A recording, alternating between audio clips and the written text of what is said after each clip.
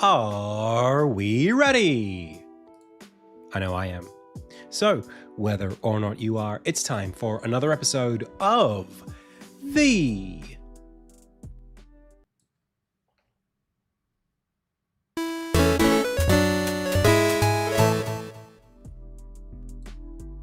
IndieTales Game Dev Livestream. Hey, my name is Adam. You are the Pixel Pals. I've already said the name of the show, so without further ado, it's time to go. Pals, welcome back to another episode of the stream.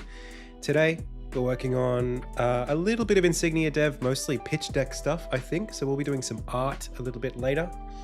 I want to say a big welcome to everybody who's here in chat, both on Twitch and on YouTube. Welcome.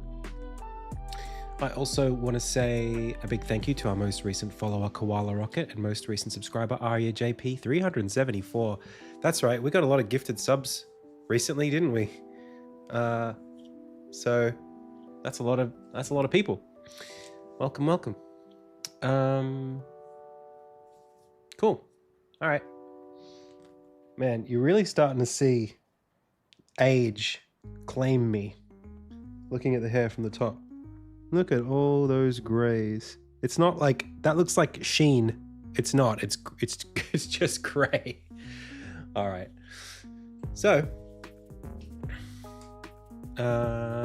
shall we just get into it?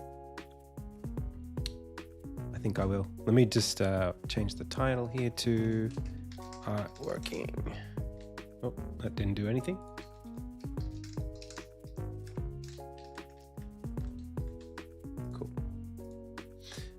So, I have been working on an exit to this scene.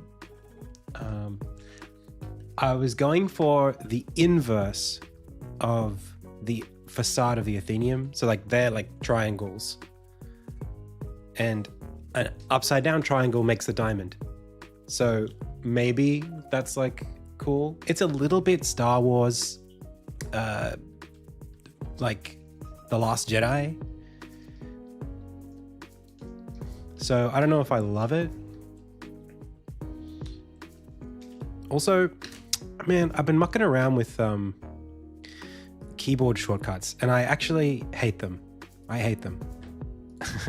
So I'm just gonna go back and change it. I'm so set in my ways. Ace Brush has been really hurting me recently. I don't know why. It just plays up. Something to do with like capturing the mouse inputs or something like that. There's just something not right about it. Not the mouse inputs, the keyboard inputs. It sort of misses inputs since I've moved to Windows 11.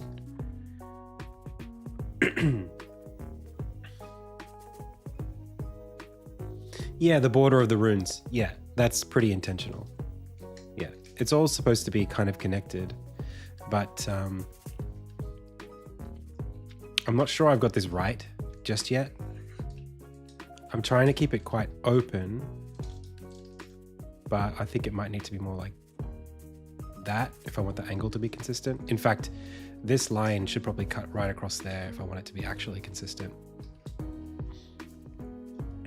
But then this V can't be quite like that. So maybe if I bring it back and then shape this across this way, it'll feel a little bit better.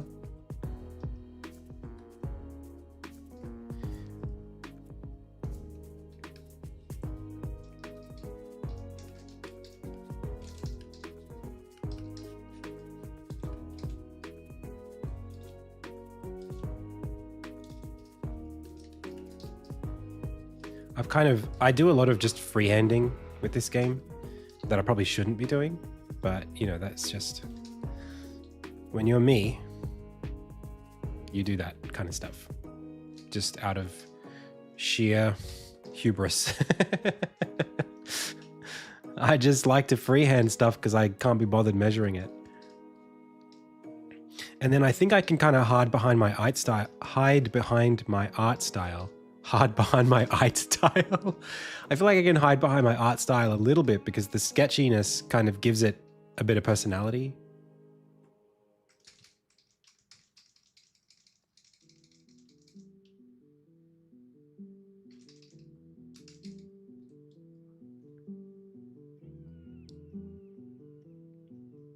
Oh yeah, it always moves with parallaxing. Yes, that's very much in my game style. I do that all the time. I think also there's a question of perspective, like what we should be able to see from where we are.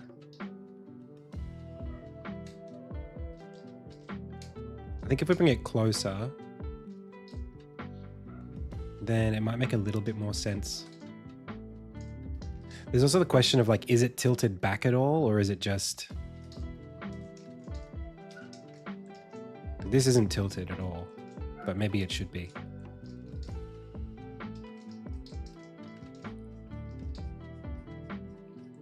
Maybe it should feel more square relative to where we're facing. I think that already did a lot.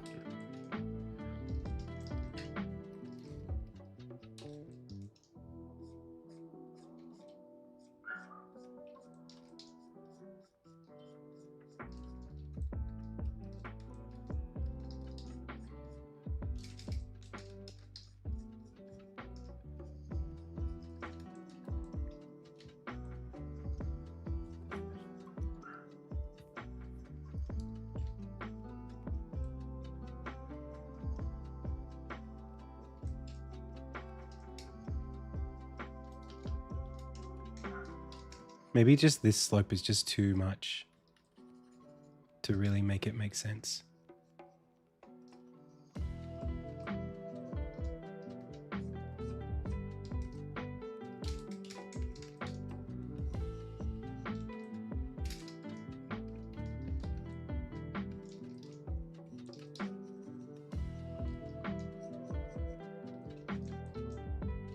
That's quite nice there. I think that works.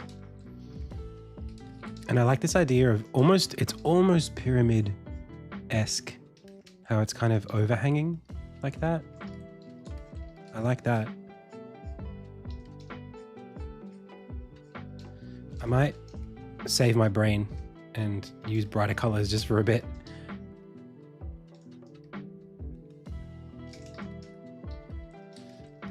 My poor eyeballs. Your poor eyeballs. Everywhere, our eyeballs need to be saved. It hurts to work on such low contrast work.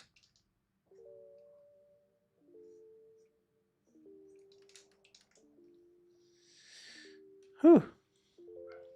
Hey F5, since 2017 I've been working on this game. Long time. But it's making some really great progress in the last little while, last few months. We got a team together. Well, it was just me by myself, but now I got a whole team working on it with me. And the level of just polish and refinement and having it reflect what the vision was in a way that has like no compromises. It might even be unhealthy for me what it's done, because it's sort of given me the feeling of like I can do anything with this game. But no, it's been really good. It's been good. I'm starting to get, and I think this is actually really healthy. I'm starting to get into the mindset of like, I don't really want to be working on this game forever. Like I'm kind of, you know, to a certain extent, you get over it. So at this stage, like the game's become quite clear what it is and how it works. Even today, we were talking about puzzle design.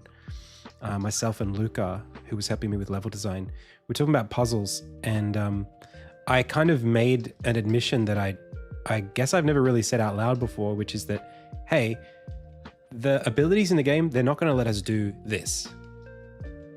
It's really going to be this that they're good for, and let's not pretend that the player is going to be asked to do this kind of thing, because we know what the systems are, we know what you can do with them. So specifically, we were talking about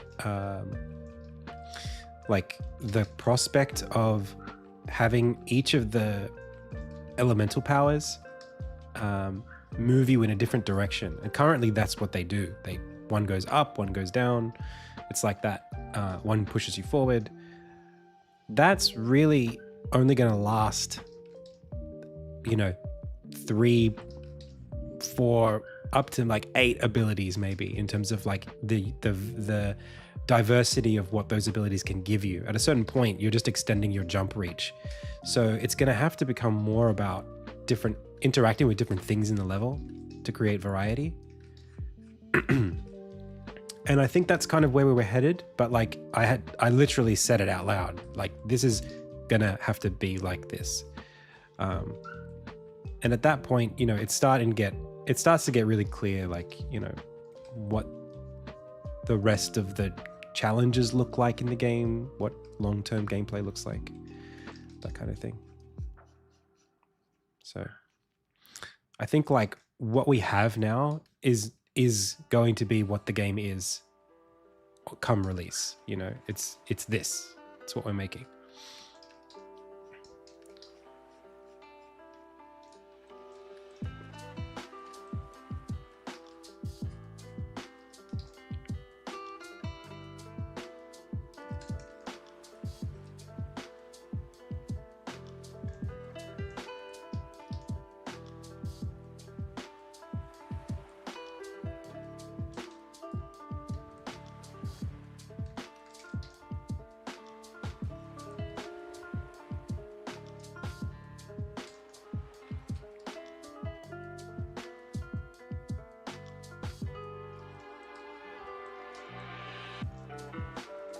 All right, so bringing all this back.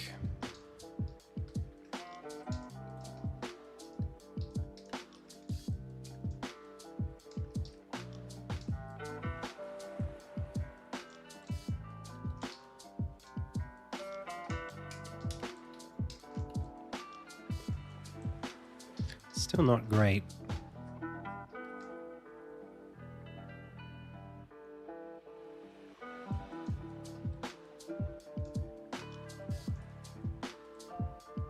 Better than nothing.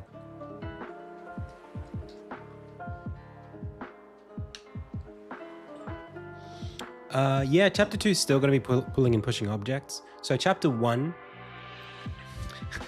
moving platforms is becoming a bigger and bigger part of the game. And I think the reason why is that puzzles in Insignia, there's like actually, again, we were speaking about this today. I don't want to spend too much time on this, but it's an interesting level design and game design concept that is worth talking about. So like in Insignia, this is your screen, yeah? A puzzle in the game is defined by, if it's puzzle platforming, this is your player character, this is what you can reach without special abilities. If special abilities give you extra reach, if that's what they're built on, then this becomes the puzzle space. One puzzle piece really exists in what you can reach with an ability that you can't reach without one. So in Insignia, because of the size of the character on screen and the platforms and stuff, I mean, it's not that bad. It's a bit smaller than that, but it's about that in terms of like your influence and what you can reach, which means that a puzzle piece, you really only see maybe 2 pieces in one screen at a time. You can only see like 1 or 2 jumps, unless we pull the camera way out. So there's only like so much puzzle space I can show you at once. Because of that, we're in this place where having a level that's built out of lots of different puzzle, let's call these, each of one of these is screens, right? If you have like 5 or 6 different puzzle pieces that you want the player to interact with, your ability to do like object permanence on this stuff is it's really hard for a person to evaluate, oh, I was here and now I need to go here and across here or whatever, and create something that's interesting. Because what ends up happening is we just end up designing it such that, well, you've got to do this, and then you got to do this, and then you got to do this, and it's obvious, it becomes really evident to the player. They can only do one thing at a time because the puzzle chunks are so big. So it's like, well, I guess I'll just do the one thing that I can do from where I'm standing. Otherwise, we're asking you to go interact with something that you can't see yet. in order to complete the next chunk. And that feels like just searching in the dark. So instead, the moving platforms thing does something where you can take a space that's just this big. And if you move a platform, now it's a different space. You know, you've designed something different. If this was here, oh, I can't get there. Okay, now it's here. Oh, I can wall climb up this and now I can get there. So like having moving platforms and shifting the space adds a new dimension to that gameplay that makes puzzle solving more feasible. So in chapter 1, there was never going to be moving platforms. Now there's 2 kinds of moving platforms in chapter 1 alone. In chapter 2, we're going to give you the power to move the platforms at will. By chapter 3, we're moving on to a different thing. But moving platforms is definitely something that we will be mining more out of.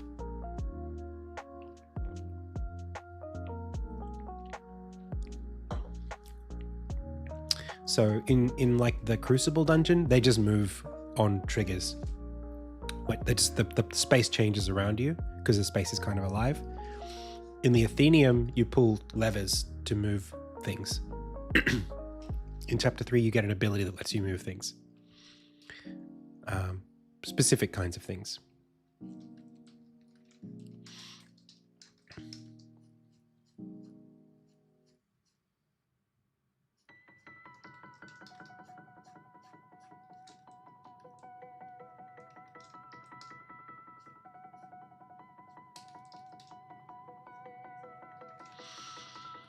Okay.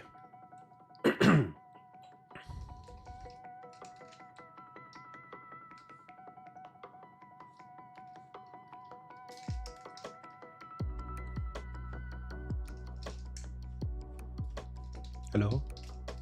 Okay.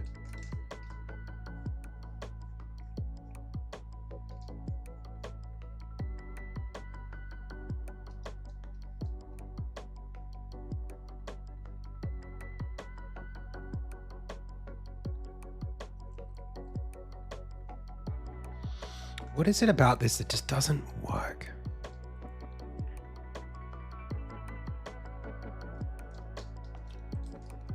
I can change it, but it'll look like something different if I do that. If I bring it in, I think it doesn't look like the same thing.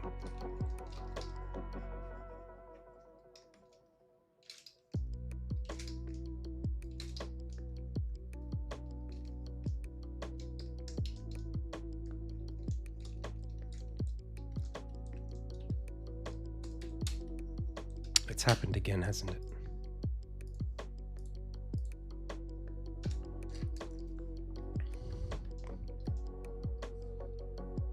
Like this used to look like a big V. I mean, it is like this was coming towards the camera. I was trying to make it like, originally what I drew was this, that. That was what I was heading towards. And as I've tried to draw the perspective, it's fallen away and it's become straighter, which I don't like.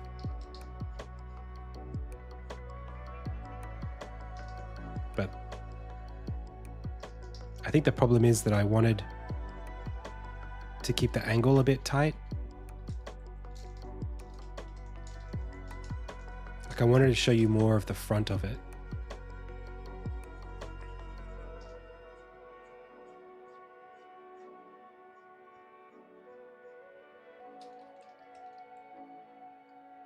Could you do a Gandalf accent? You guys love my Gandalf.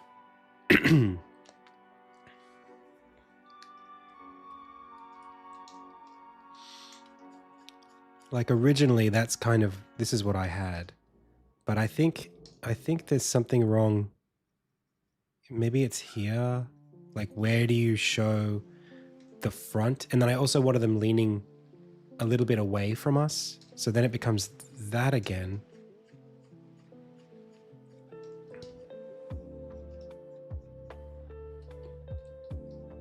It's the best. Like, and if it's leaning, it's like, well, maybe it's that. But now this looks like an escalator. It doesn't, you don't get the width of it. So then you bring that in to show that it's coming away.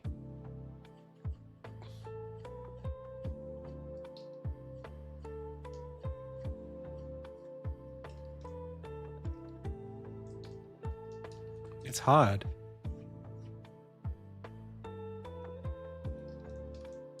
Like that? I mean, I feel like we lose all the drama in the shape doing it that way.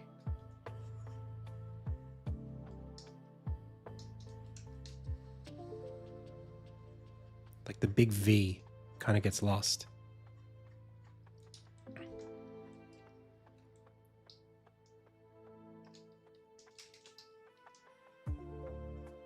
If you don't have this coming towards a little bit even.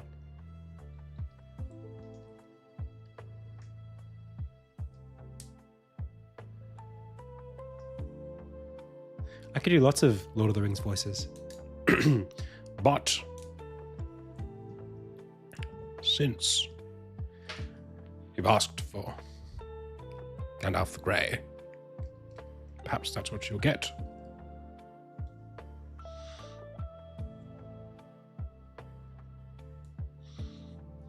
It's been a very, very long time.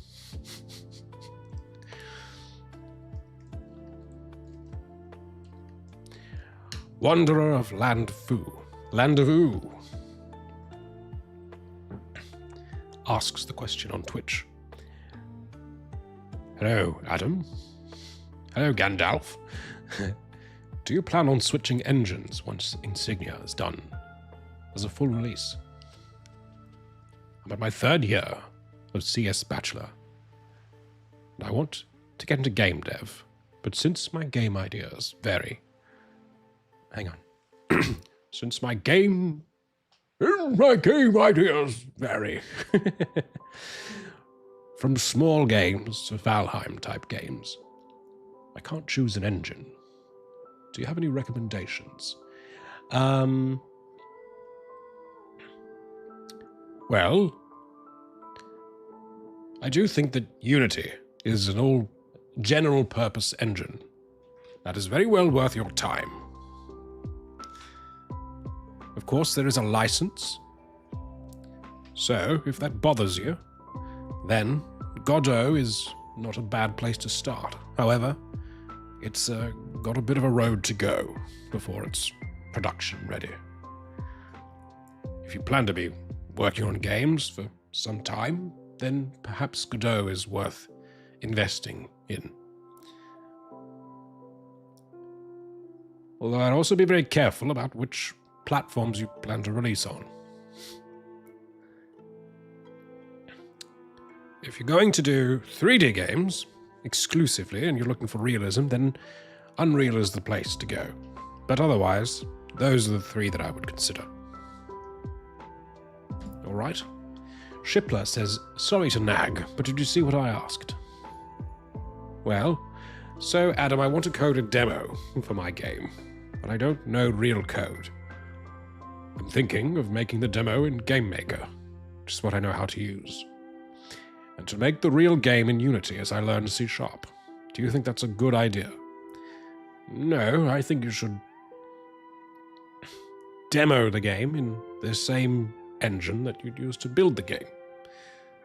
And I think learning Unity, if you're going to build it in Unity, is not a bad place to do that.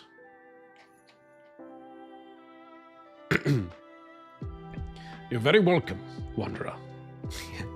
All right, I'm going to switch off the Gandalf. What about very old Gandalfs? It's hard doing things in his voice that I've never heard him say. And he hasn't said any of that before. I can quote much better than I can just be.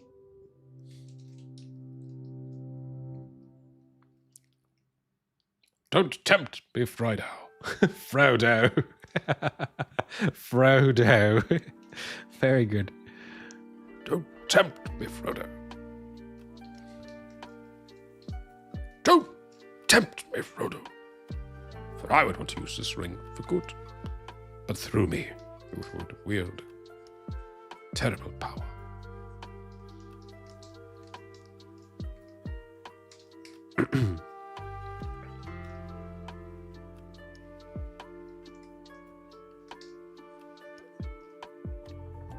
Too terrible to control. You'll have a tail and two to toe when you get back.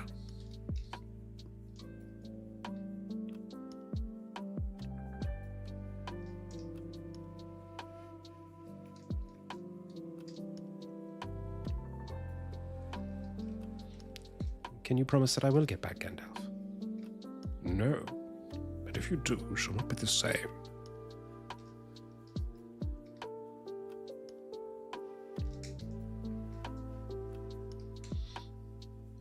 That's probably my favorite line from The Hobbit. Not that those movies are very good.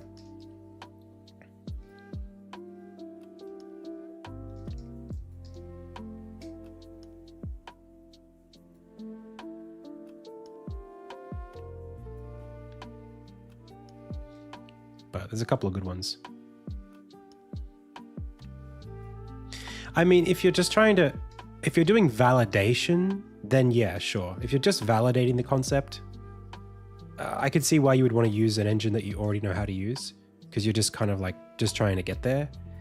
But I'd just be very careful.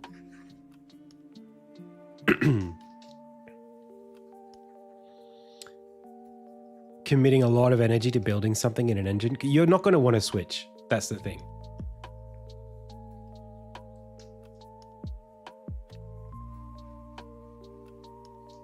Sup, Jason? Yeah, his idol. It is chill. It's a bit problematic because he swings his feet over the edge, and not every level has an edge like that. But I'm just dealing with it for now. I'm sure I'll figure out an answer. Yeah, I just think if you start in one engine, you're gonna want to stay in that engine forever. After you've built like so much. Do you know what? I think I just literally came back to square one on this.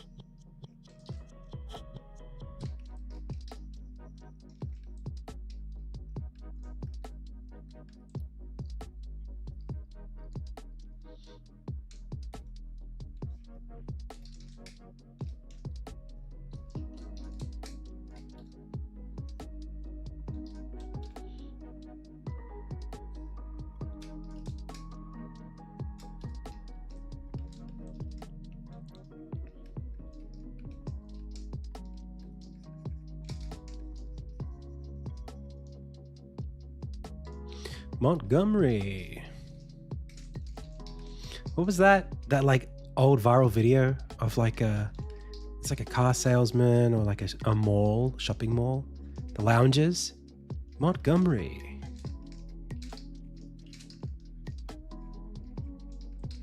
Come on. Come over. What was it? Something like that. Was it? Oh, what is the song? Oh, that's ancient. That's like meme lore.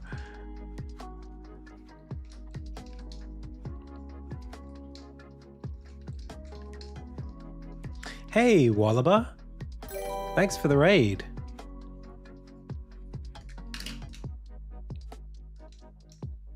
'88. Welcome, welcome. What's going on, pals? Hey, Fidget.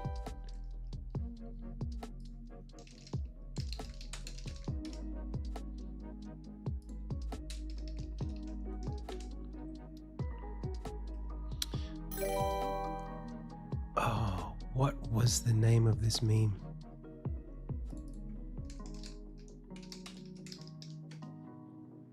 Flea Market Montgomery. That's what it was. You never seen this?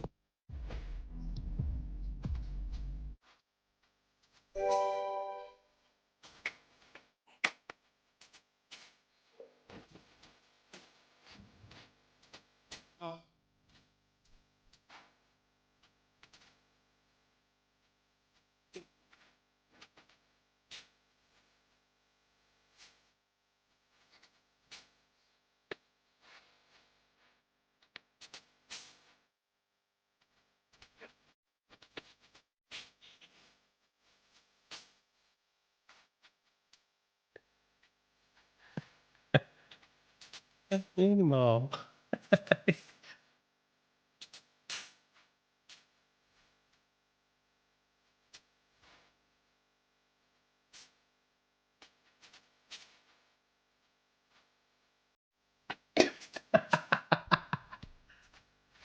More.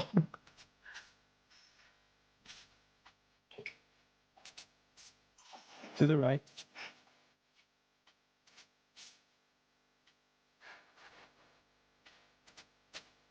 Dude, you know, it's 2025 when my recommended playlist is a mix of meditative grace of nuns singing Gregorian chants, Zelda, and then global politics. We're just trying to get by. We're just trying to live. Jesus. Anyway. Just trying to get through my day, pals.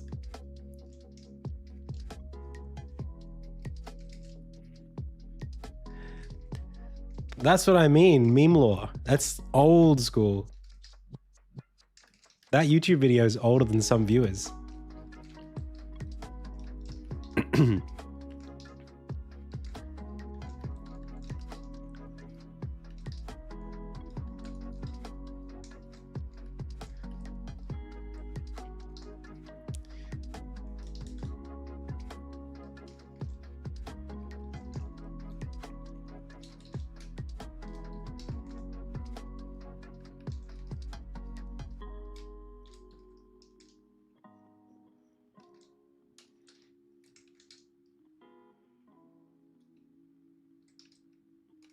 I can't believe I just said that, and it's honest too. That'll be real. There would actually be people watching my stream right now who are younger than that video. I'm old, Gandalf. I feel thin, like butter scraped over too much bread. I mean, even Lord of the Rings is older than some of my viewers.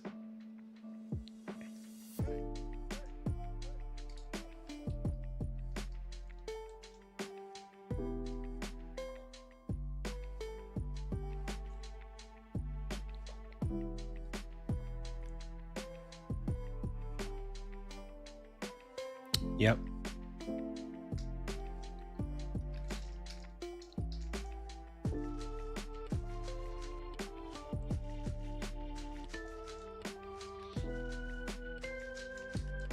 I guess actually like this and this, probably if the light source is coming from there, it would be like that, which I hate.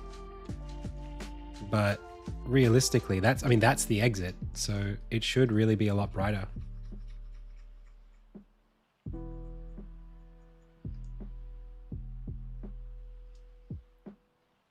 This game is going to be on console, for sure. Most def.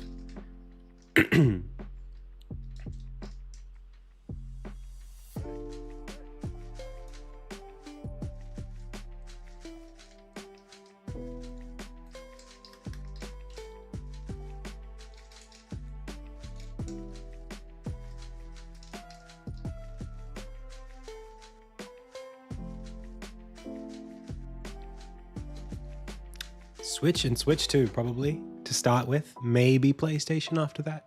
I don't have any plans for Xbox, but, you know, it's not out of the question. Edit says, I got into a minor debate with somebody about something game-related, and I realized we were discussing things older than they were.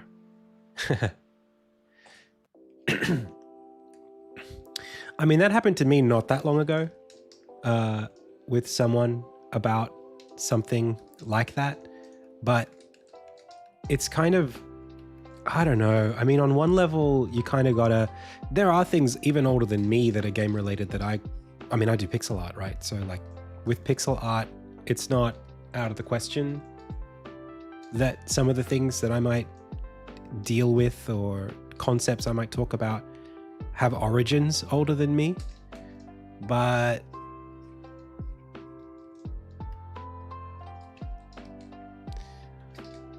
I don't know. What do you do about that? Everyone got to start somewhere.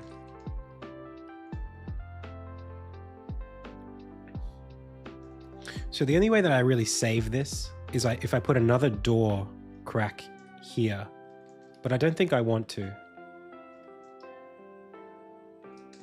Like an internal door that's mostly closed. I think instead I want to make it more like a big light source like this, because I'm trying to telegraph to the player before they get here that they want to go in here, that they want to go to there. Yo, doesn't the Stardew Valley soundtrack make you, for those of you who are old enough to remember what this is, doesn't it make you feel like those games in the late 90s on CD-ROMs, like Putt Putt? Those like Scholastic Book Club games? Pajama Sam?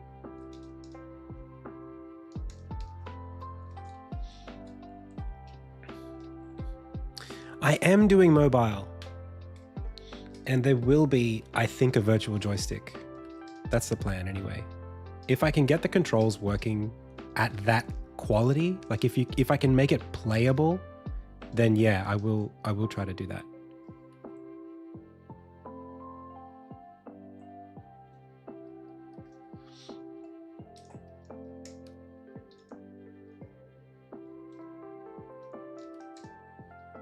It's that specific keyboard sound, that it's like there's a name to it. My brain keeps saying Galactica, but it's not that, obviously. It's like a Roland something, I think, is what you call that. It's like a vibra something. It's not a vibraphone, although it might be. But it's like a synth vibraphone that has a name that they used to use on those old synth keyboards.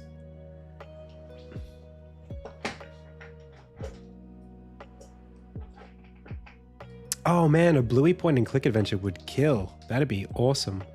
They didn't make it like that? Oh, that would have been the bee's knees.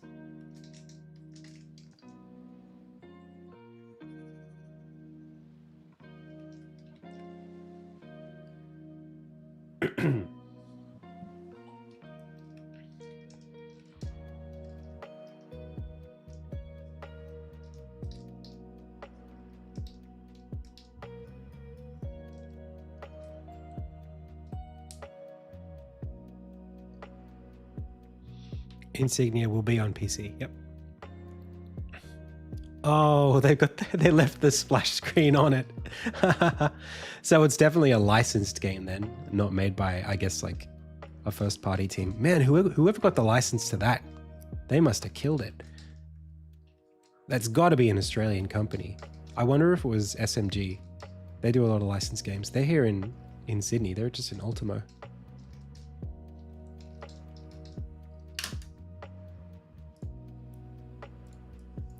Let's check.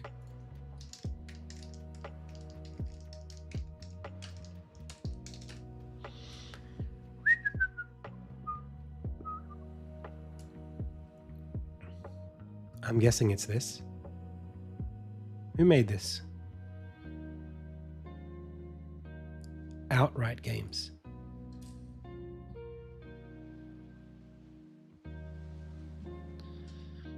Never heard of them. Where are they from? Wait, official site, please. They've got to be Australian. If they're not, that's a real missed opportunity. That looks like Unity. Oh no, that's just an O, a funny shaped O. It looks like the Unity logo. Not the Unity, Unreal. What's it called? French studio. Ubisoft. It looks like the Ubisoft logo, but maybe that's not what it is. It's just like the funny shaped O. Did I say Ubi? We say Ubi in Australia. Oh, they're based in Europe? Wow, that's a missed opportunity.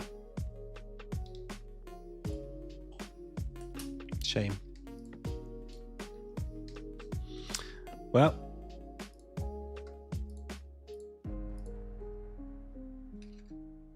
oh, the dev is Artax Games. Okay, let's try that.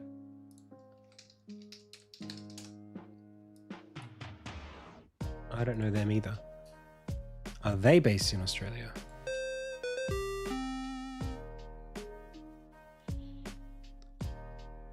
Young, independent, porting, development, outsourcing. Where are you from? They're in Spain. Missed opportunity, man.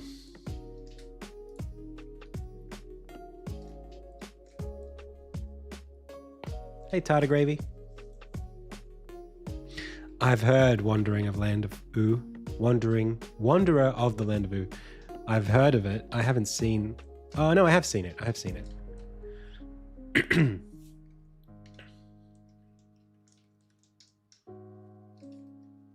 Is the Land of Ooh? That's Adventure Time, right?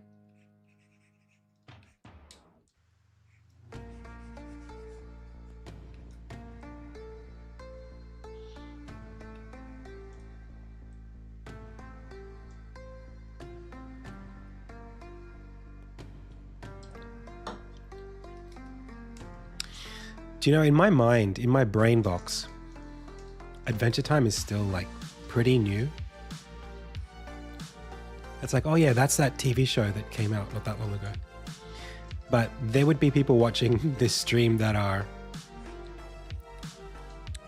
younger than Adventure Time, even.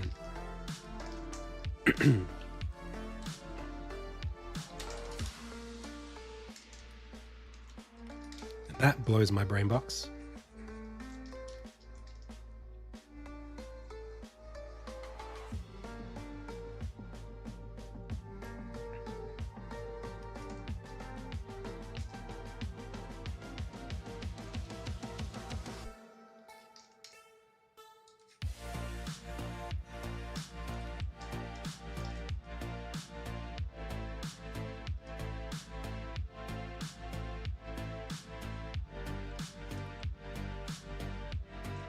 I'm gonna leave that up. Oh, it looks good though.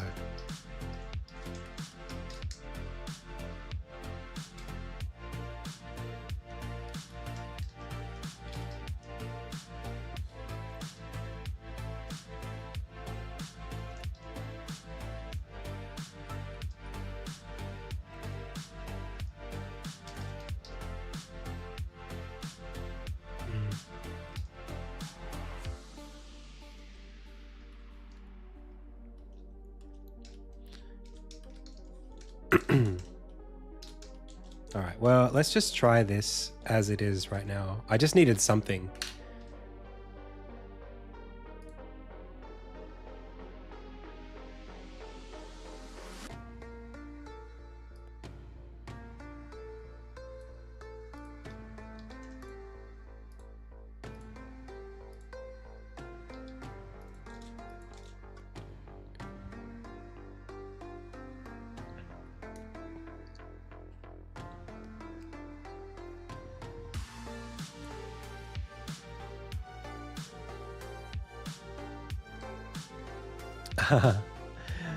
That's right.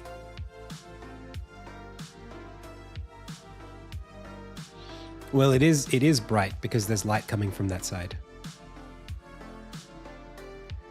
When you say NGL, it makes it sound like you think it's an accident that I used bright colors on the wall.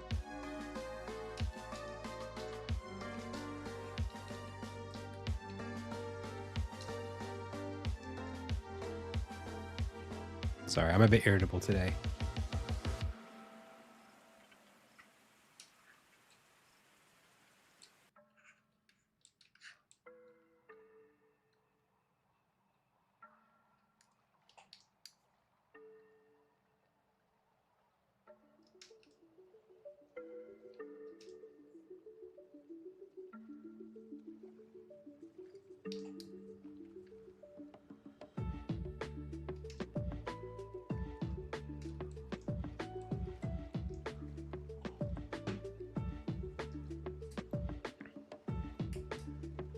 It looks like a wall, not an entrance. Just let me cook.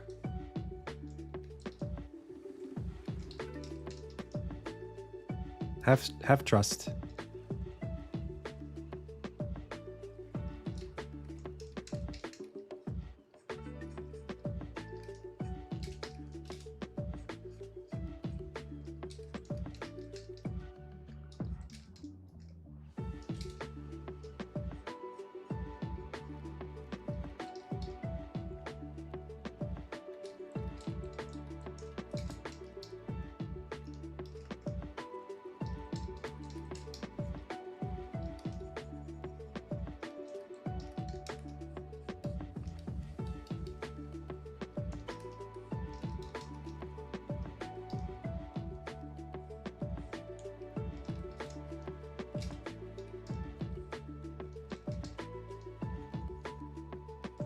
Alright, I just gotta get through this. I just gotta get through this. Boom, boom, boom, boom. I gotta get through this part and then just make sure there's nothing glaring.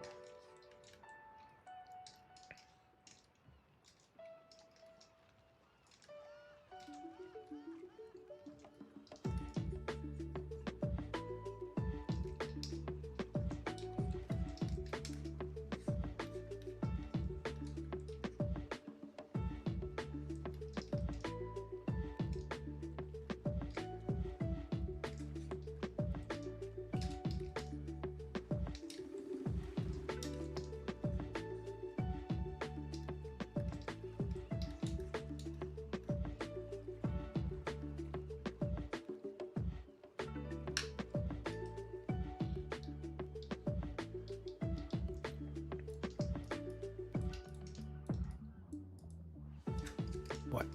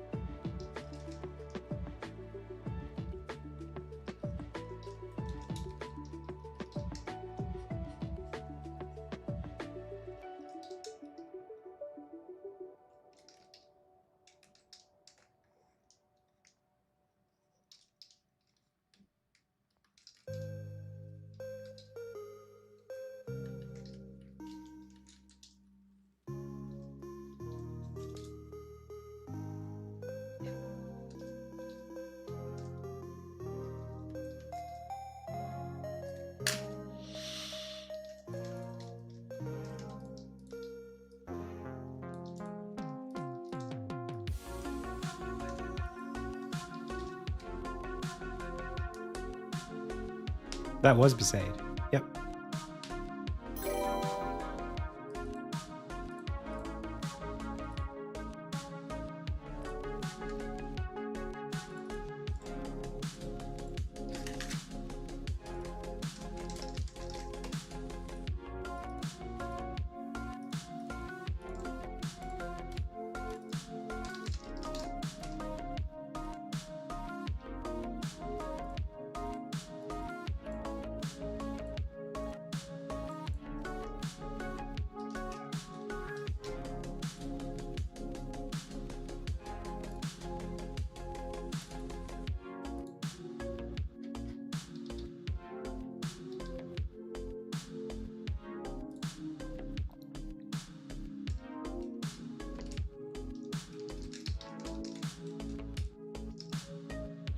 What I call this thing?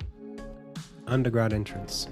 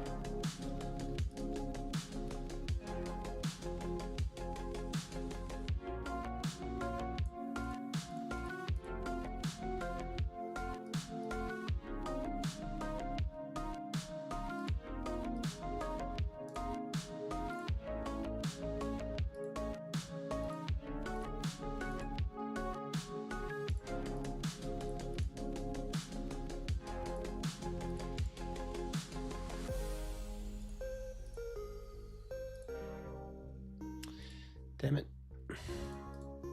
Unless I just do that.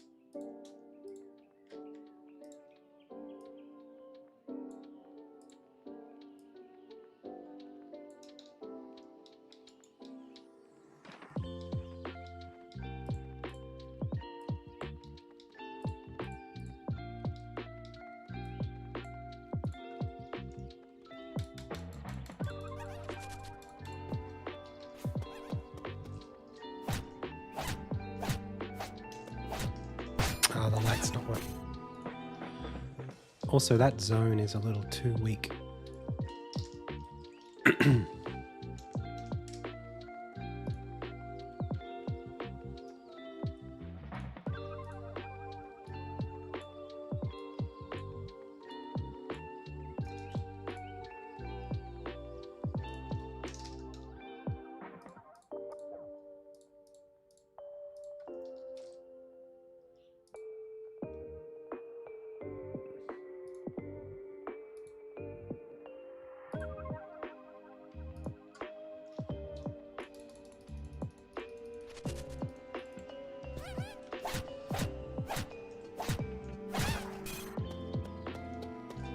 It's looking not bad to me.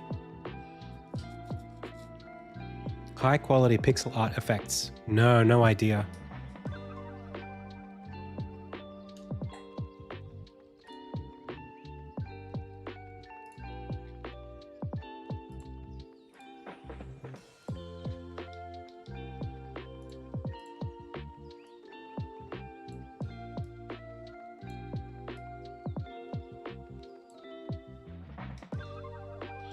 Wouldn't have a clue.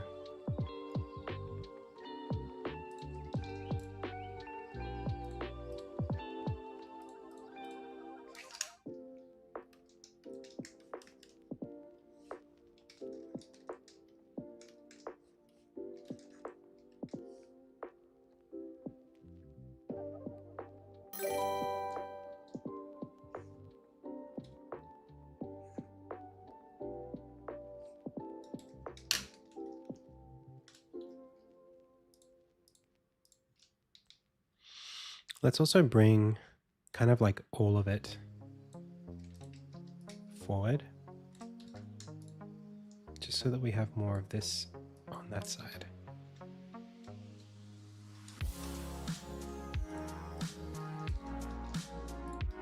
Which is obviously going to bring all of this forward, but that's okay. We can just shuffle it back.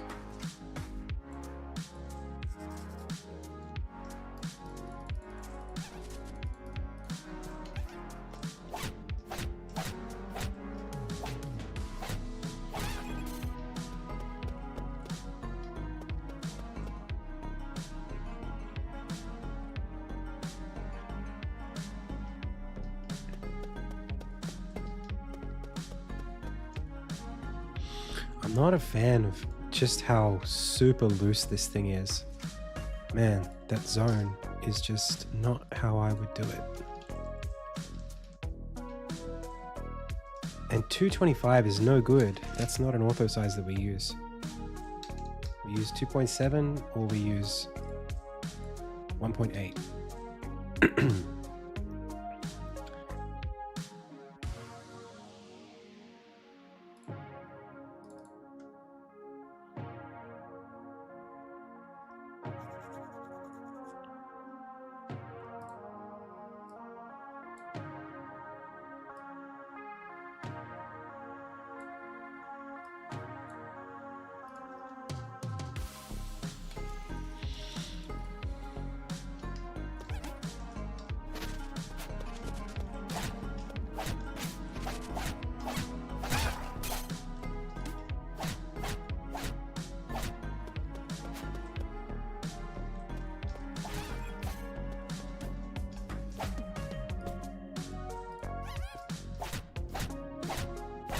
Gonna have to put some texture on that wall, but otherwise I think it's okay.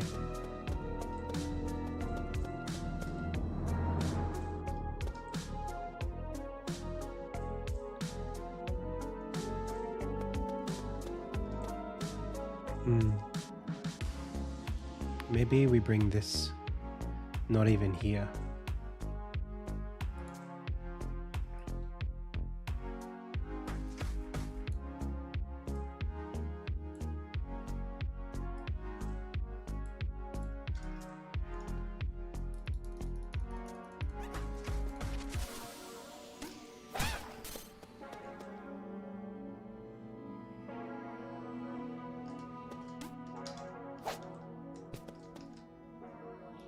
It's much better though. It does feel like something now. Before it just felt like nothing. Cool. If your MOBA defends the attack or dodge from your attacks, I cannot understand what that means. There's something Hollow Knight do well when you change room is that when you walk to a new room, the character is walking a couple steps before giving you control. Are you planning to do that as well? Like walking into the next room from the previous? We could do that, yeah. I think we do that, but it kind of...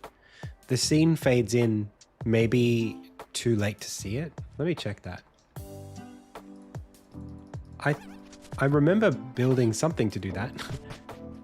He walks out, but whether or not he walks in is an interesting question.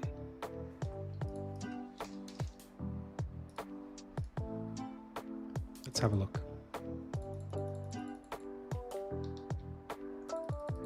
He does not, but he can.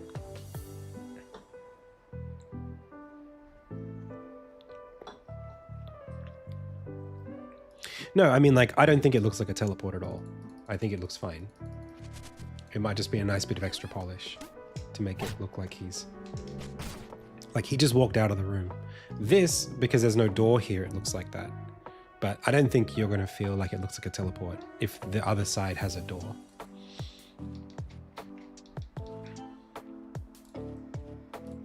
Okay, first of all...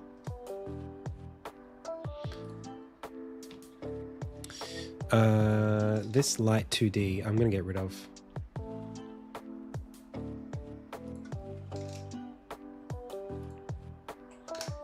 And I'm going to replace it with the God Ray.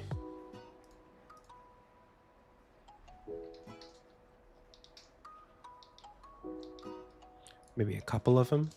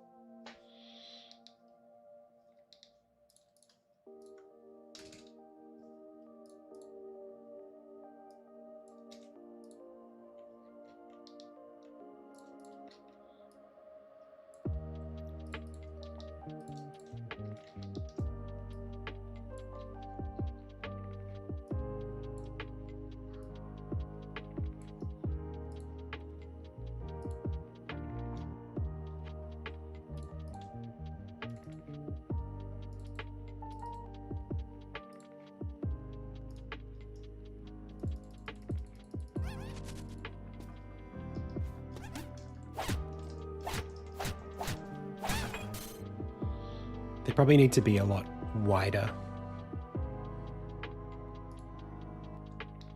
at the top.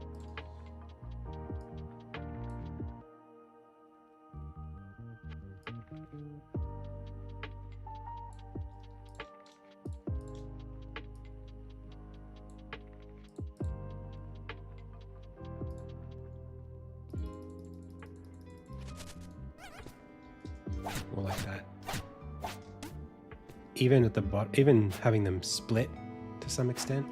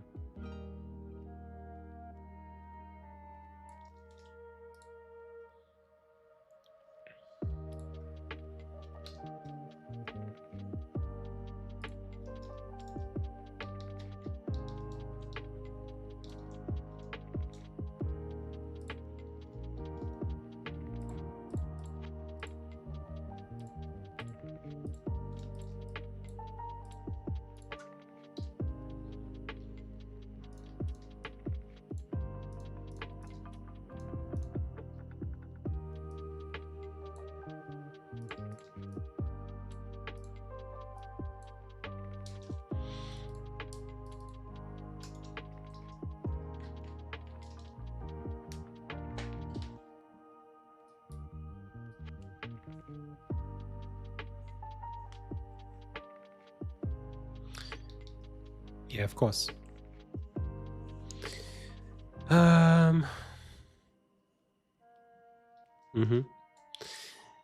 Okay. So I'm gonna make this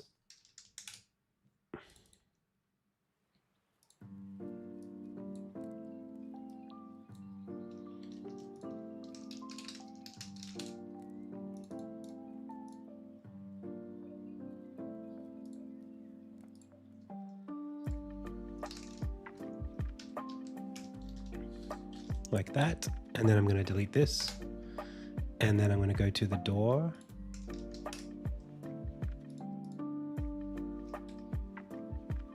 And I'm going to give it the appearance of that. But we've got some work to do. So let's fix this up.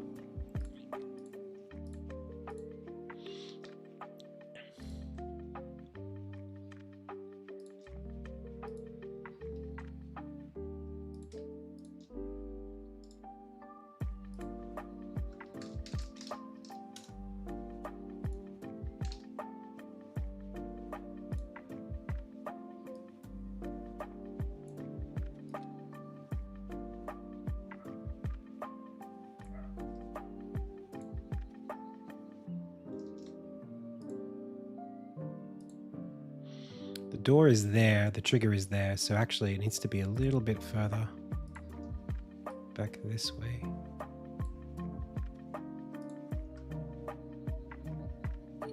Maybe even further.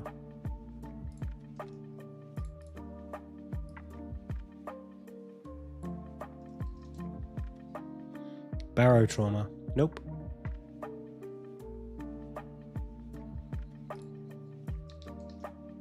That'll do. So if I want to move the whole thing, I've got to move the door. Now we've got a door. So now it's as easy as going over here, picking the door, and calling this that. And now we have it.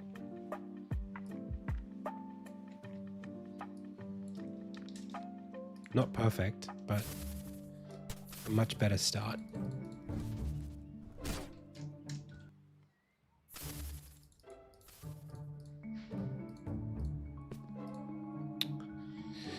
This cutscene trigger is killing me.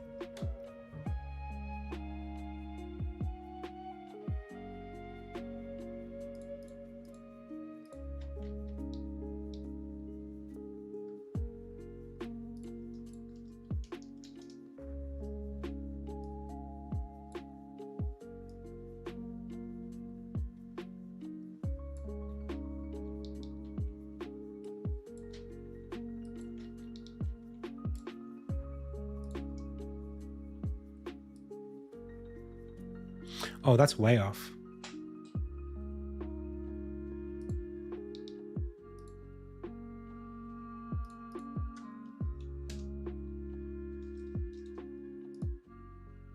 Whoa. Oh, okay. I just made a mistake.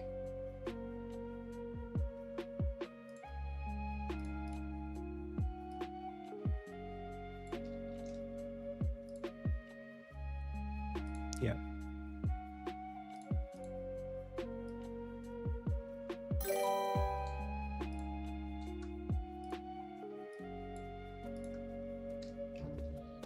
Cool.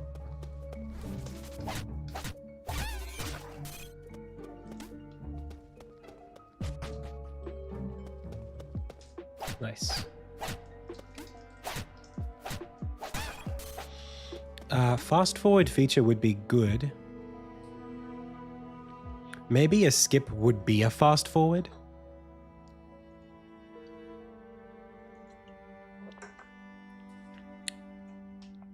Like maybe if I press skip, it just fades the screen to black, mutes the game, and then just zips through the rest of the timeline. I'm not sure. Hey, Cassadile, welcome. Thanks for the raid.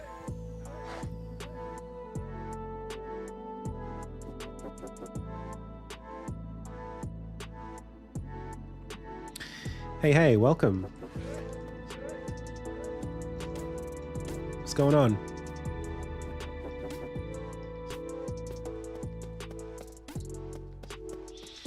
I got a lot of work to do on the background of this level too.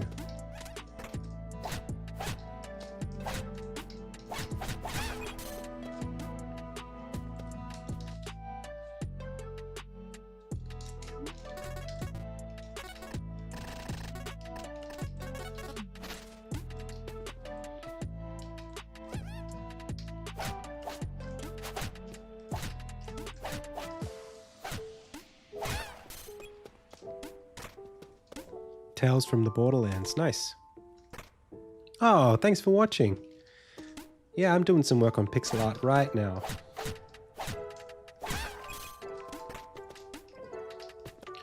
Working on my game.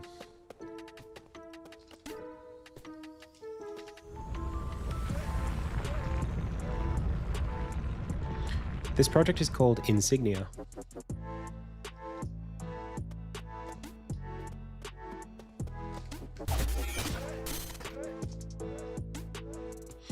I think I can use the grass to give it a bit more something.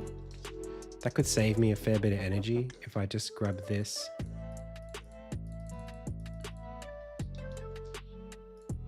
Got to be economical here and just start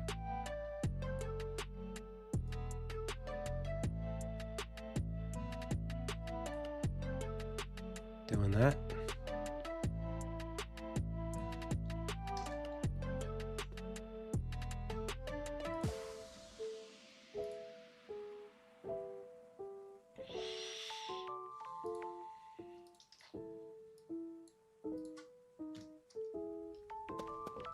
Yeah.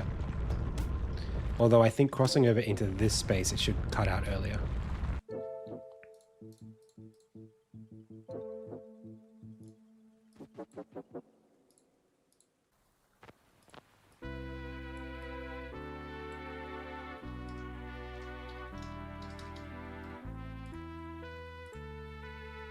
Something like that. Still got to work on some of this stuff.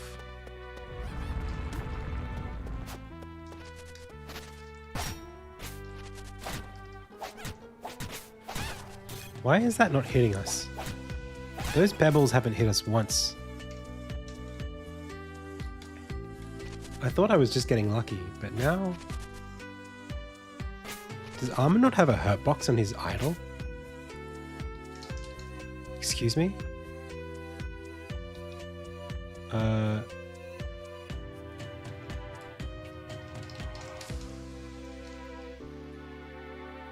Excuse me? He does. What? Why isn't he getting hit? Oh, it's going to be a while until this game's released. We're still pretty early on, all things considered. This is a sprite with an enemy hitbox on it. There. That just intersected with Armin's sprite hurtbox, which is here. I mean, that's a pretty clear-cut hit.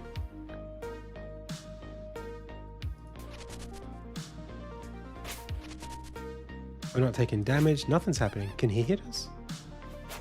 What? When did we become invincible? Did somebody hit... Hang on a second. Did somebody press a button? No. What? I've never experienced this. What is going on?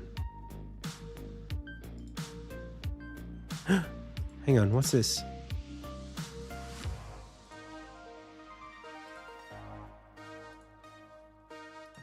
That was weird. That wasn't supposed to be there. Let's try again. Oh, thank God. Whew. Okay, it was just like a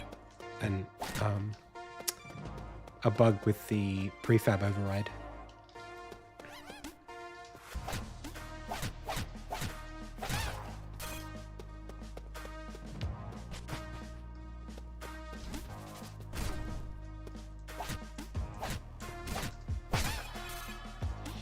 All right.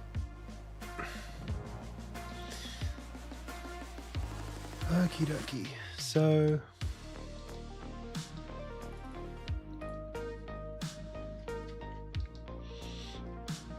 I don't mind this tile set, but I think the black is no good. We need this color here. I think this color and this color, they're so disparate, but it's the same tile set. It looks like it's just this second tile distance away.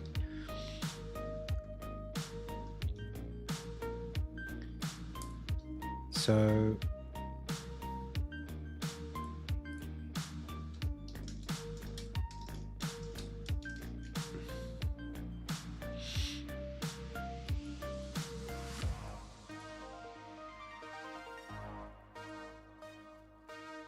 cave mine tile set.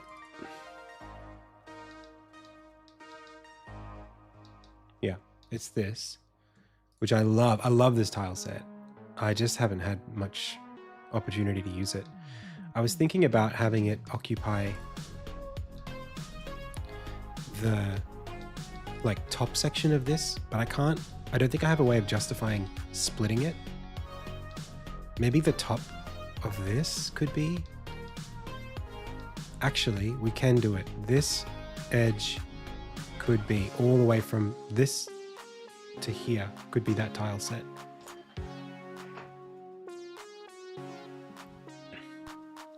As like a little special extra bit to mingle the two.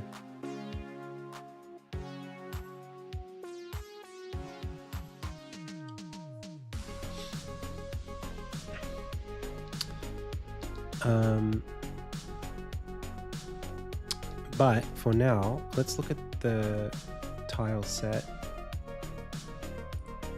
This is Crucible tile set. Okay.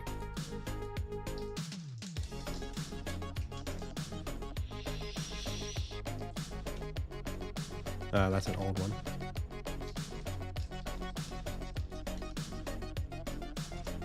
This one. Okay. So this color here, if we take that, we bring it over here and do that. The color that we're looking for is the second darkest one.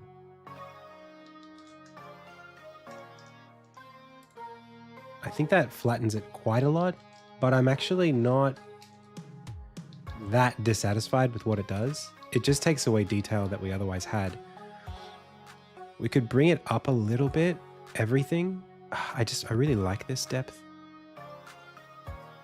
I don't really want to bring this up a whole color, but I'm thinking I might have to.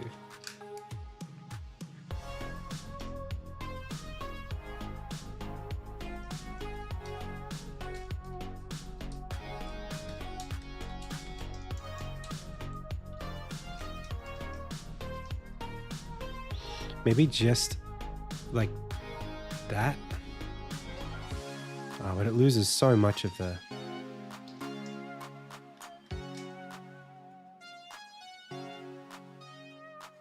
shape. We could do that. Just resolved that same color.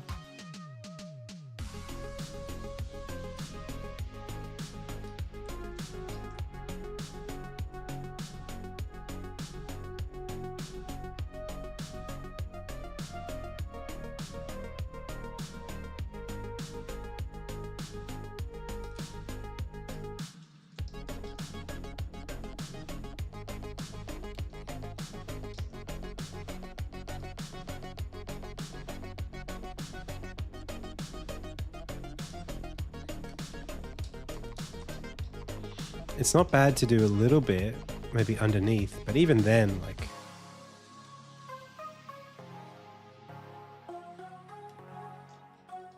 maybe we just deal with it. This could be maybe be like this.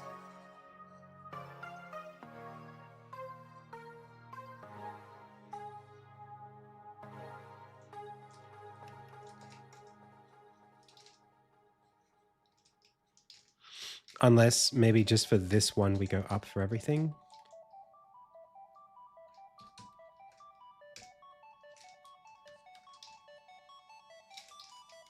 Did you ever have a dream where you could go up for everything? Yeah, maybe that's just fine for that.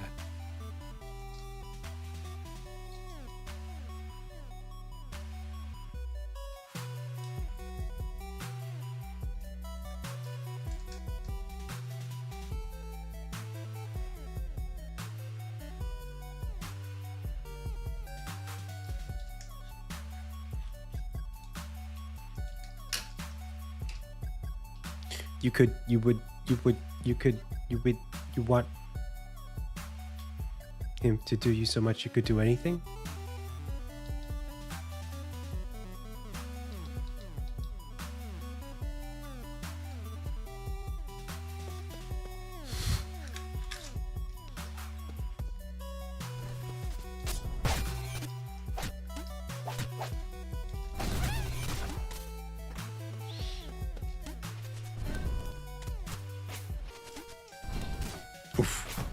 Plant says no. You know that trick you were just about to do? Don't do it.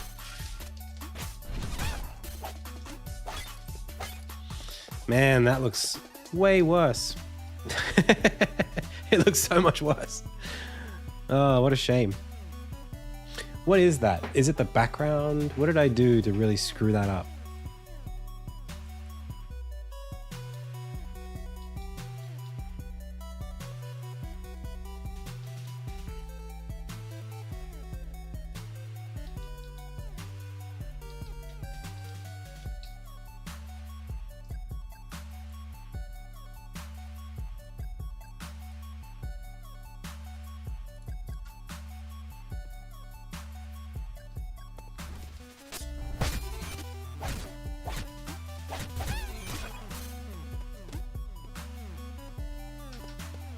Maybe it just should be darker. Maybe it should just go to the darkest color. Why does this read fine and this doesn't go to that darkest color? And this looks great. Oh man, that's crazy.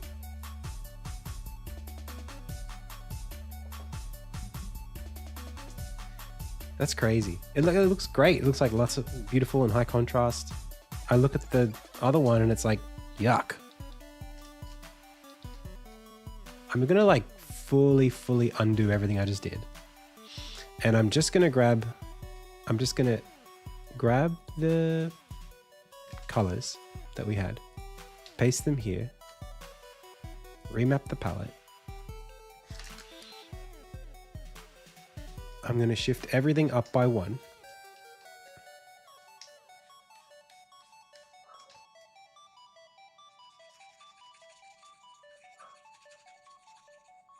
And just deal with it being brighter by 1.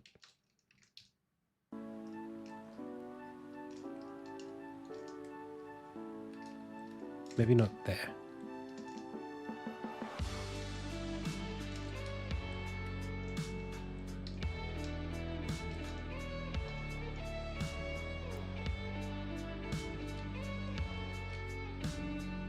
Just cop it. Maybe we could bring this color down a little bit just to match kind of where it was.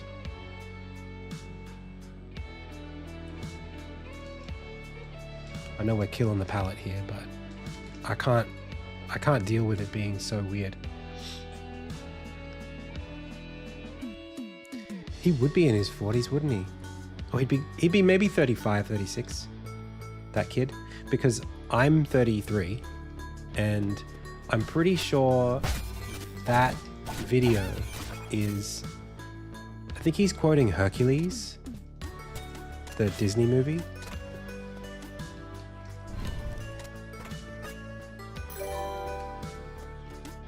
So now the question is, this being what it is, the tone difference between the front layer and the back layer is weird.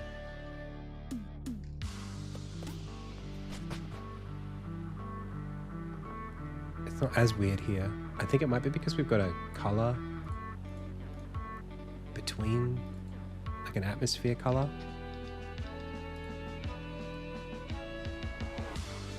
Nope, not that.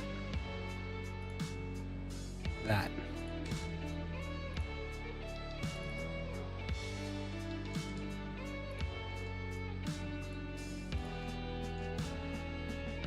Now it's a little better.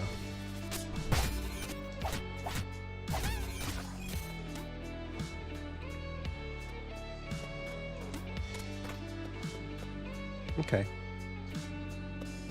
Hey, Undying Cypher, thank you so much. Okay. Now this, man, cannot be this color. It's got to be way off in the blue space.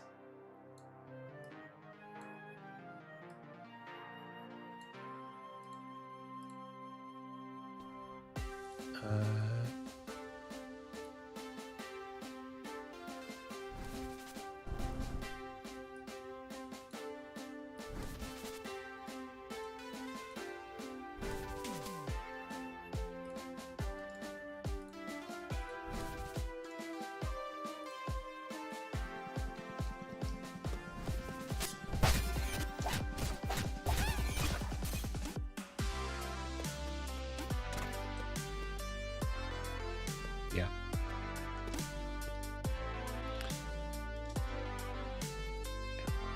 And in fact, we could...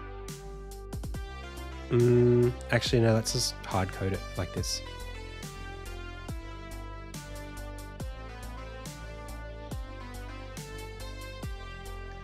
Oh, you're 33, Jason? How many kids do you have? I'm in a phase right now where I care about the fact that I don't have any kids, and I'm starting to want them. I mean, it's good that I don't, because I wouldn't be able to pay attention to them right now. I'd be not a very good dad right now, but you know, like soon, maybe.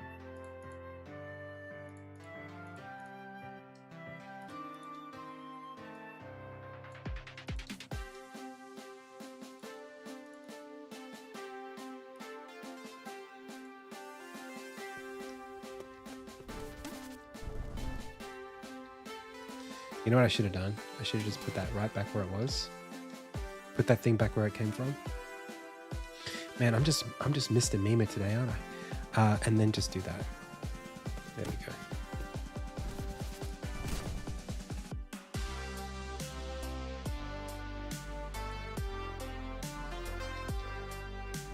Three kids. Wow. Wow. Yeah, I'm jealous. I'm jealous.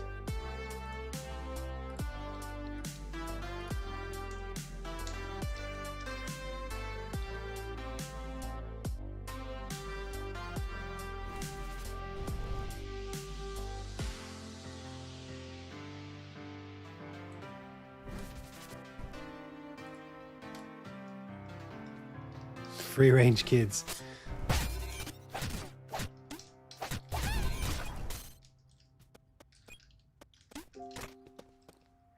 Yeah. So this needs like a repeating stone background, which we don't have yet. Why is so much of the gate covered? The gate?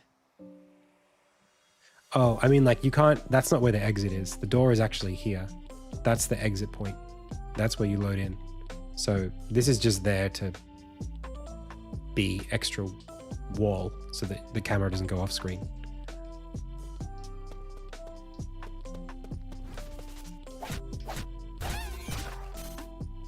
The dirt? Oh, because the dirt's just there. Bro, it's just because we're just working. It's just a work in progress level. We don't have the level finished yet. I'm still working on it. I don't mind that it's covered. It's just where the geometry of the world is. That's just what it looks like.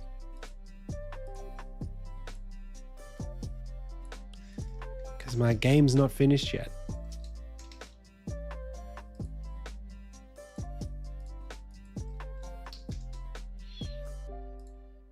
There's no need to be picky about little things like that.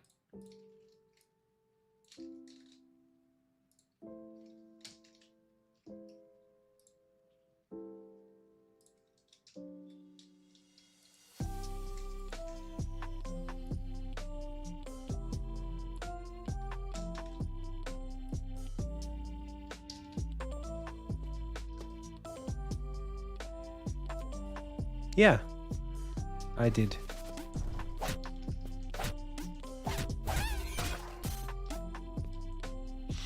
I wonder if I can do something here kind of smart. Let me see if I can be smart. I don't know if this is going to create some Z fighting, but it could be cool. Just check it.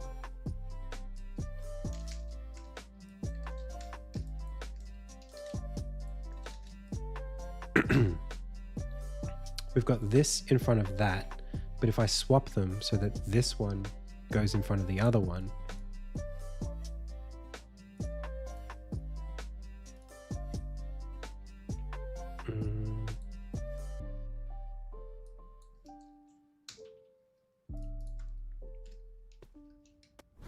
then it kind of feels like we've got a supporting something there. Yeah, the problem is if you try to fix something when you see it, you'll just be going around in circles forever. Because you need to make more stuff than you have. And sometimes things need to overlap. Like you need to test a whole room's worth of geometry before you can do the graphic design. So you'll be stuck making things look pretty when they need to be functional. And then you'll get to a point where you need to test to see, you know, you need to have two elements that just need to work together. But you've put time polishing them each individually, you put them together, then you realize they don't work at all together. So all the polish needs to get like undone.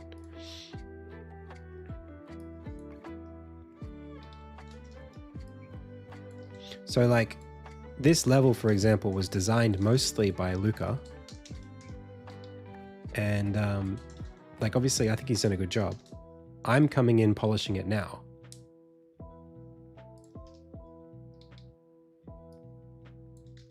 So the design that he's done on it, I wouldn't expect him to worry about the height of the wall or whatever. You know what I mean? It's just not relevant for what we're trying to achieve at that point in the process where he's just working on the geometry. And for me right now, like I can't do everything immediately. I have to do things one at a time. So if I'm working on background art, I can't also be working on things that, like this, for example, here. I'm going to fix that, but like, I can't have fixed it already because I haven't got to it yet. Like my standards are high. I just can't like get to everything all the time straight away. It's just like, it's impossible to do that. So since not everything can be done simultaneously, you got to choose what you want to do. But the point is, you should trust that like I have high enough standards that like I'll get to it. You know what I mean?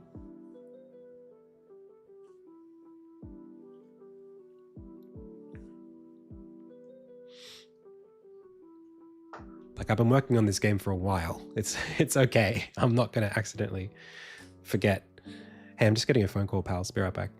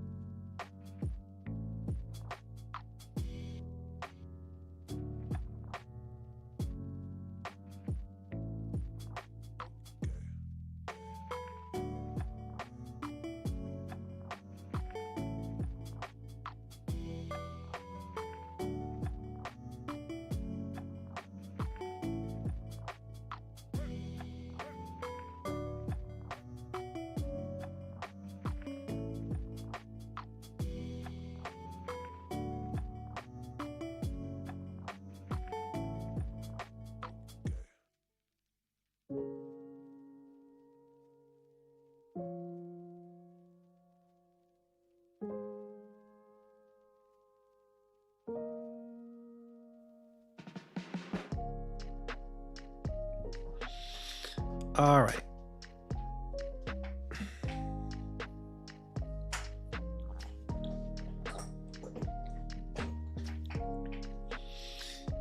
Yeah, you literally can't catch up to the streams. You would have to watch more. The amount of time it would take you to watch the streams would be more time that you have until the game comes out. Like in hours. Like you'd have to watch like 5 hours daily. You'd have to watch at least twice as often as I'm streaming, right? So you'd have to watch like 10 hours of content a day. And then it would take you 3.5 years to catch up if you watch 10 hours of content a day. And the game's going to be out before then.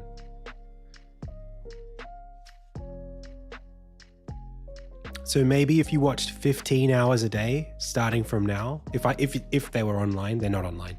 But if every stream I ever did was there and you watched 15 hours a day, maybe you'd get it done in 2 years before the game comes out. Maybe you'd watch every minute of me working on this game that I've streamed.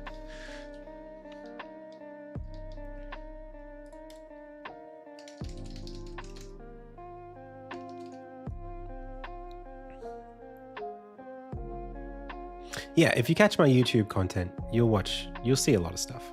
Don't be discouraged. Watch the content for sure. Don't not watch my content.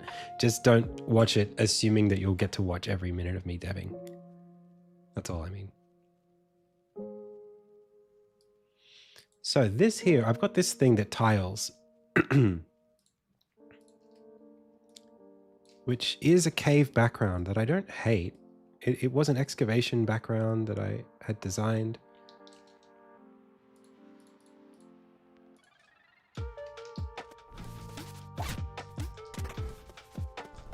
I mean, it kind of works still. It's a bit sharp for what I would use it for, but it's not bad. I put it on the background layer, back like here or something, and then do some parallax with it. It might still be fine. Give it a bit of woof.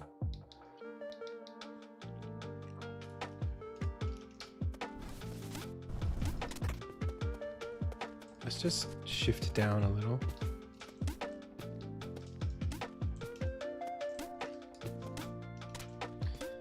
Yeah, I mean, we'd still need a foreground.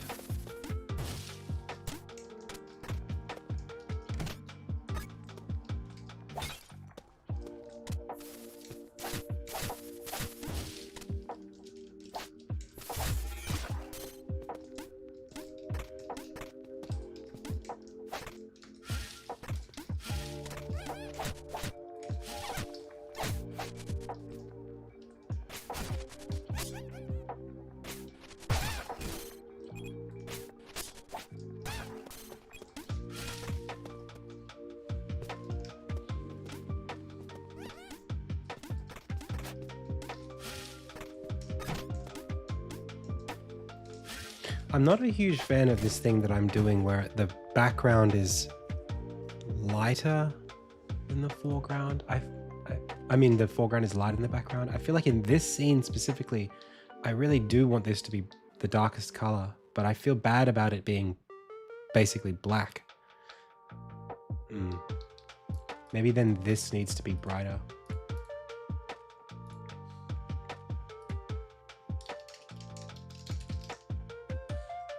I don't think I have the original.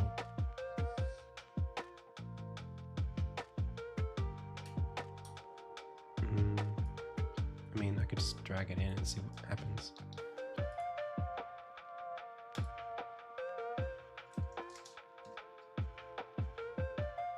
Yeah, I don't like how sharded it is either. Sharded.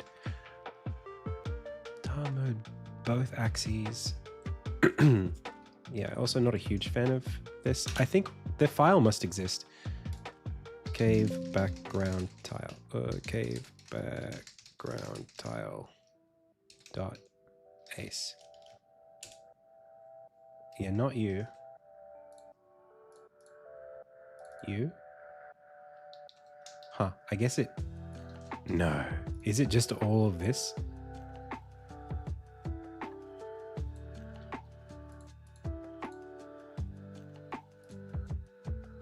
Ooh, I like the diagonal. That's kind of fun.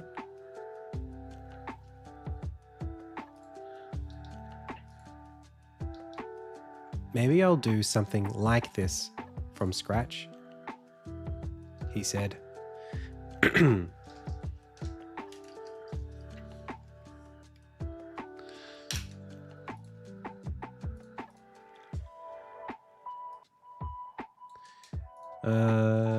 Okay.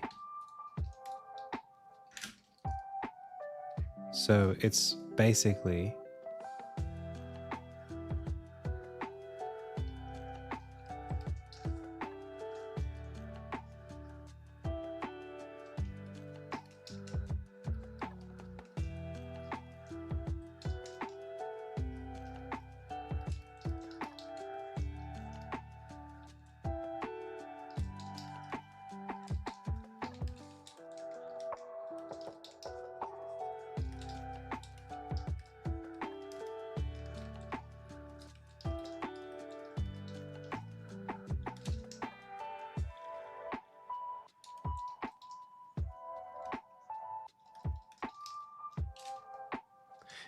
yeah. I was going to respond to this earlier. I was going to say, Jason said something like, the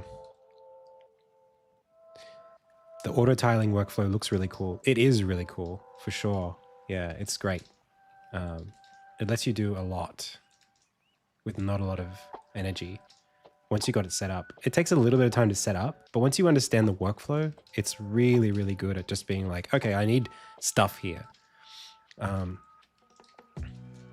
And then like, voila, you've got like, you know, whatever. Workable geometry that you can change and adjust later. But at least just having something blocked in is good. I still feel like there's something that they do in Blasphemous that I need to also do, which I'm sort of still working on, which is to do like chunks over the top of the auto tiling, like custom chunks. All right, see ya.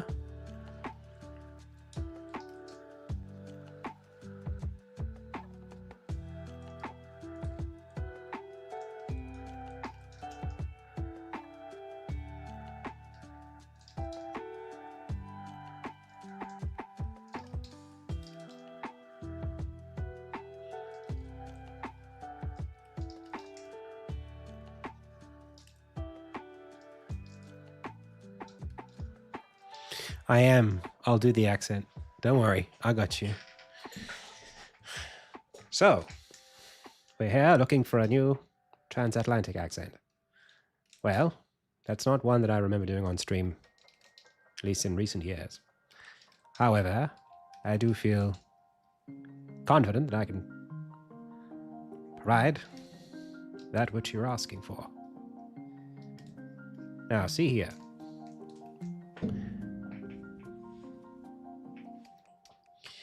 What we're producing now is a tile. It's essentially a texture that repeats back into itself.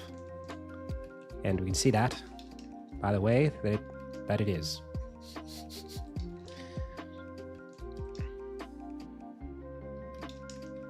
The idea is to hide the seams, see?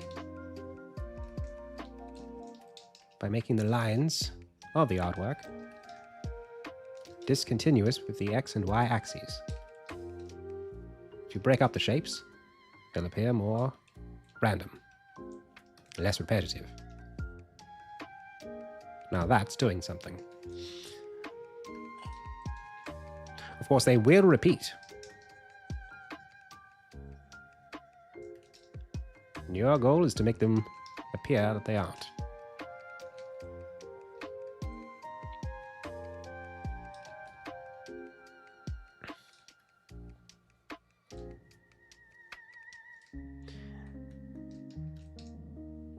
It's very, very much like the houndstooth pattern.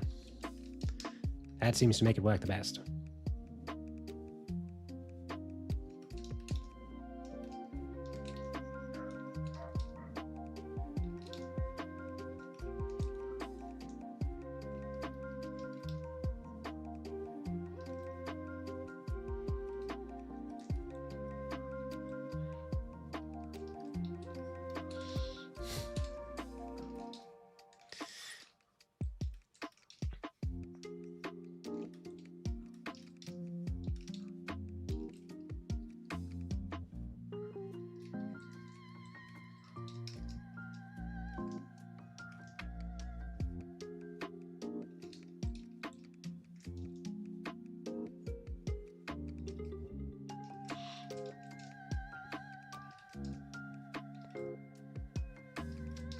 What do you call that art form where you have a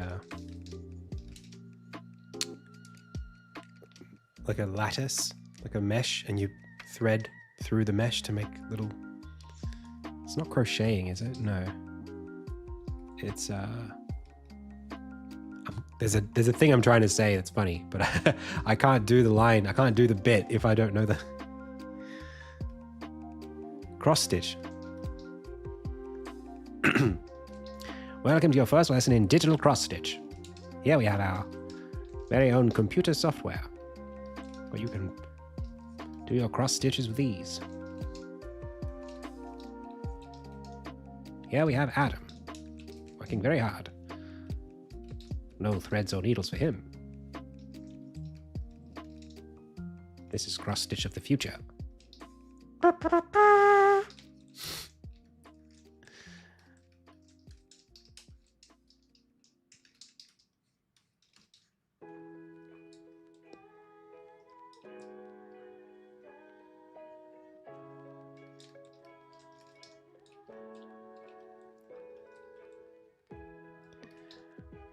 Yeah, it's crazy. It's like they're the same art form.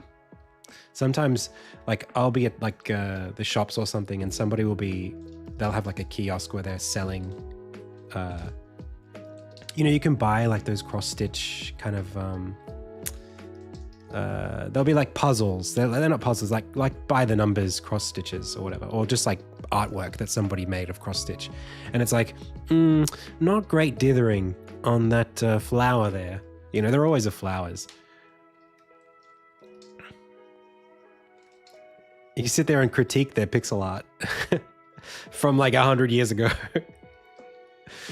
It's pretty crazy that that's like a thing we can do that existed all that time ago.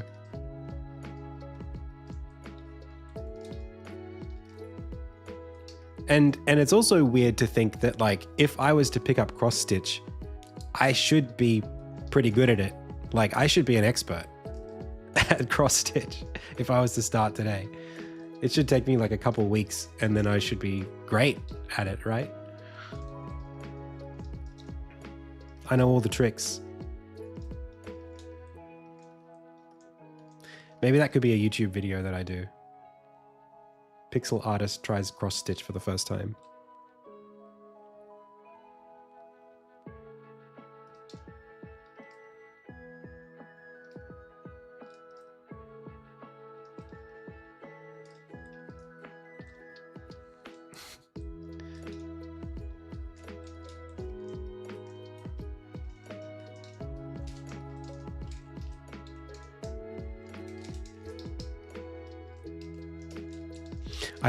I am starting to get like a little bit of like a fascination with physical media again. Like I've been doing digital art for so long. And now that like AI is threatening to just like take over the digital world, I'm sort of drawn a little bit to like return to monkey kind of thing.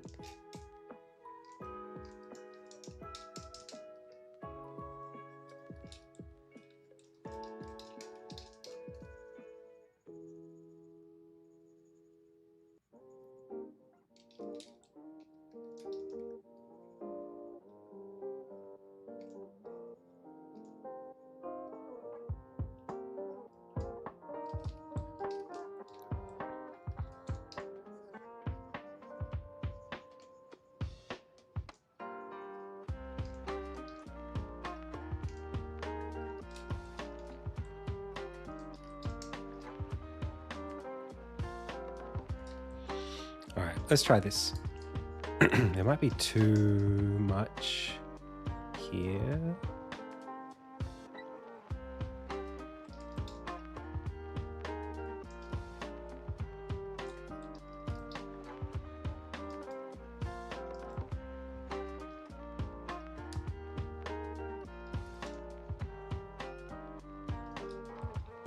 That's better.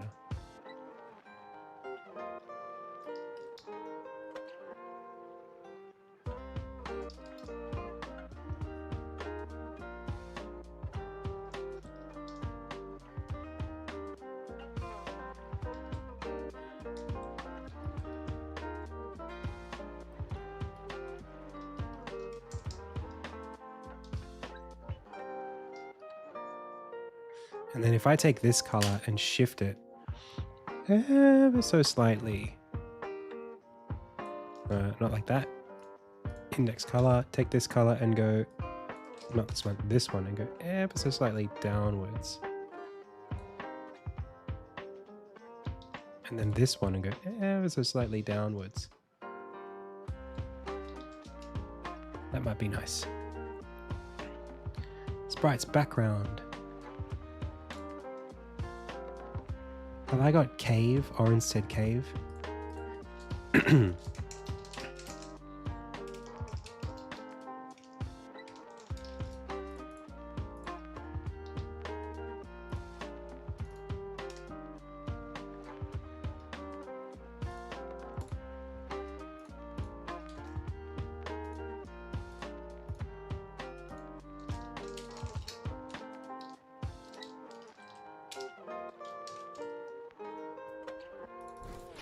Nanny camouflage.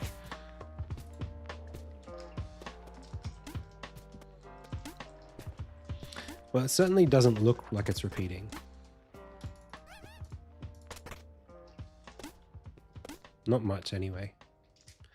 All right. Stop motion. That would be cool. Return to Monkey Island. I like Monkey Island. How do you have dark mode in ASprite? It's a theme. You can just download ASprite and get it. It's just in there.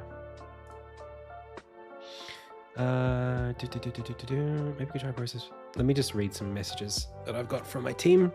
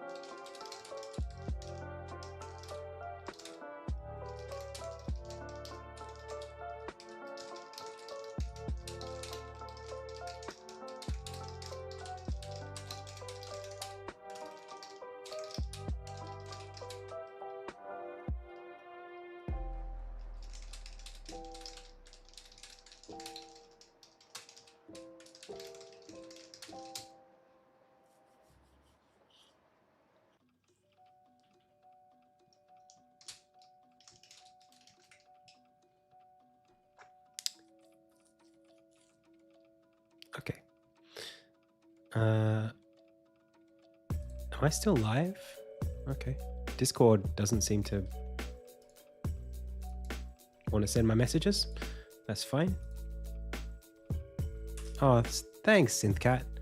It's not quite there just yet, but it's getting there.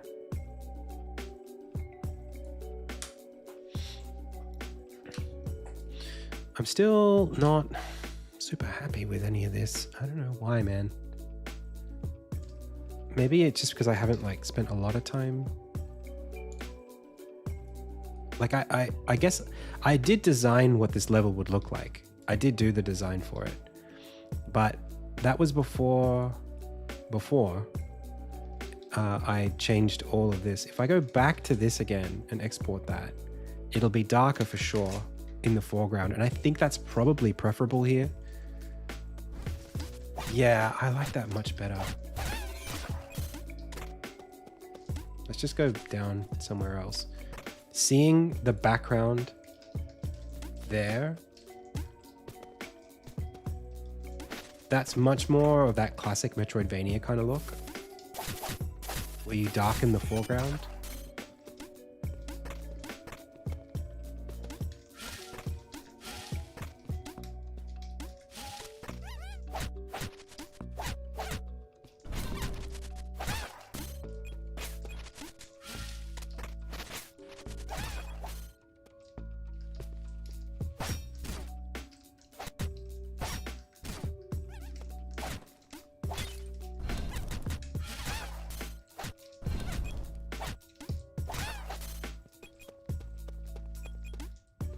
I did.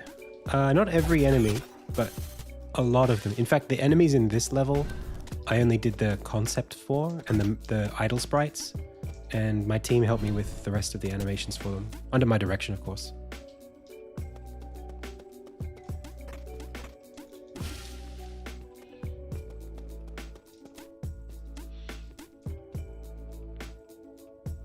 Then there's a question of maybe adding some color in here.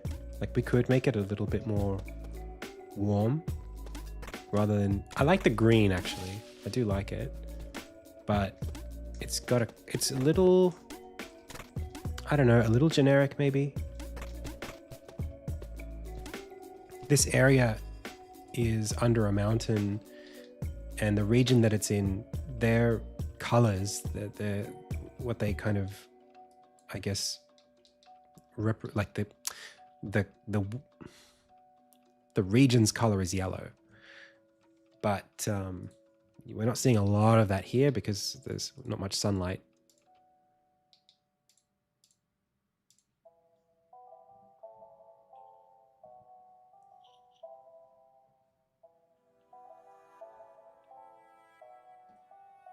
Yeah.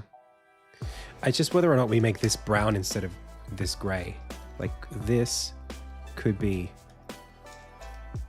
you know, this into this.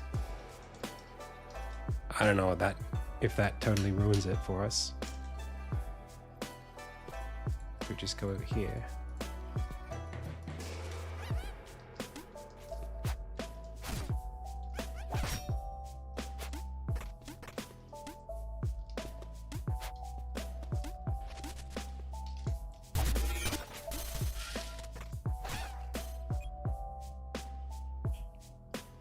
Nah. Maybe like flecks of it, but not all of it. The other thing I was gonna do was this.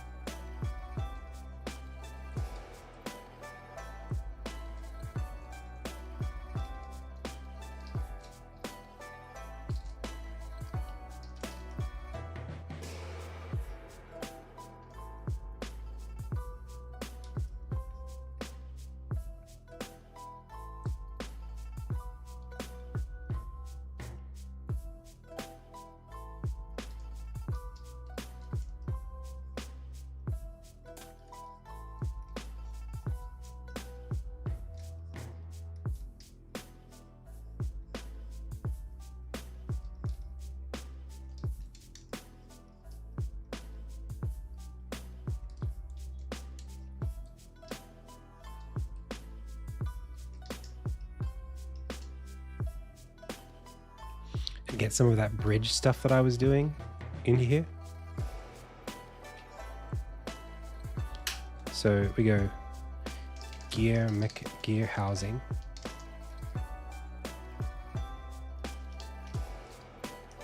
This kind of deal.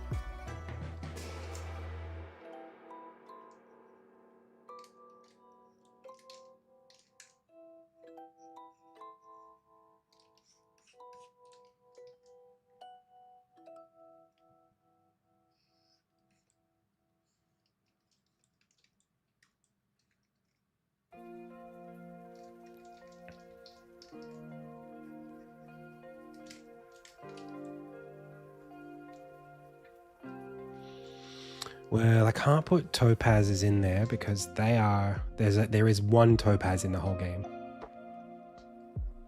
So I can't do that, but I can sort of do something like that.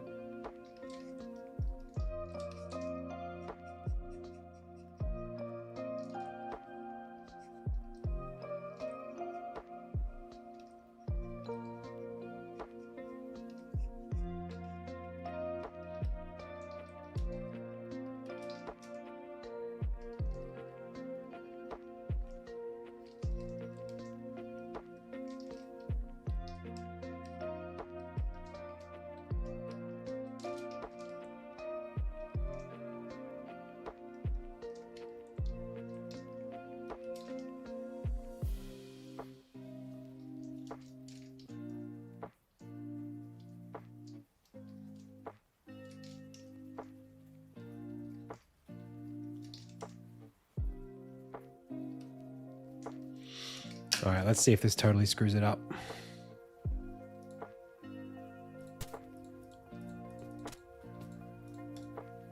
You know what? I don't think so. I think it adds a lot.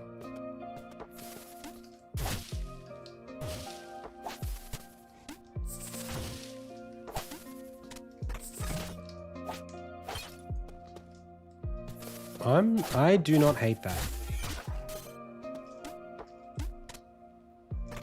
It's maybe a little bright, but it's certainly not bad.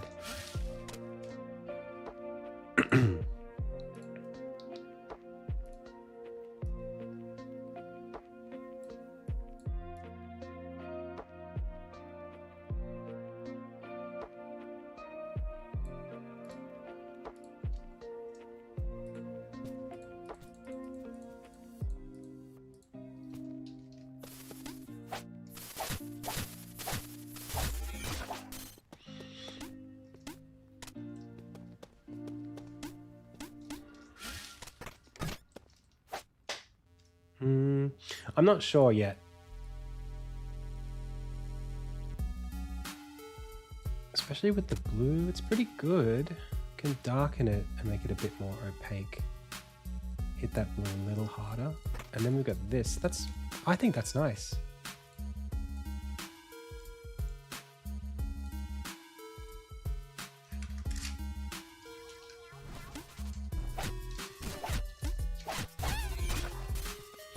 Yeah, I'm probably not going to do much lighting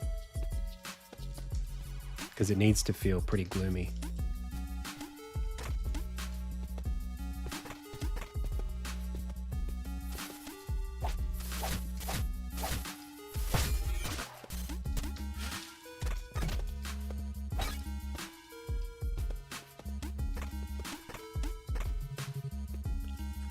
But maybe just some shadow.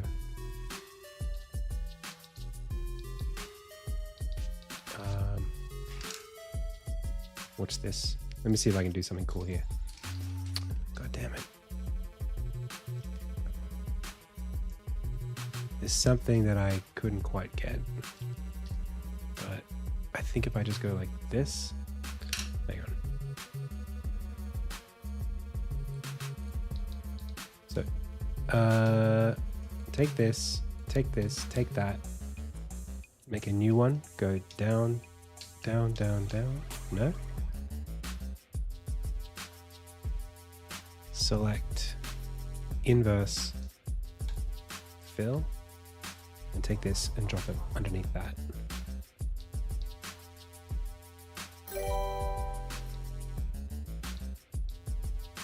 The only problem is you get that. So maybe we just do it the old-fashioned way.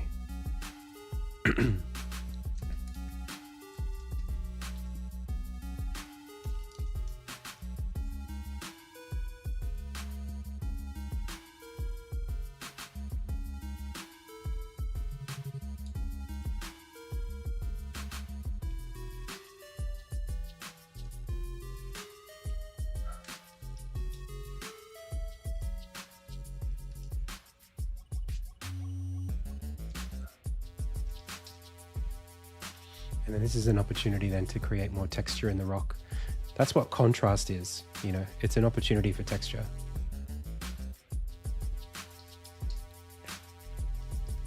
So like this line into this line, that's where you put your wood grain. That's where you show the grooves.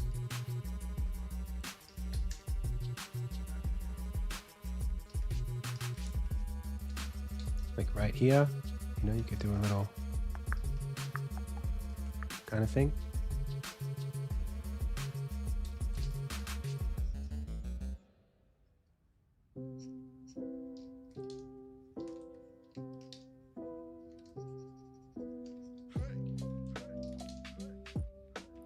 It's 3:28. It might be time to switch over to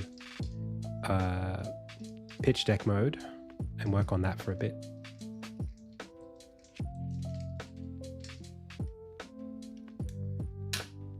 Yeah, I think that's going to give us that depth we were looking for.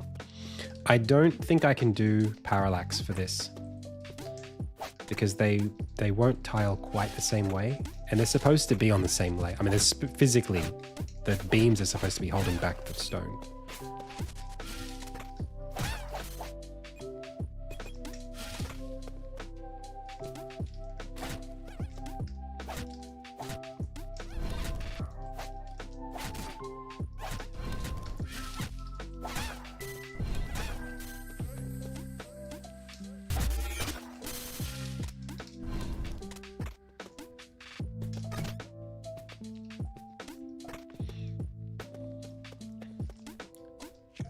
I think it looks pretty good right now. It's pretty close. We just add detail to it now, but I wouldn't add much. It does look different on my different monitors. It's very blue on my secondary monitor, and it's not that blue at all on my primary.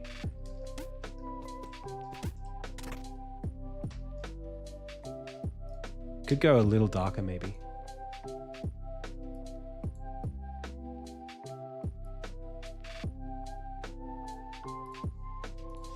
I'm not sure about color reproduction.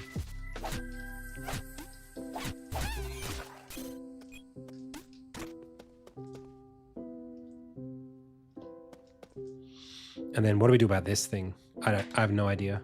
I really like this entryway. I just can't bleed between the two. Unless I've got like this right there. I'll just do like a perfect... just crop it perfectly. Or we could just delete it and then just be like, okay, here we are.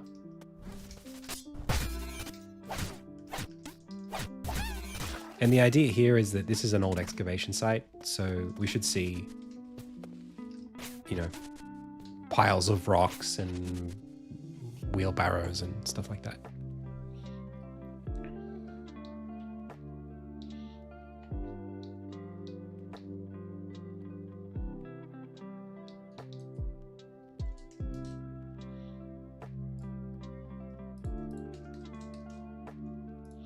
Now, what happens if I come over here and I do the same thing?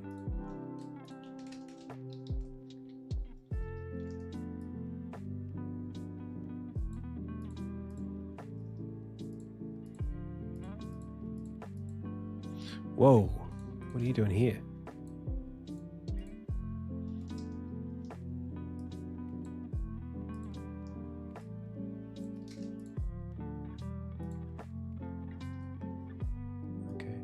Well, that doesn't need to scale. So let's just try it here. Yeah, that's looking pretty good. Oh, shouldn't see that. Ouch.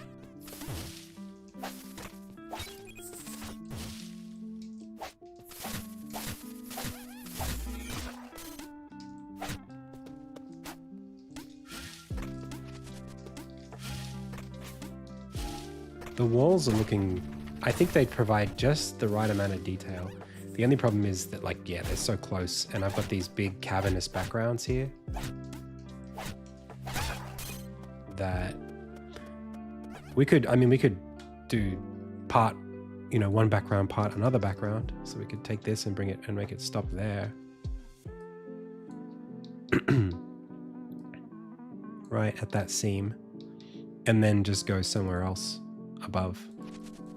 So we get to here, we go up, suddenly it's this. That's cool with me.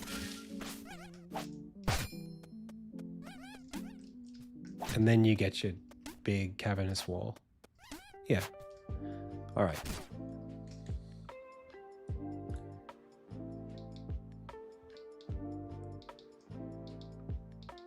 I'd really like to spend more time on this, but I don't have that time right now. So I'm just going to do work in progress push.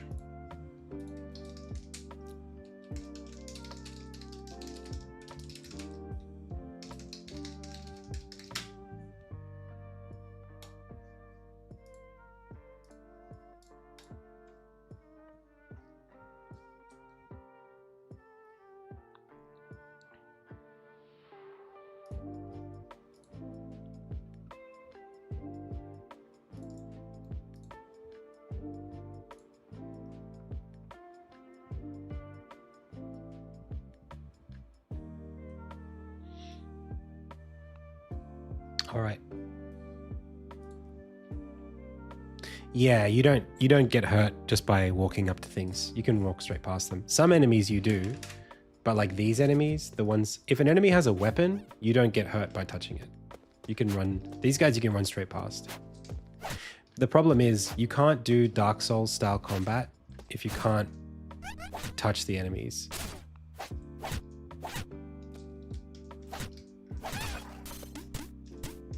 Because you don't have enough space in 2D to do that engagement. You got to kind of be able to get up close.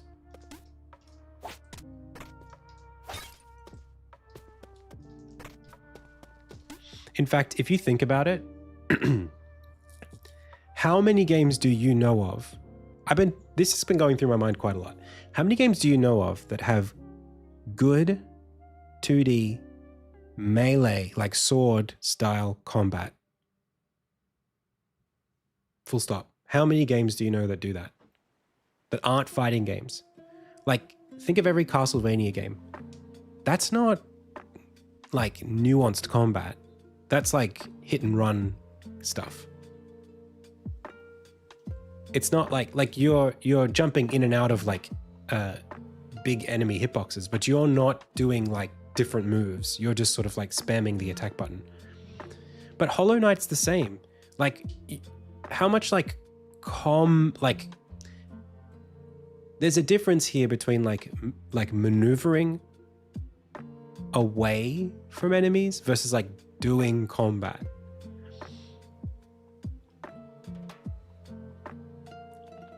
Like, you have different moves, and some moves are the right move, and some moves are the wrong move, or you have to do the correct move to respond to an enemy attack. Like, oh, I should thrust here versus I should roll away here. Not just like, yeah, Dead Cells maybe, but Dead Cells is so, I feel like when Dead Cells is like at its expressing itself in the most, you're just spamming the screen with hitboxes. Like, it's not careful. It's not a careful game. You should be careful not to get hit by stuff, but I think that's the thing in a lot of these games. It's like Cuphead, Prince of Persia 2. You mean like the OG Prince of Persia pixel art games? Is there a second one of that? Like, do I know Spiritfall? I don't know Spiritfall.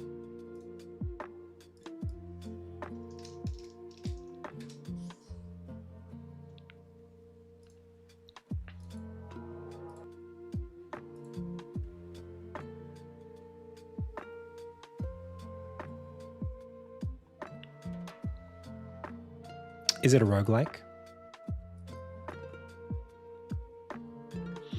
Yeah, this is kind of in that Insignia Smash Brothers-y space for sure. It's doing what my game does. But it's doing it.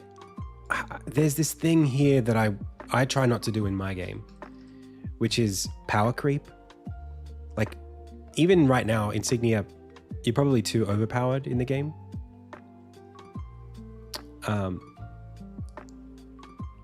Like the idea of slamming enemies against a wall and having them bounce and then attacking them as they come off the wall.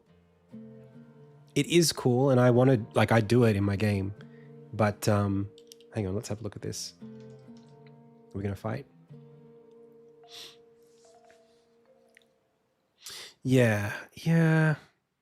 For me, like, I think my game has more, what's the word? More ground to cover here. But it's not in this direction.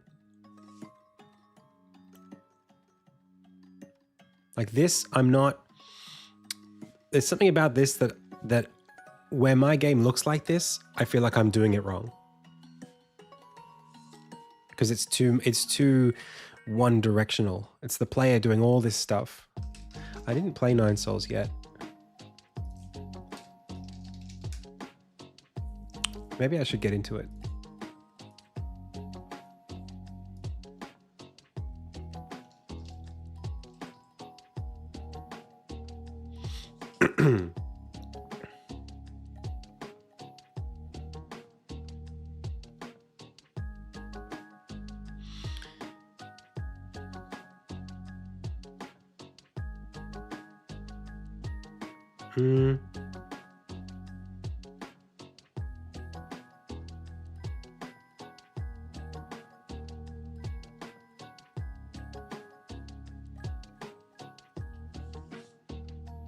I'm not seeing what I'm looking at for just yet.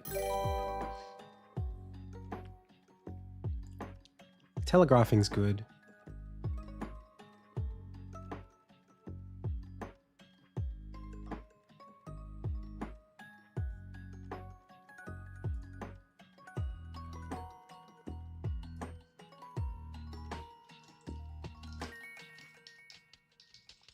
I don't know, maybe I'm trying to chase something that's just not practical.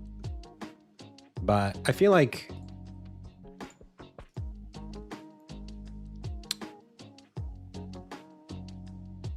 Oh, that's cool.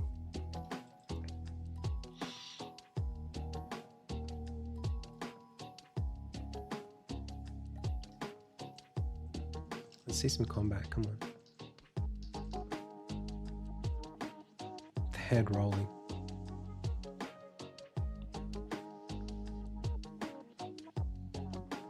Breaking chests to open them is cool. That little sprint dash is cool too.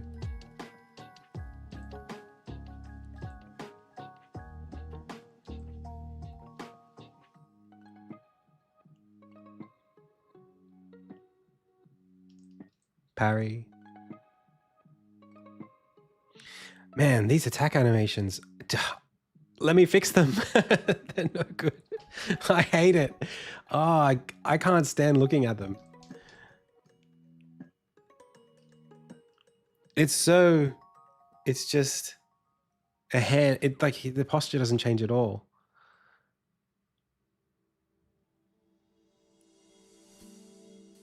The character design's so cool.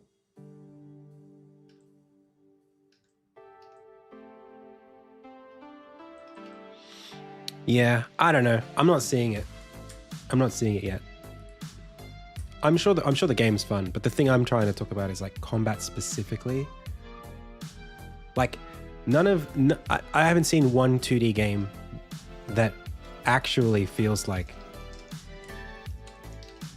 actual Sekiro or actual Dark Souls.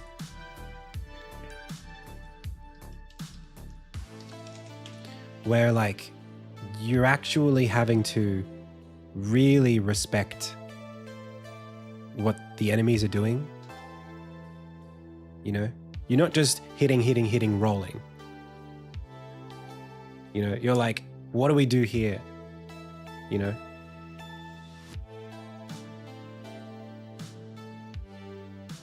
Like caring about spacing and positioning, watching the enemy animation states, using the invincibility frames of opening a door.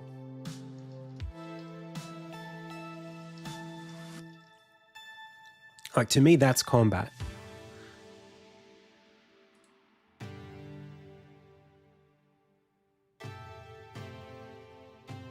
It's a lot of the player killing enemies here.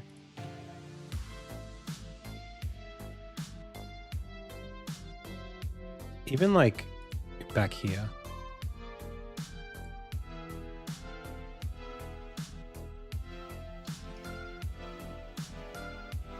You know, like I have to block this guy or I'm gonna get clobbered kind of thing. And it's not just like I hit, and then I roll. It's like I'm waiting. I can't hit until I do the thing that I'm supposed to do. And I think like, look, again, Insignia, certainly not yet. It's not there yet. But like what I'm working towards, I think it's gonna get there. I think so. The only thing that I don't have, which I'm probably gonna have to borrow from Kingdom Hearts, is revenge gauges. 1 second, pals.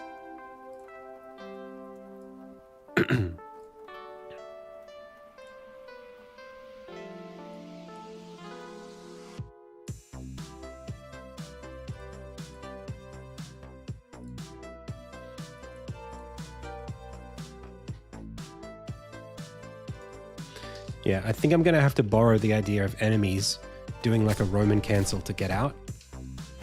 Like here, like I want to parry that so that I can do this, you know?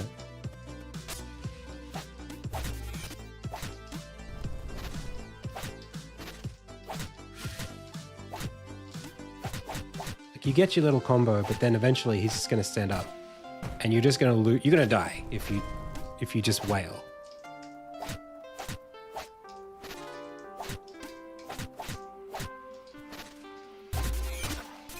We'll try that again.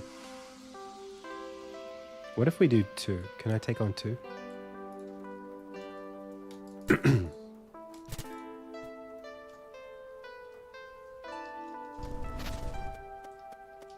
God, that was a fast run. Oh shit.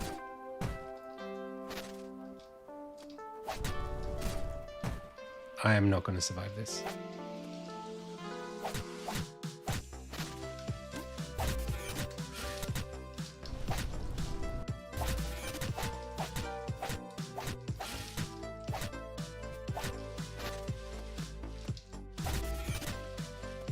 I'll just keep spamming this.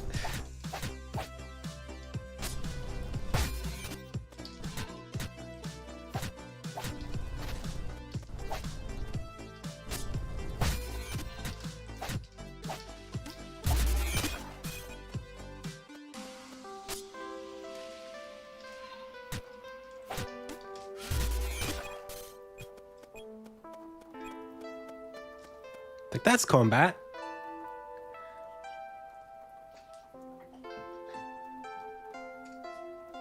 Maybe I'm too performative with it. I don't know. But that is the right way to play it. Like, I don't think I can beat them if I just mash.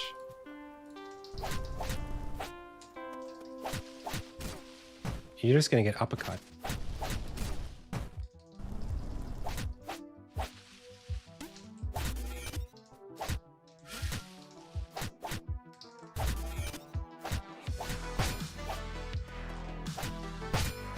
Oof.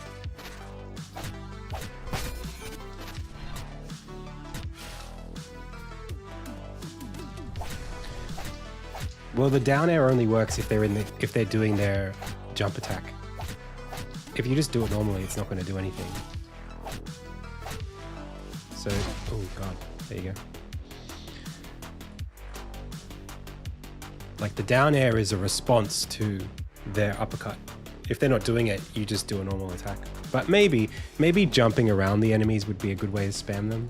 Like, I haven't really tried to abuse the gameplay.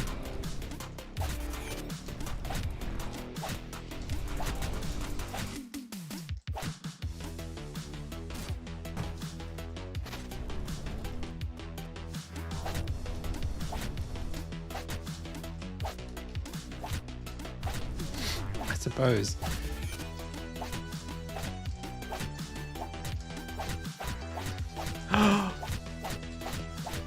Okay. All right. I think I found a way to break the game.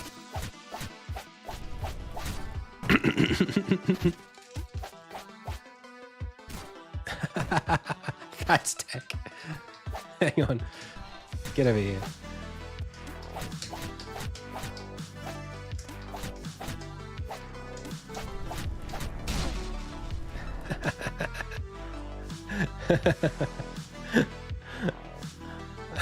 All right. So don't do that. I can't let you do that. What I'm going to do, actually, is when doing that attack, there's going to be a big, like, grounded moment where you can't do that. Like, it'll force you into, like, a get-up animation after a down attack.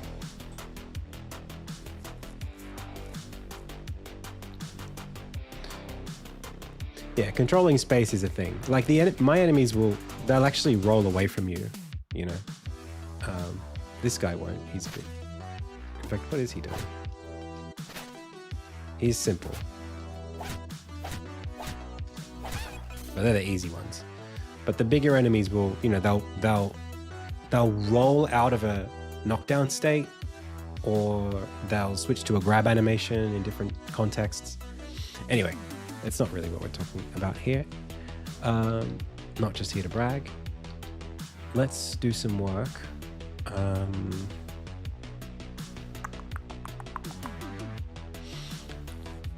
I do have to work on those enemies because I'm going to have one as a boss fight in a bit, right here. But I want to work on the pitch deck. So it's 350 right now. Crucible excavation background. That's kind of like, oh god, that took up a lot of time.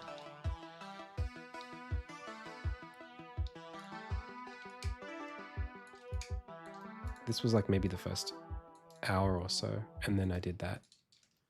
Kind of both of them. Add switches to Martin. Then still got to do that. Mini boss fight with Hunden.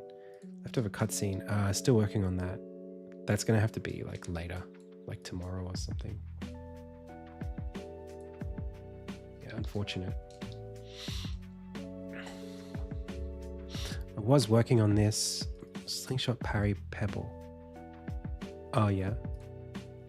These in general I do have to spend. This is going to take time. It's going to take time. All of this is going to take time.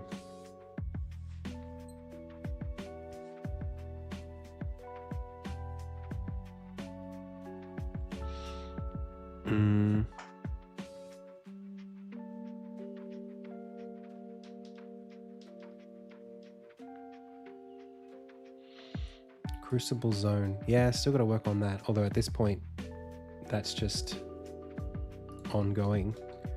Update crucible sequence, polish crucible zone, crucible tile set, odd tiles.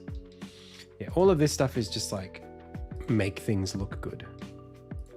Vines, thorns, appearance. That actually does need like a proper revision.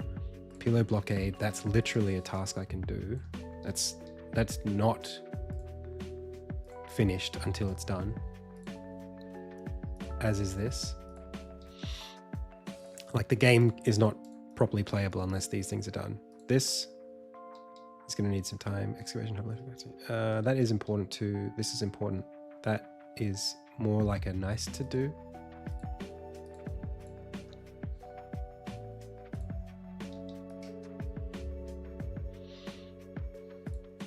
This is an ongoing. New background for neighborhood. It's kind of a nice to do. If I can get to it. Chasm background. That's an ongoing kind of thing. It's like a try and get to it thing. I do need to do it, but in fact, maybe I'll do it as a try and get to it. This is important. That's important. Okay. Well, that's good. That's not unvalidated. That's a this week task. You couldn't pogo. Is the demo going to be out on Steam? This is just for the event, but I am trying to get the demo in your hands sooner than later. I mean, I could try to push it now. Maybe. Potentially. It might take a couple of hours though to get it right.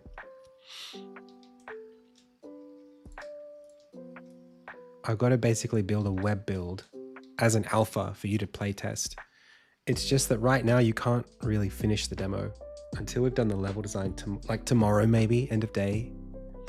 Not now. We've got to get this puzzle done in the Athenium first.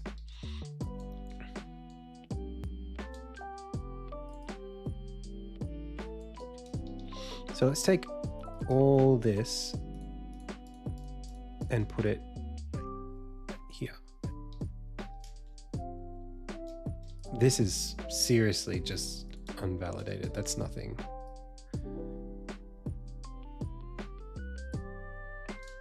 This is like...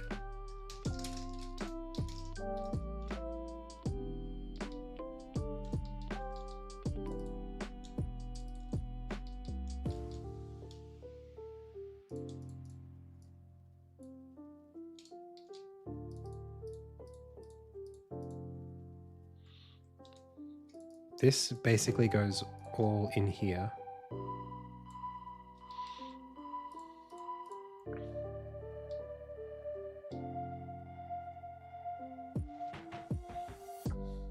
Except this is polish.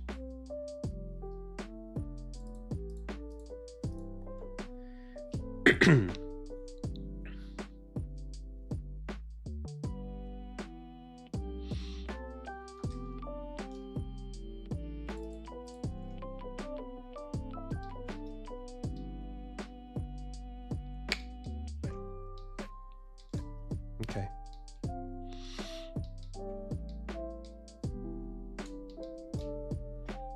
Still got to do this. That's all good. That won't take long. Gunther reposition. Yeah, this stuff's kind of got to get over here. Sooner than later.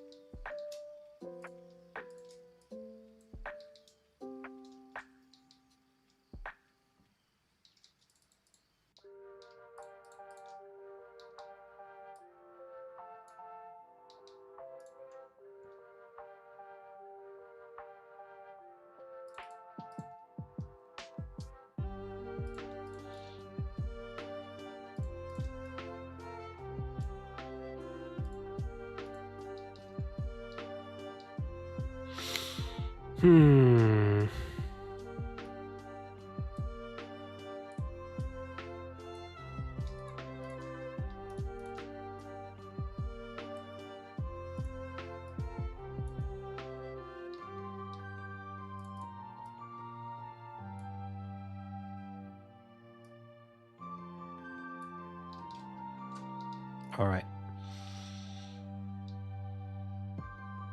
Well, I got to get on the pitch deck. It might take a little bit of a break. I'm not going to spend all this time on the break, just a little bit. We're going to do some new slides.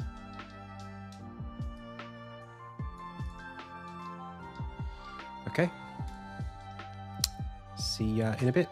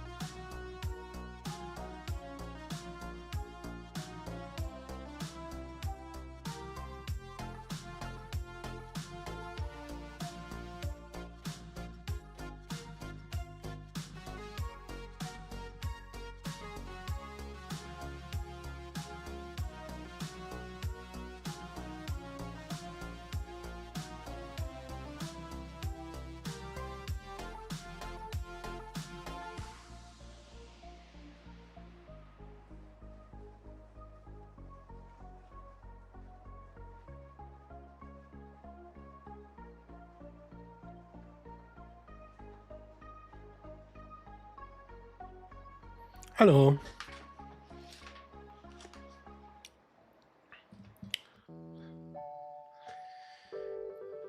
Alrighty.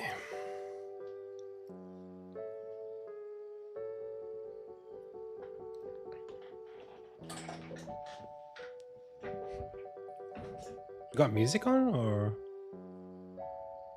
Oh, it's just quiet.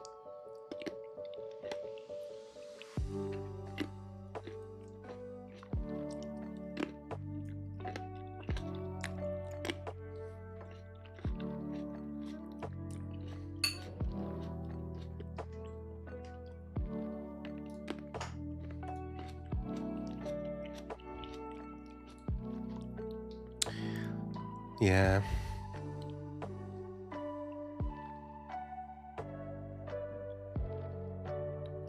What kind of software was it that you used to keep yourself on track? This is all just Figma. Everything's Figma. It's just a UI design app and I use it for everything.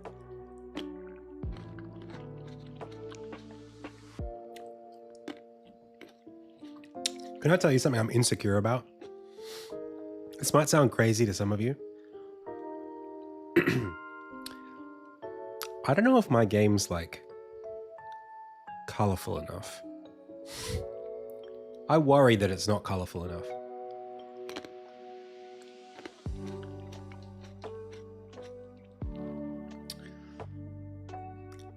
I just worry about that.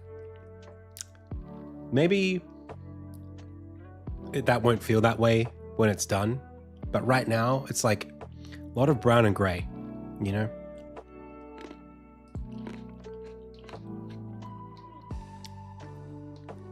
It might just be the geometry in scene graph throwing me off, because you don't see the geometry like this.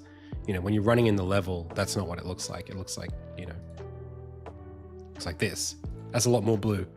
But like when I zoom out, I'm like, man, is that what my game is? Brown? I'm giving myself like video game dysmorphia.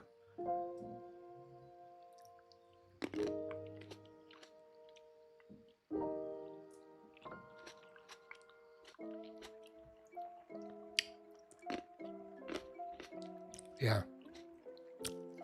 I don't know.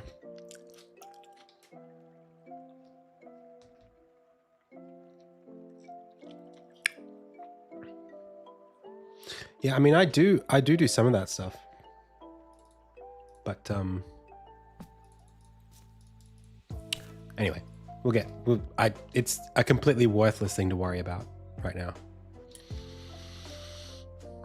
So we had a bit of feedback from Swizz about the slide deck. I assume she's okay with us reading it on stream, so I'm going to do that.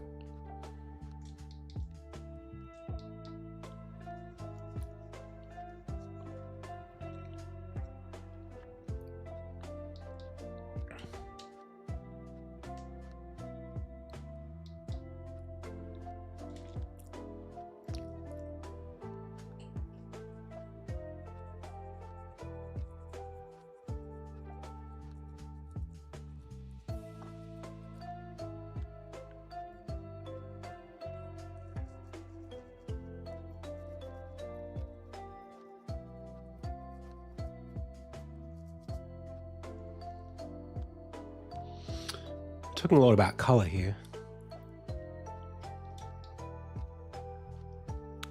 I'm not sure if she means this and this, which is literally just work in progress. I am using the primaries a lot here, and I probably shouldn't use these exact primaries. So maybe that's not great. Maybe I should use the colors from the ensigns to do these colors, if that's what she's referring to.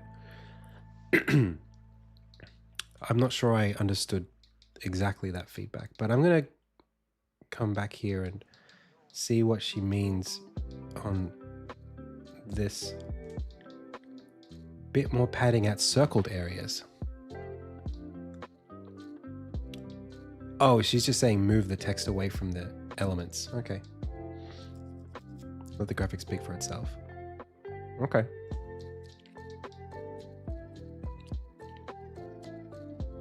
Gray, no good. Okay.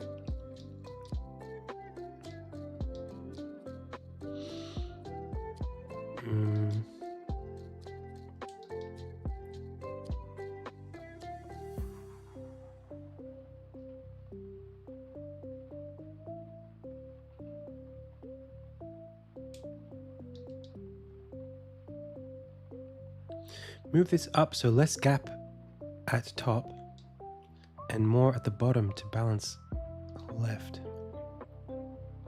I might have changed. Well, actually, it's this color here drops off there. At the same time, this color drops off there. So it is equal, but I see what she's trying to say. She's trying to say this dark gray should equal this line at the bottom there. So shift that up or that down.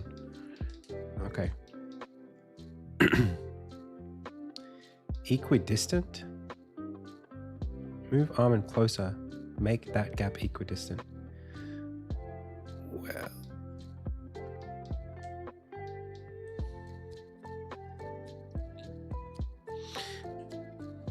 Outside.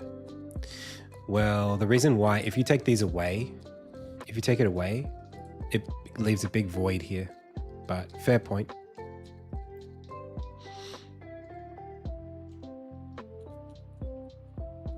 Yeah, I agree.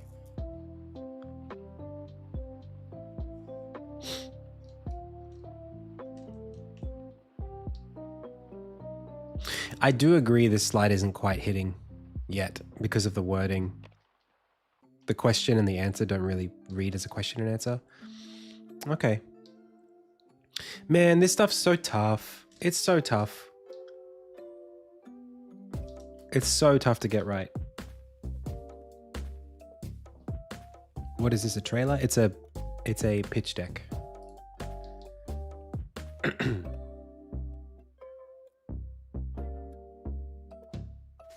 Thank you, Dog Scholar. I love Redwall.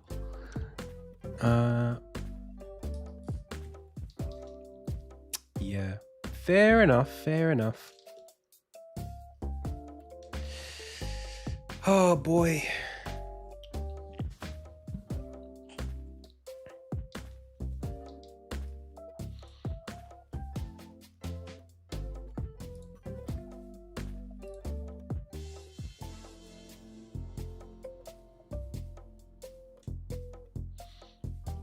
So like all of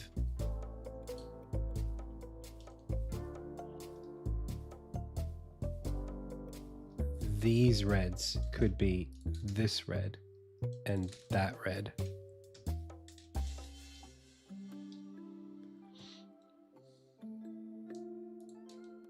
And all of these greens, which is the 0820,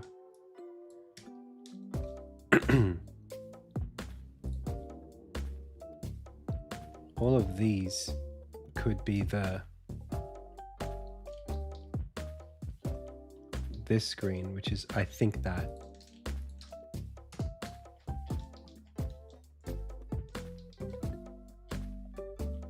And this blue could be this blue. This blue is the 2CA, EB, or the EC, one of those two. And this is FF.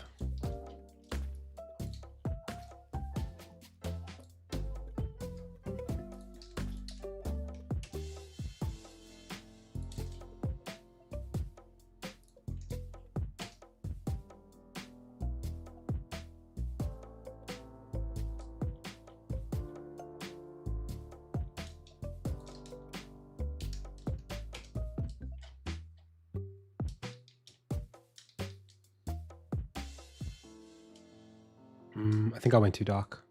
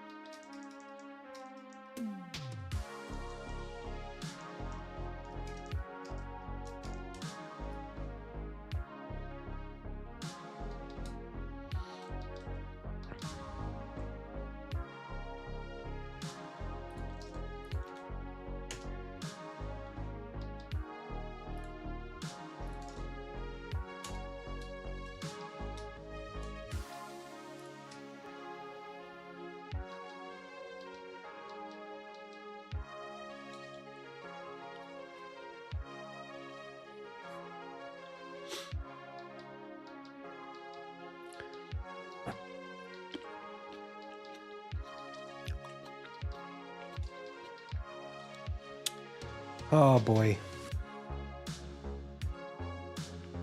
All right. So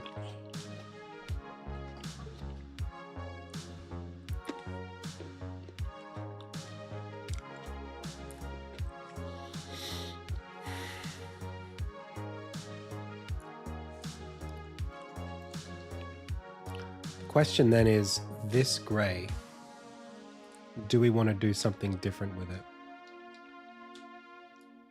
Push it over here or over here, make it more green. I don't think green is where we want to be, personally. I think the gray, it matches a color in the game itself.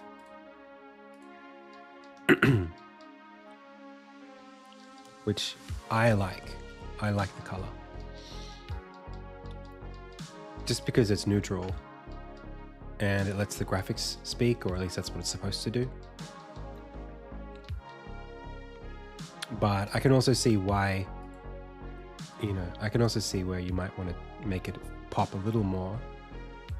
I use purple a lot.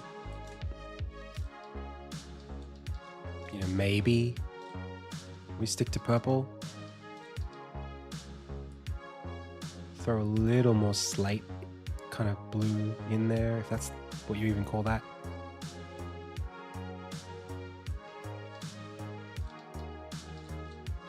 I use purple a lot.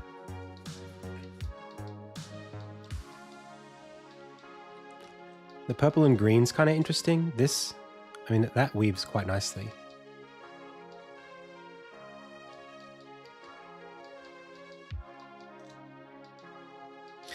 I don't know when this purple thing of mine started, but I use purple all the time now.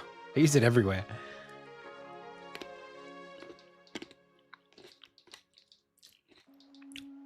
I think I gotta take the heat off it just a little bit though. Make it a little more ashy.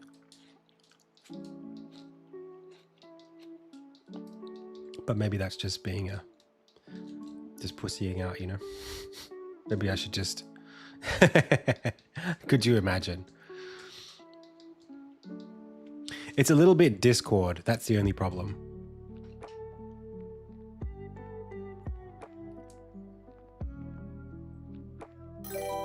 And Twitch.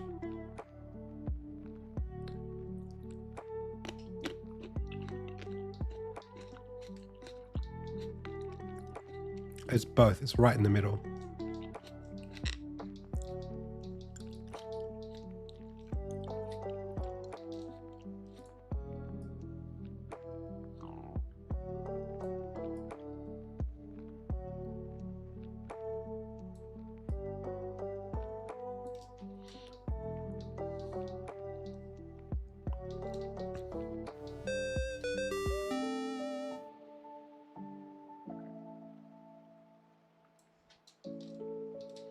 I just don't love the purple and green that much. Hey, Glyco. Thanks for the sub.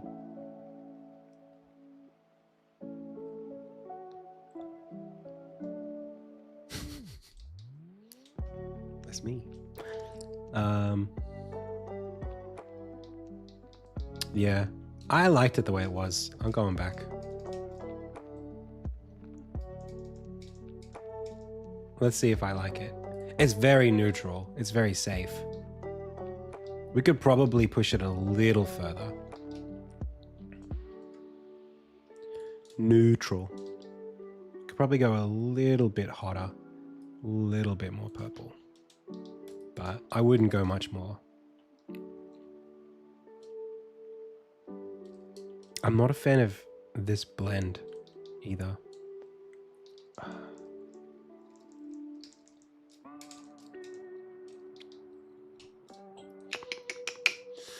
All right.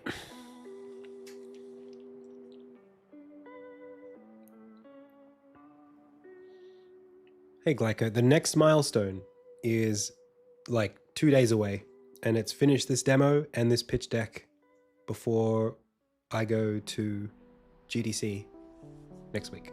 Well, a week away. A week away?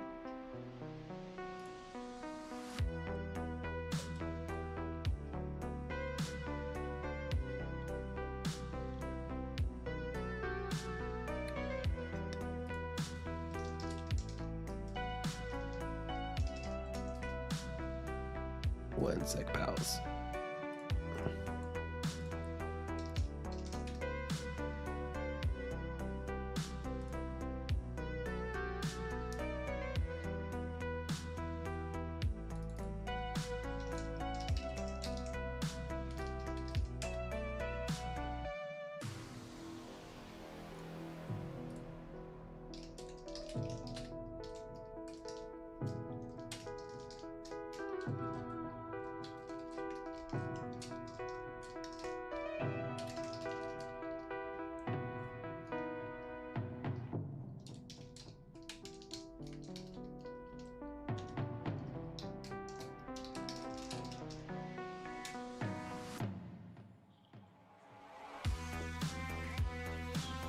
Alrighty. Oh.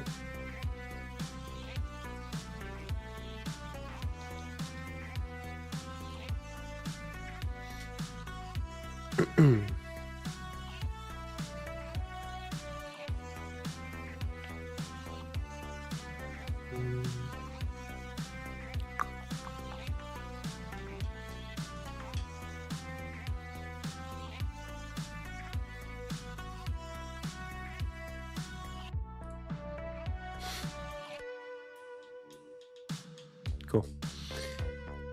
Alrighty.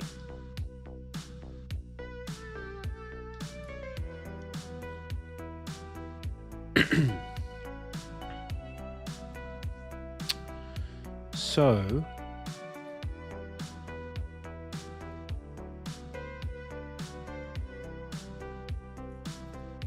let's figure out what we want to do here with this.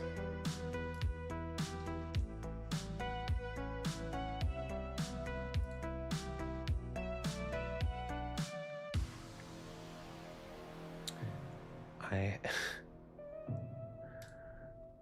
need to... Have I played the new Monster Hunter? Do you know, I have a thing where like I actually haven't played Monster Hunter before. I played about an hour of Monster Hunter Try on the Wii. And I was like, this is not for me. And I wish I could explain what it was that I mean, I can explain what it was that just didn't do it for me. It was the way the game felt like I was playing an MMO by myself. When I wasn't doing the monster hunting. And I'm sure the games have become much better since then. But when I played it, it felt really weird. It felt really like, okay, I'm picking berries and I'm foraging I'm using my pickaxe and I'm making... I just felt like I was like scrounging a lot for materials. And I felt like something about the fact that I couldn't see the health bars of the bosses or anything like that. It was like, it felt a lot like I was just rinse and repeating. There was a lot of rinsing and repeating is what it felt like.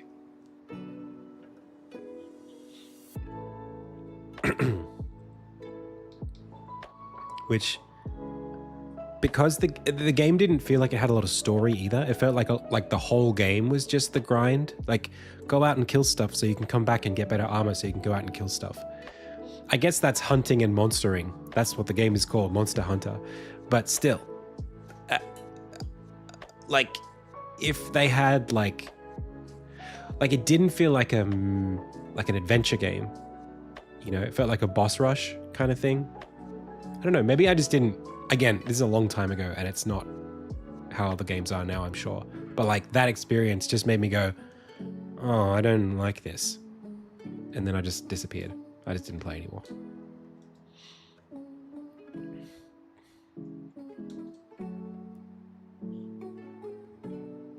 Okay. Well, maybe I'll get into it. I'm not excited though.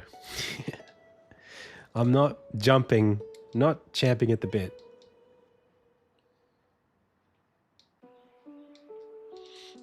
All right. I got to get into this now. I got to start working. I did try to get colors going here, and you know what? I struggled with it. But I need to do it. So I'm going to try again. Now,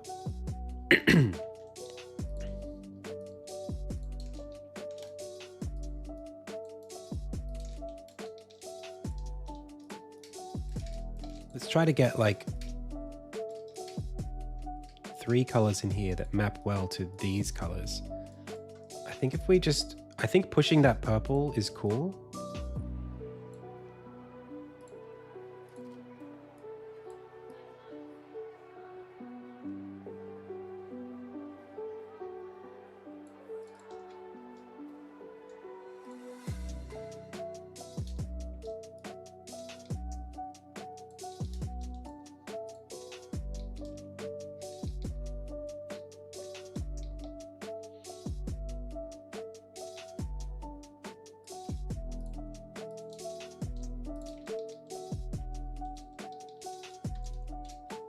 Yeah.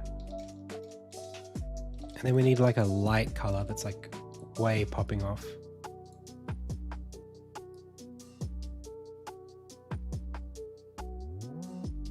But I'm never going to use that. Maybe we need a bit more distinction here. I didn't quite push it as far as I probably could have.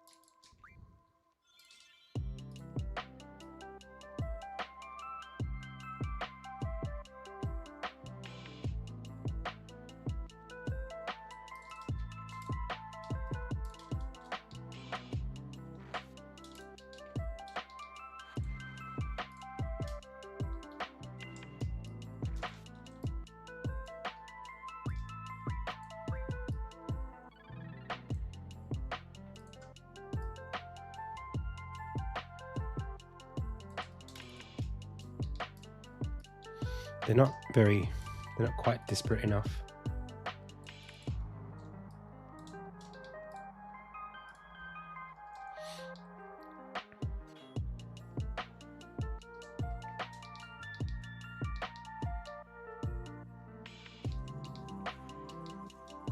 I mean, I like all of this.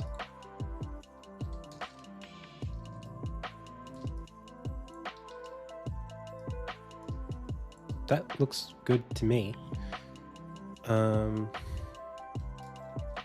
So slide-wise, you know, it's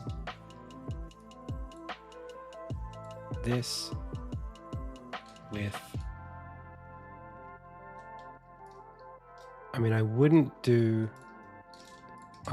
this with that.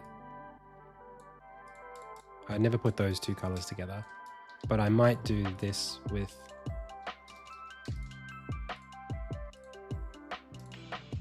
that, or I might do that with, I mean, even those two aren't too bad, but I'd go like up again, like that. Maybe that's a little too hot.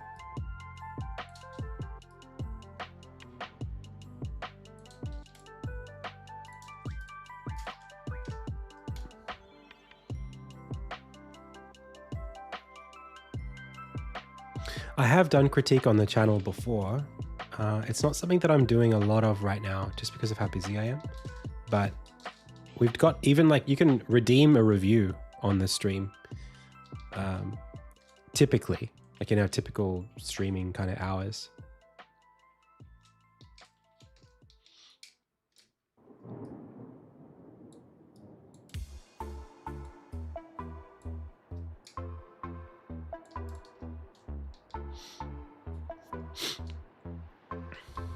Yeah, maybe that's no good either.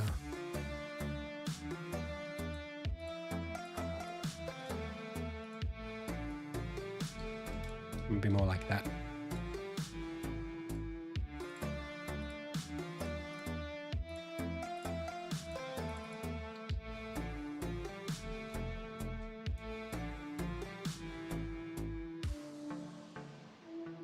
Don't you dare. Do I review arts on Insta? Sometimes, yeah. If that's where people send me. I'm not huge into Insta. I don't use it myself. But, you know, if that's where your art's posted, fair enough. I don't really like it as a platform. People say, oh, you gotta be on Insta, but it's like, but it sucks. But it's not a nice place to be.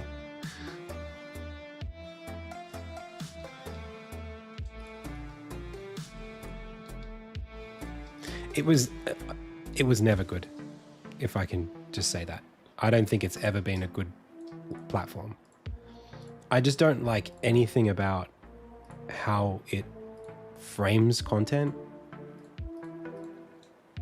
I don't like how you're expected to interact with it, or just I don't know what it is. It's just like not appealing at all to me.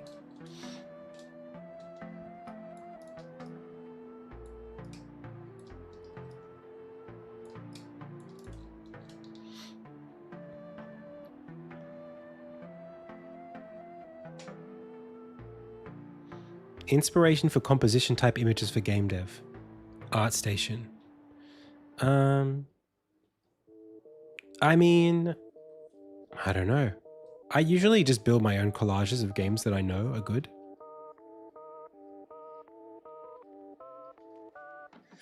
I just feel like scrolling through Instagram, there's no discussion. Like the posts they're all images, right? So what you're getting is basically the worst version of social media, which is like people showcasing what they want you to see about them. It's not their opinions, it's not their interests, it's like it's like a visual LinkedIn is what it feels like when I'm on Instagram. It feels like I'm looking at what everyone wants me to know about their life. And I only feel crap when I look at it. I don't look at it and feel good. I look at it and go, oh, my life sucks. And it's like, it doesn't suck. It's just that I'm not like in this culture.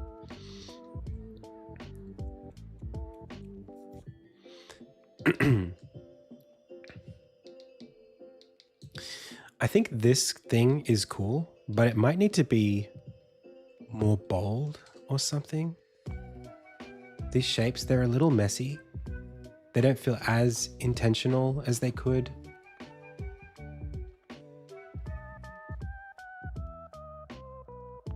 I like the idea of flat textures like this, but I feel like I'm not quite there yet. Hey, Rishikesh.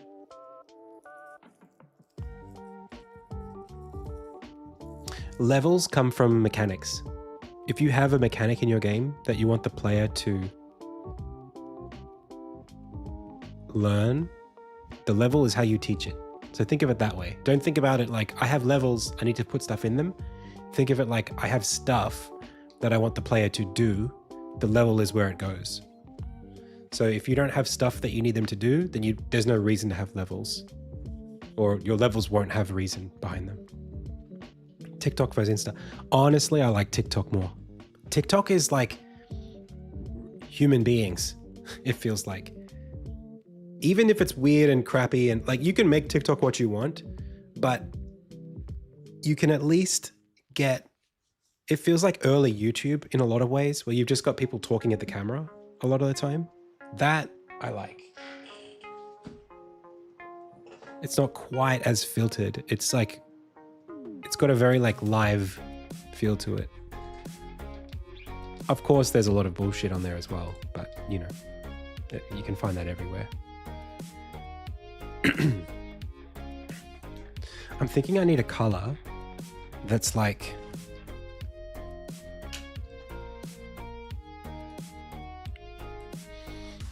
I want to call it like a texture color.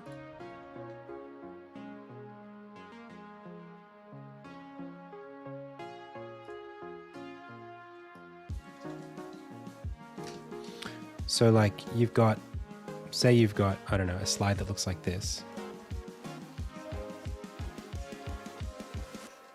I want a color that's like 10% different.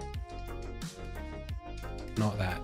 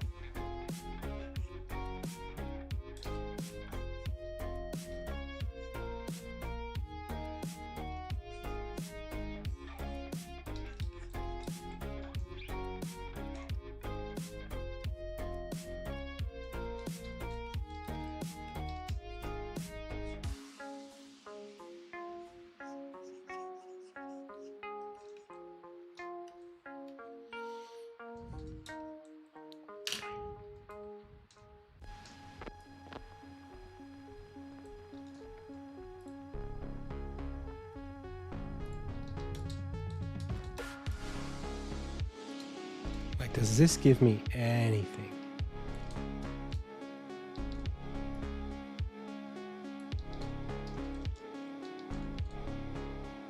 Kind of. Probably could be a little higher contrast.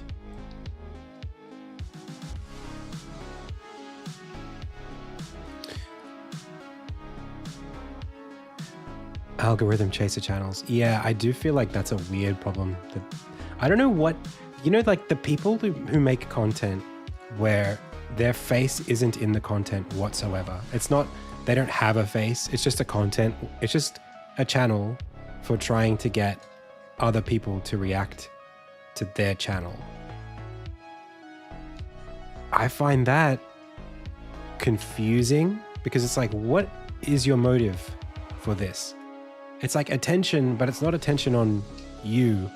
It's just attention on content that you happen to be in charge of, or like it's like just a channel for the sake of getting numbers.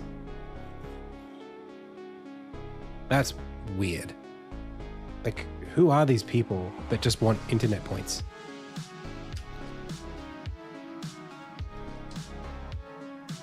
They have nothing to share with the world, nothing to say. They just want numbers.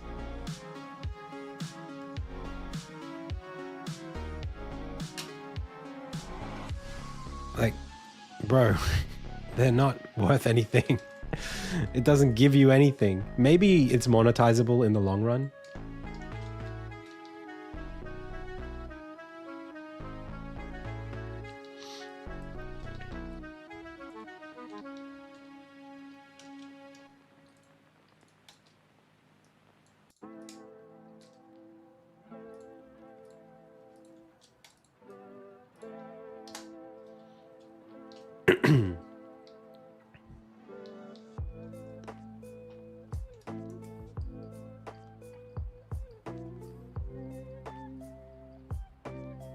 What do you think's the best part of your game?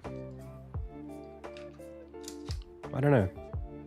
Maybe the world?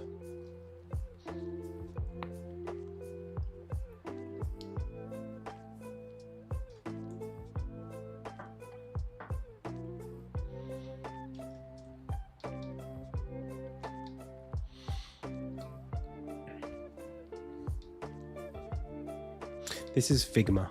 Figma. All right.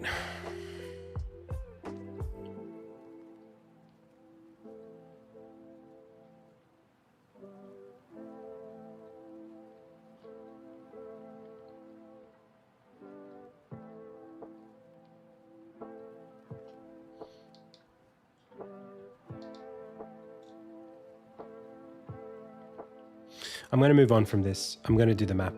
I feel like I just have to. The question is, do I do it in pixel art?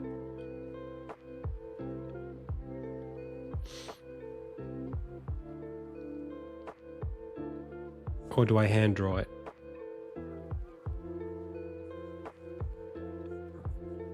Yep, that's right, Everett. The pixel art I feel like isn't super strong in this kind of presentation, but I'm a little scared of doing a hand-drawn one.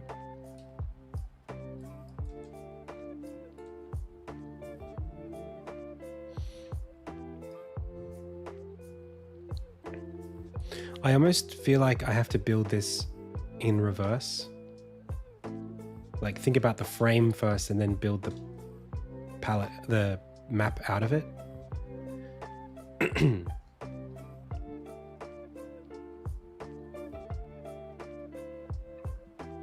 Like, leave space on the map for Armin to show up here. I like this frame. I think it's cool.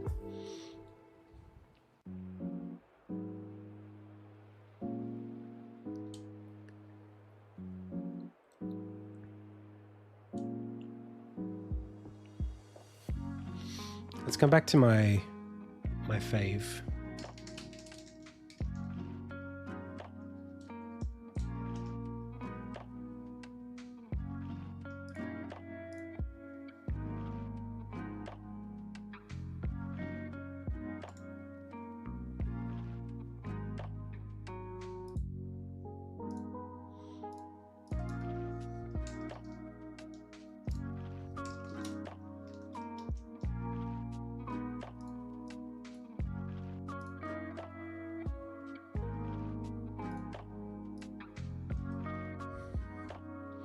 This one's so strong. It's so simple.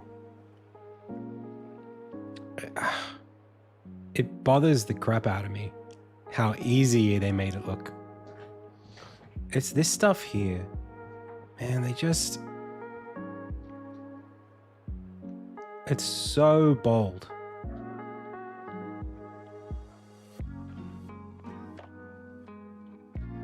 I just got to get better at doing it.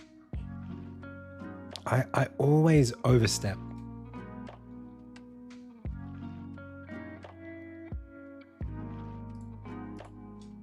Can I like, I should be able to download it, right? As a PDF.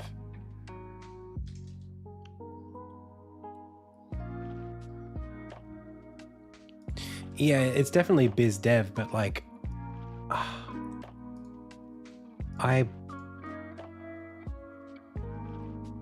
don't know. Oh, it doesn't let me download. Wait, can I save a copy?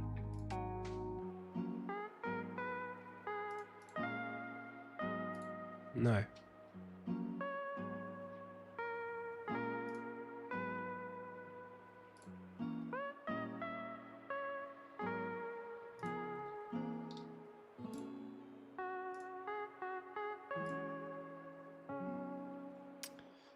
Damn.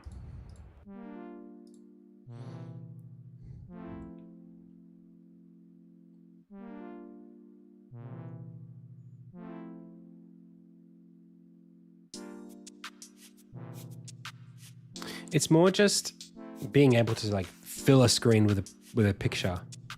The art style is so strong that nothing else needs to be said. I feel like the pixel art doesn't work this way.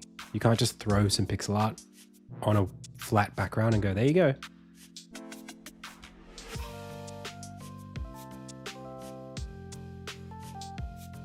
Even this stuff, like, oh, it's so cool.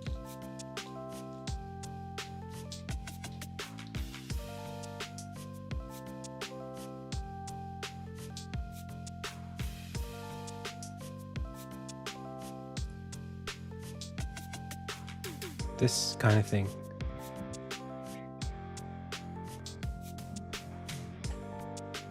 Online, Everett, you could just Google search like game pitch deck and you'll find stuff.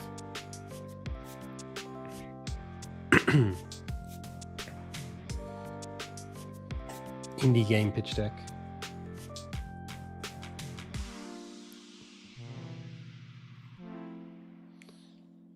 Yeah.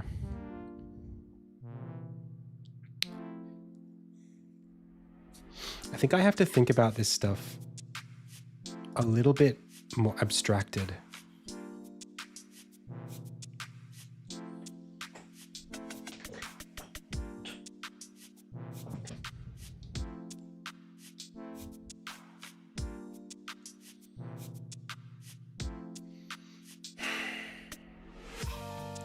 It's hot. I'm going to tie my hair up.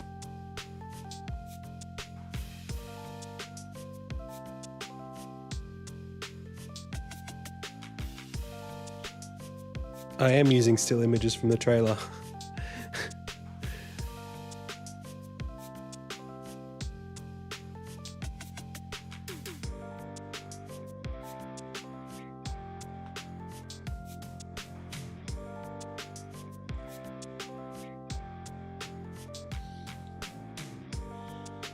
Alrighty.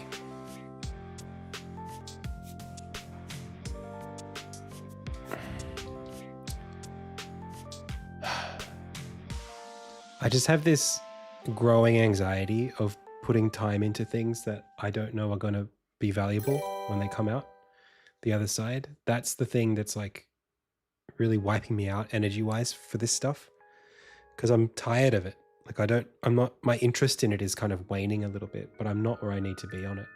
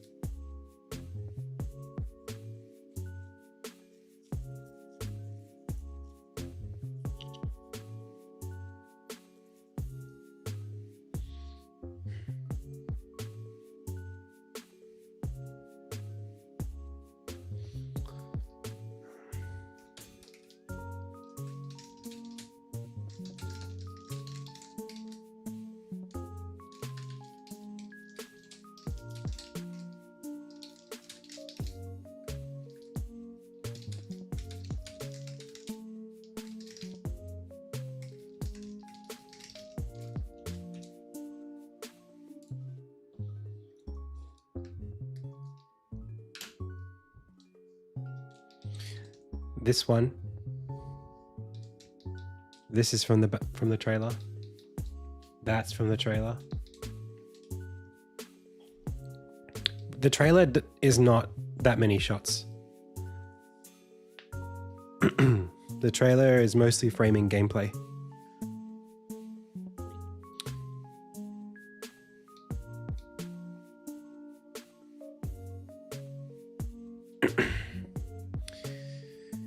Yeah, I'm just tired. And I don't have like answers for some of this stuff, you know? And there's so many different people with different opinions on how I should approach this stuff. It's the idea of like putting myself out there that just, it hurts. You know, I love working on the game. I hate selling the game. I hate doing it.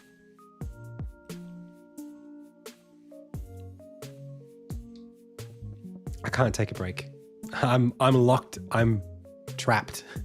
I'm trapped working on this stuff. I have to do this today and tomorrow. Yeah, have to. There's no alternative. There's no other thing I can be doing.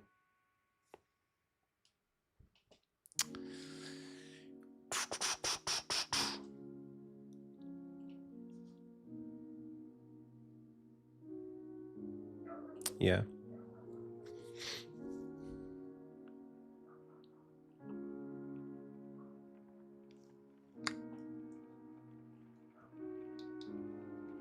I have thought about it, of course, yeah. So, all right.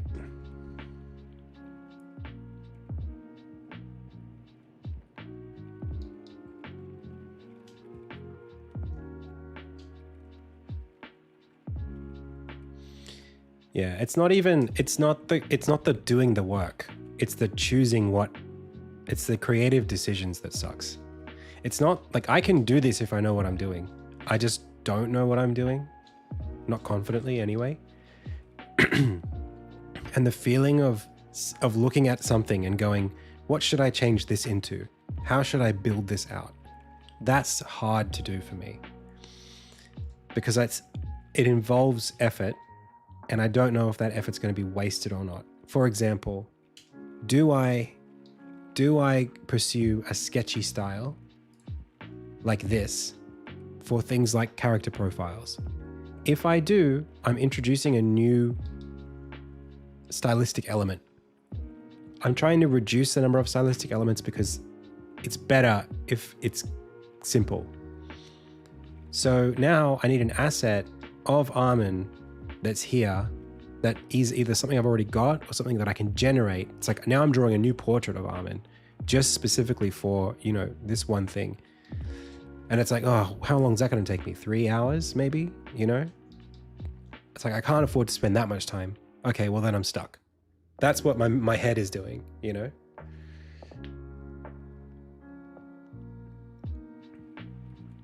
Because I don't have the, like, I'd love to do like 6 bespoke portraits of Armin to use in different media that all have the same art style. You know, I'd love to build that stuff, but like, I can't just snap my fingers.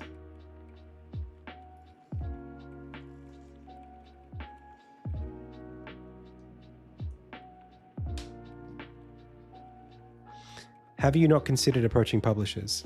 Okay, see this? See this document that I'm working on right now? This is a publisher pitch deck. Does that answer your question?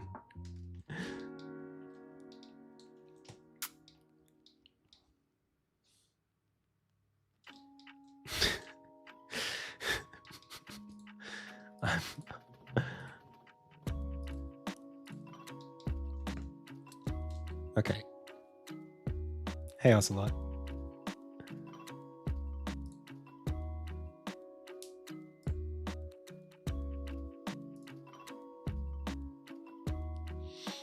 All right.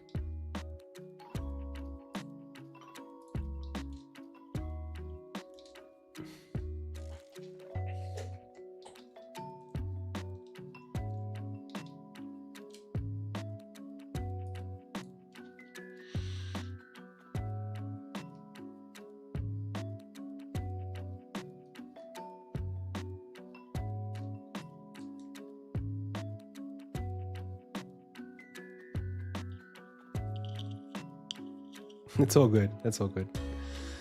It's all good. It's not, look, when people ask questions like that, I don't think like bad you, I'm upset. I don't get upset at you. It's more just like I'm trapped sometimes. Sometimes just being a streamer means that you get trapped by chat. You start answering questions, which makes other people feel like they can ask questions. And the circle of questions and answers makes me look like I'm like completely like needing support. So people start asking and answering more questions, and it becomes a conversation that like is just being led by chat asking questions.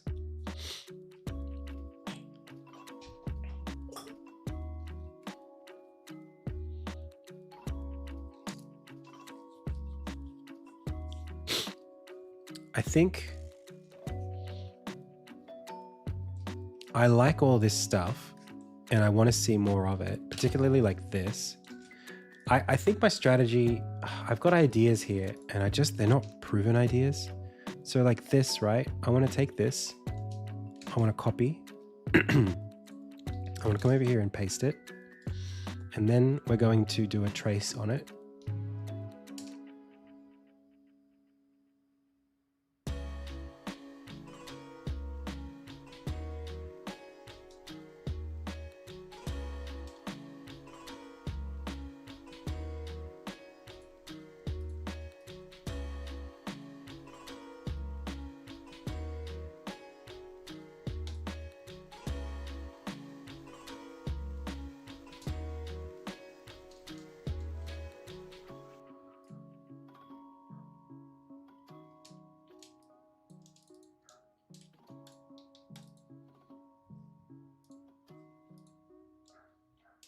The problem is it just didn't sharpen quite the way I wanted it to.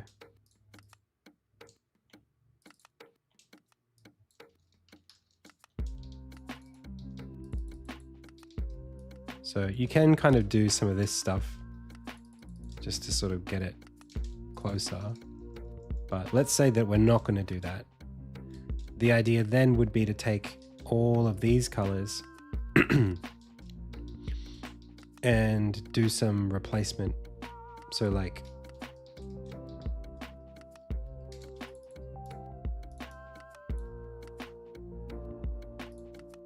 this becomes this, this becomes this, this becomes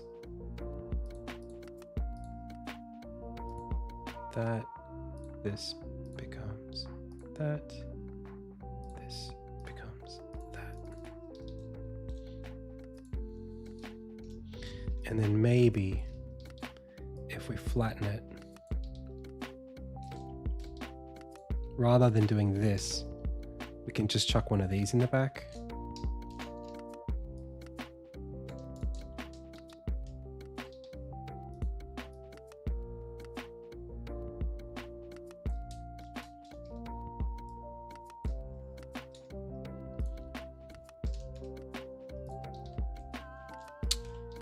But I don't think I got there.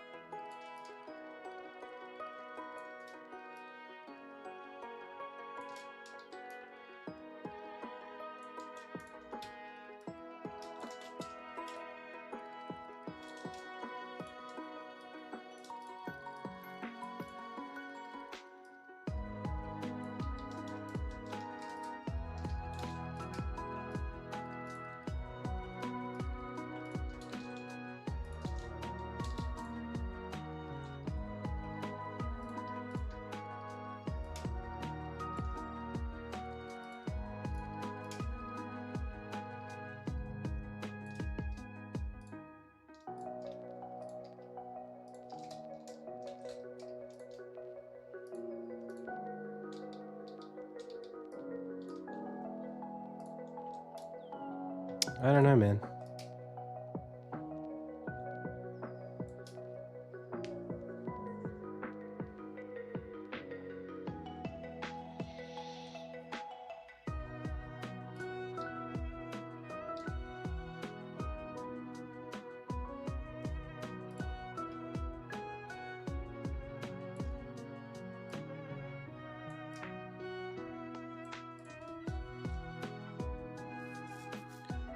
Don't hide it.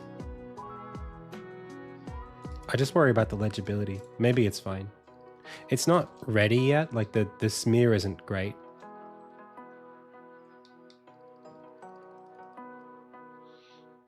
But maybe it's okay.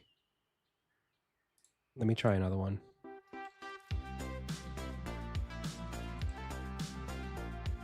Maybe I'll just take... Alright, I'll take all of it.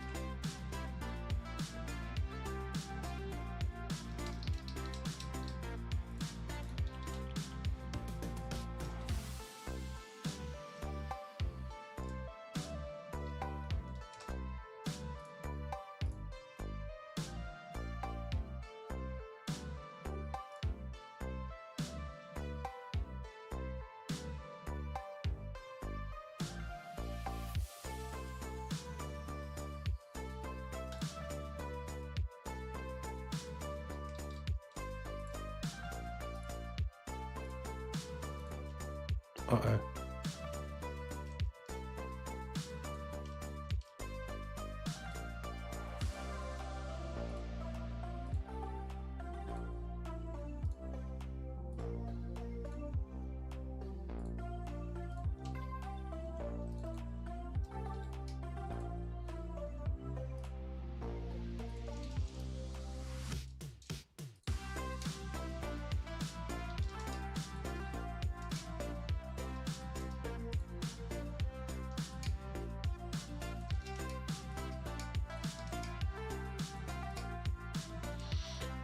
Mr. Milchak.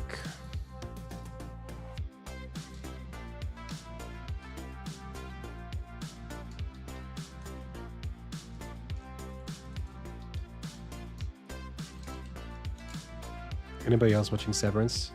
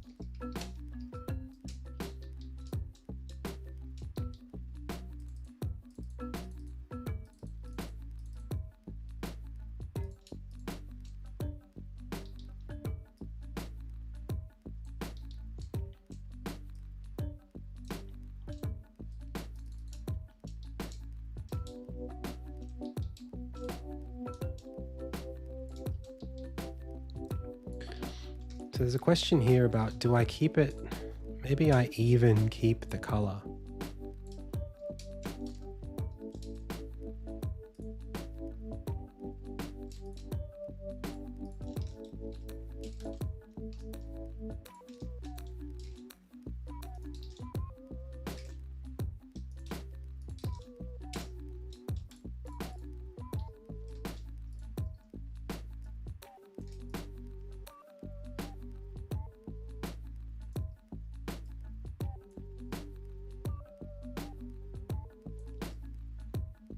We just go really...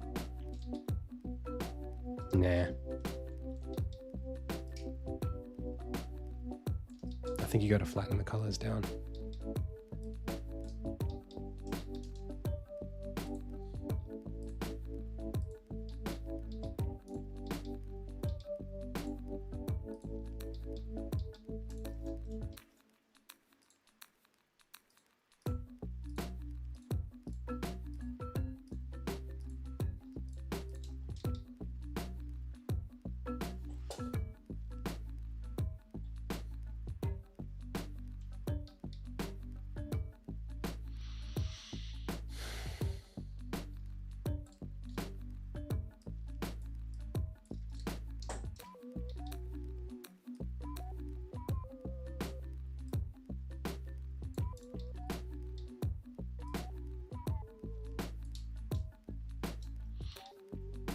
I just don't know.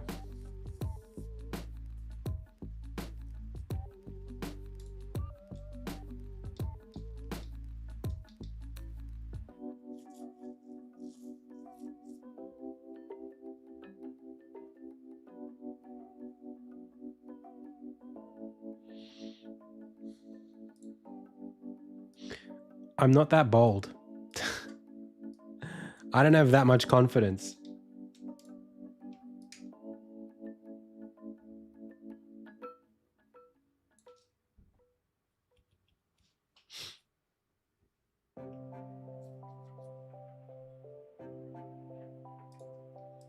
I'm conservative.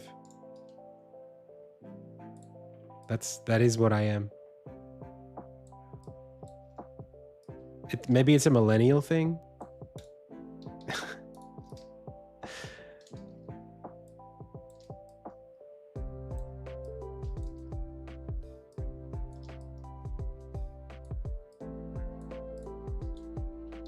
I just think like if this is going to fill the screen.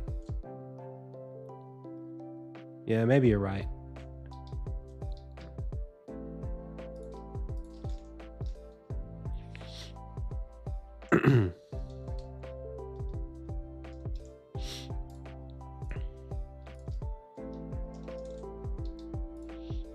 Because doing the color here feels a bit like, what am I doing? Don't you think?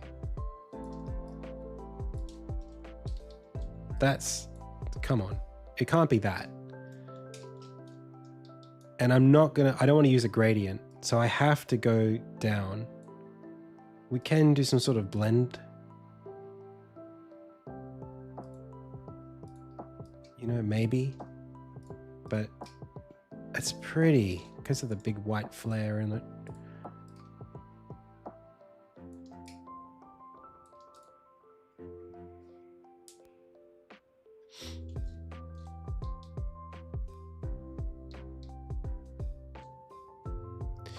I mean, alternatively, I can literally just take these as they are, not even worry about vectorizing them, and just drop them in.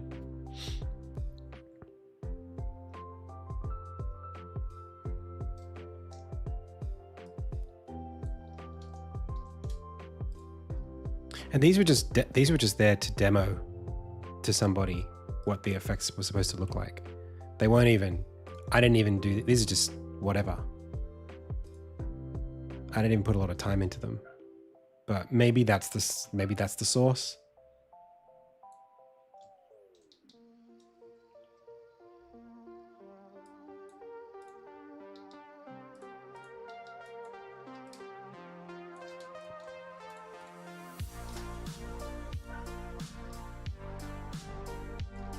You know, maybe we just go.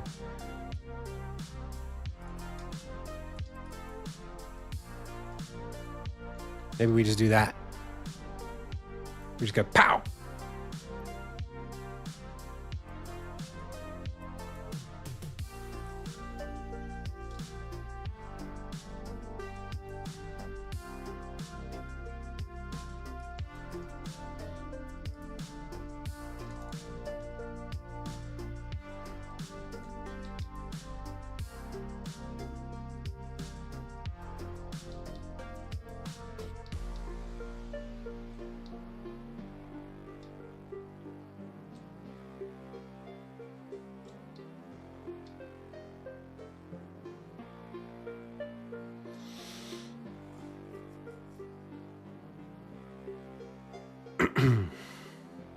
All right.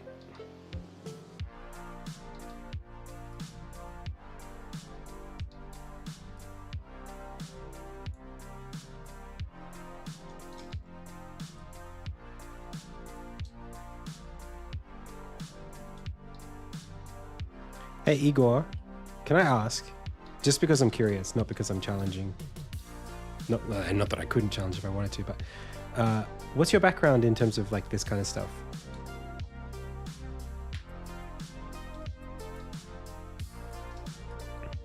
I just want to know who I'm taking advice from.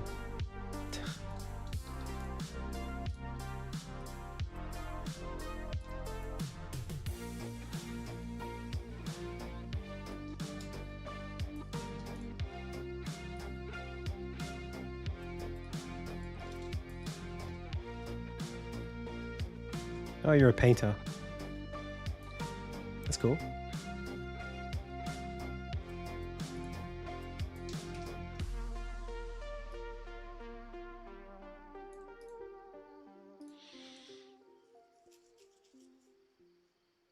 Yeah.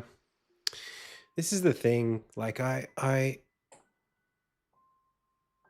not, my biggest issue as a designer, as an artist, is basically that I'm afraid of miscommunicating and I care too much about words. That's the problem. And because of that, pre-recorded VOD. Okay. Because of that, that's a nice tactic to get me to respond. Because of that, I just don't abuse those strategies of like, just be bold, man. Just do it. You know, I know you can, I know it's there, but like, I don't have the confidence to do that. And I think in the past, you know, I do a lot of, I don't know. I feel like everything I do has to have this like geometry to it.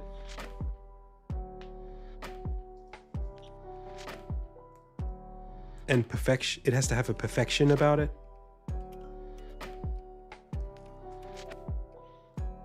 And I'm so paranoid, like this stuff, this is terrible. I'd have to fix this.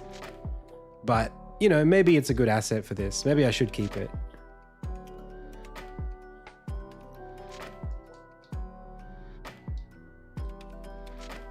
It does look good in this frame.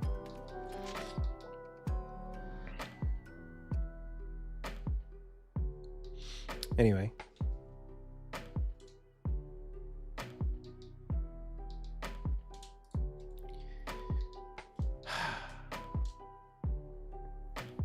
It just makes me want to run away. Just the whole process makes me want to run away. I can't stand it. Even though I feel like I know how to critique this stuff, doing it feels so personal. Like way, way, way too close.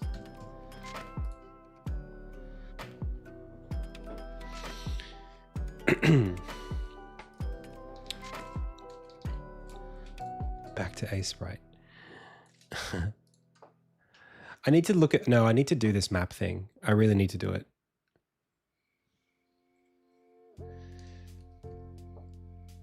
And I need to sketch it first.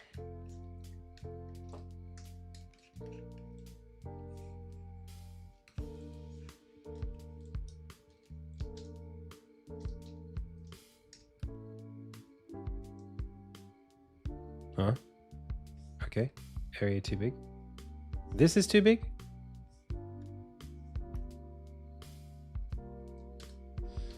Whatever. How big is this? It's like 2000. Get off. All right. And I'm not even gonna, you know, I'm just gonna draw on it destructively. I'm just gonna go, okay, there's a, I think I see it like this. There's like a map kind of this way. I should have storyboarded this stuff, man. I should have storyboarded it. I wasted so much time thinking about layouts and colors and whatever, but I should have just come in here and just done this and gone, you know, it doesn't matter. It's a sketch. I didn't give myself the safety of making mistakes in a low stakes format. And now I'm struggling as a result.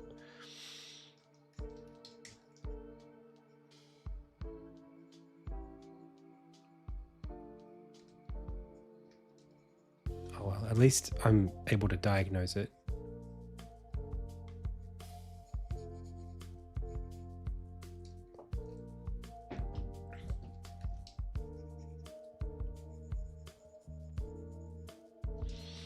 I am getting better at that.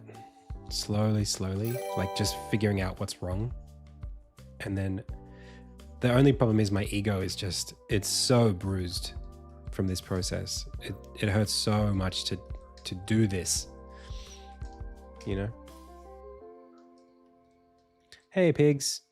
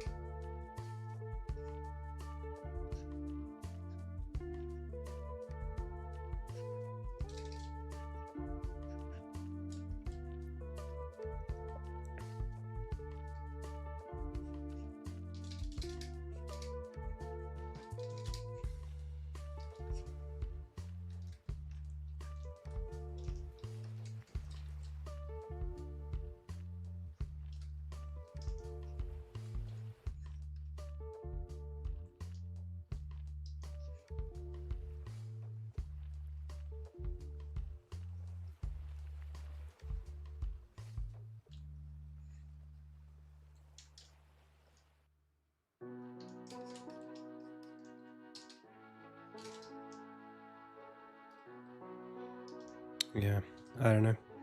Do I expect too much of myself? I think no, because I'm playing in a league now that forces me to be good. I think that's what this whole process has done to me, is it's like forced me, because I had the ambition to work on Insignia and have it be what I'm trying to make it or whatever. That ambition has meant that I've had to grow beyond my comfort zone, which, you know, maybe that's no big deal. Maybe that's a good thing, but it hurts to grow that fast.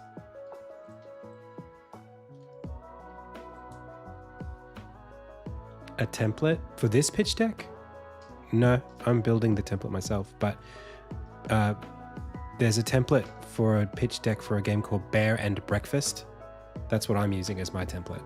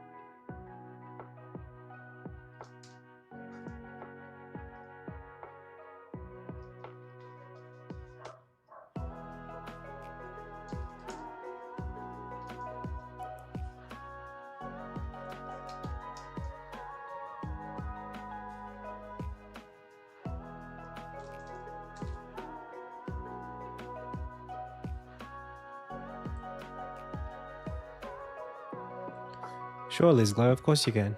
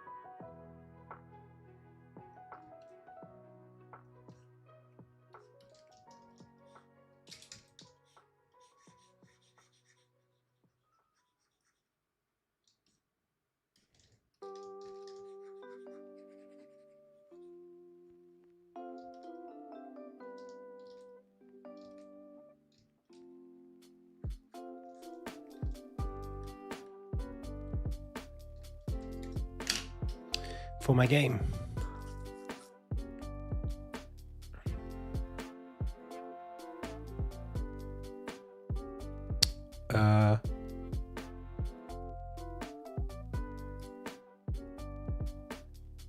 Am I supposed to see something?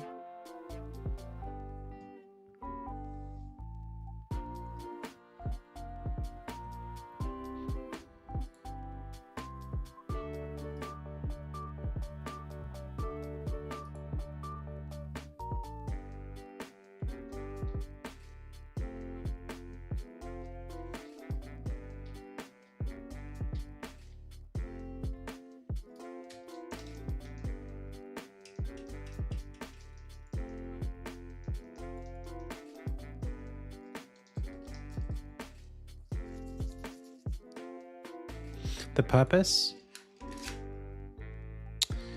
To pitch to a publisher.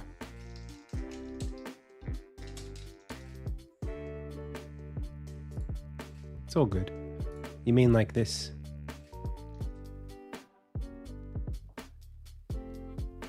This one? Oh, okay. For some reason, now I can get to it.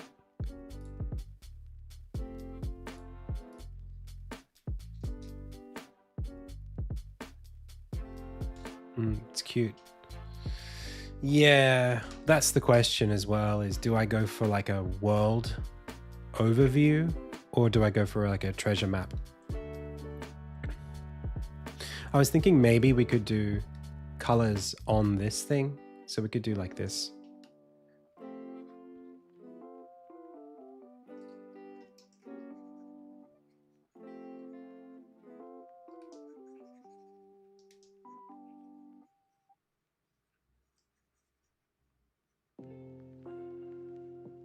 Like this is or instead or whatever.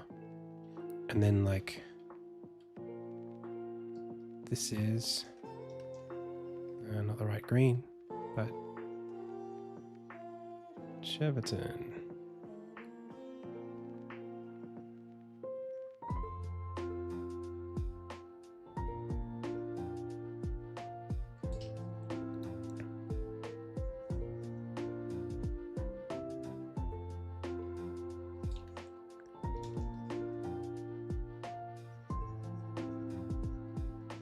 We're just blocking in colors here.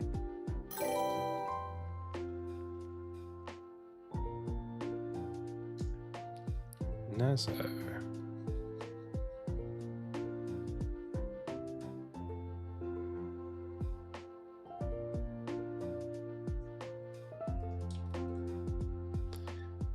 And Osterwick.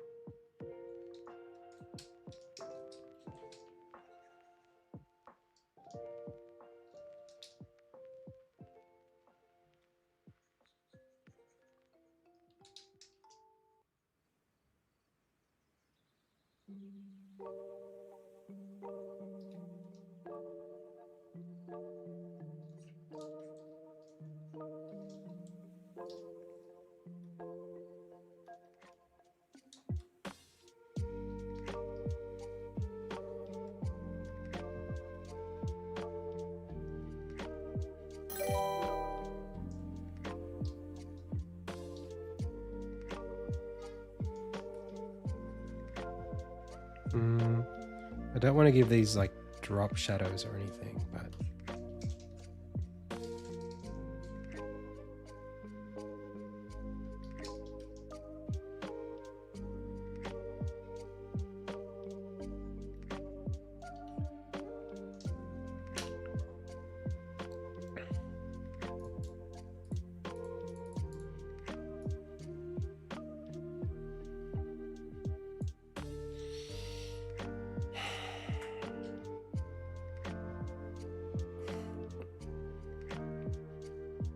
I think it would need to be quite detailed to make it look valuable.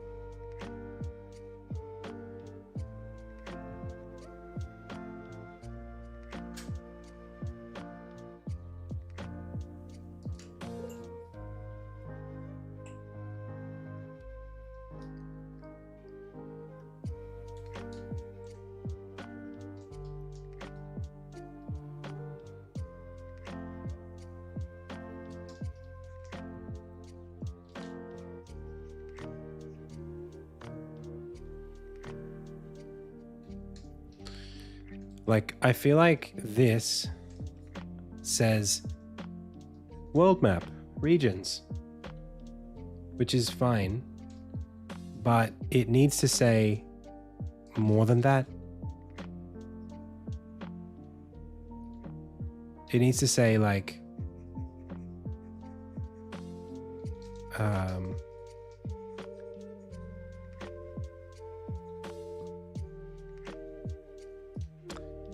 depth, lots of content, volume. For it to do that, I feel like it's more, the colors are fine, but I feel like it's more important that we are doing like the Lord of the Rings thing a little bit, where it's like, hey, like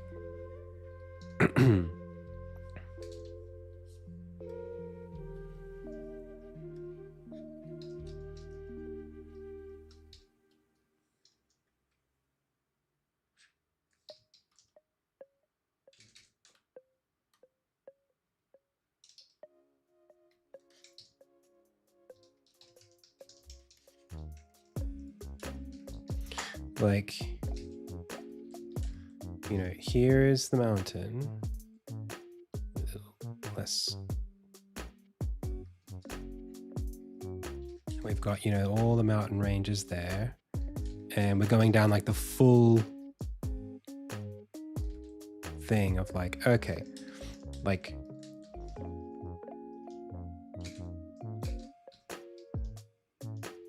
I want to rotate.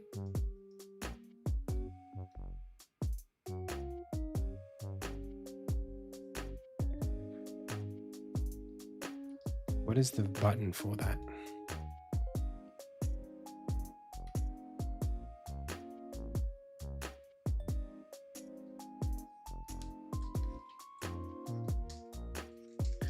It's like, name all the places, like,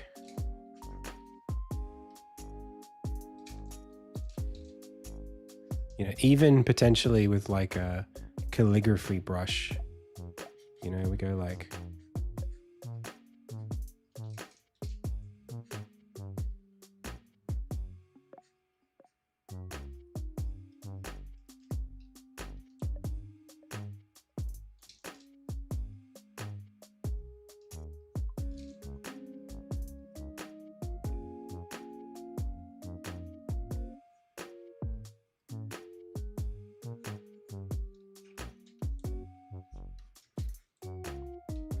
you know, and we go through the whole, maybe even shade it to an extent.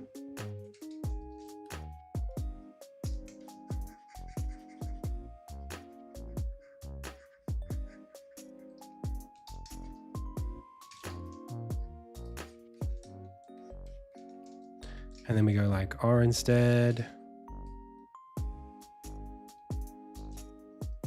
whatever.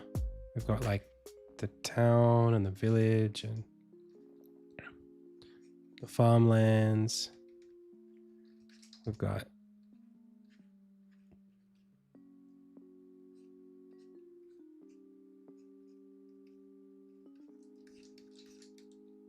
I don't know. I'm just not sure, like, this is where I was talking about like the 3 hours thing. It's like, is it worth me going down this road of doing all of this, you know, showing all the way up here and then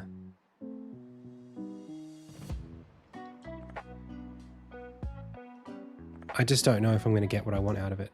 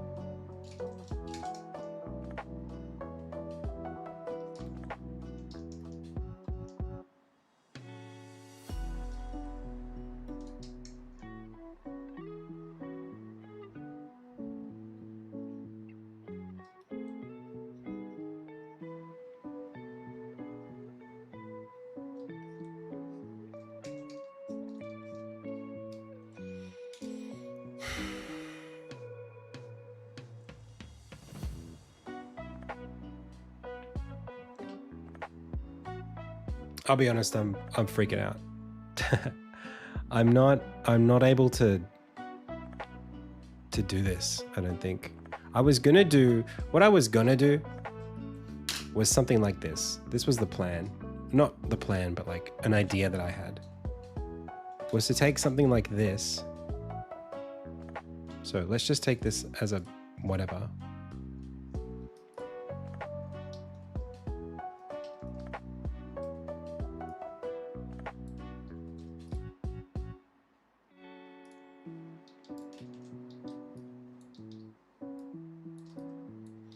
And take something like this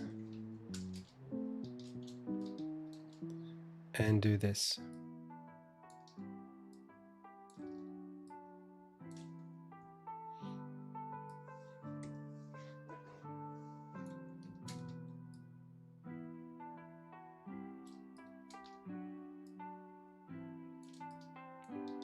And do little call outs to areas in the map.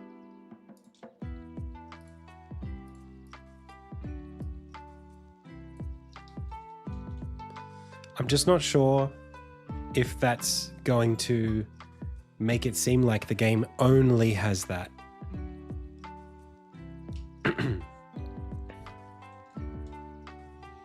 That's the concern. Like if I'm just doing this,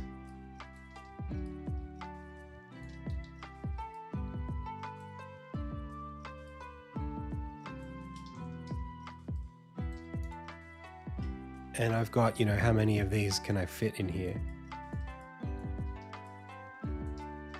You know, at a certain point, they start drowning it out. So then you got to start shrinking them. And then I think it starts becoming a bit difficult to, like, if I make this full screen, what am I getting out of these things? They start competing with each other.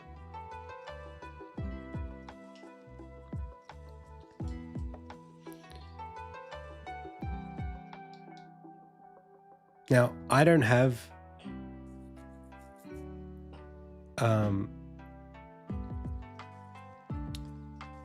what I use brush strokes. You mean to like to stroke, to like mask in the pictures. It's kind of, it's a bit weird, but maybe. I don't have every region. I don't have screenshots of every region. And at the end of the day, I guess my question is like, why, comparing these three,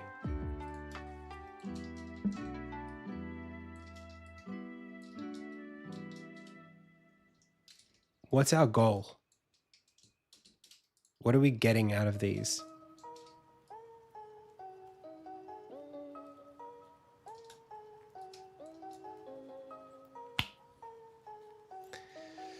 I just get mentally lost. I think I'm just not able to focus on it.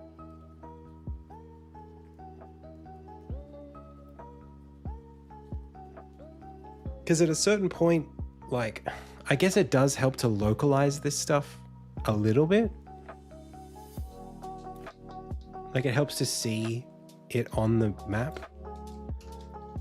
I mean, if we take it, let's just...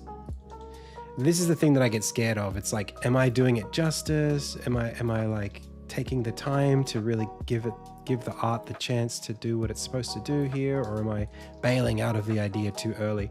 This happens to me when I'm doing sound design sometimes. It's like, I don't have enough stamina creatively to survive the process because I'm too anxious about other things.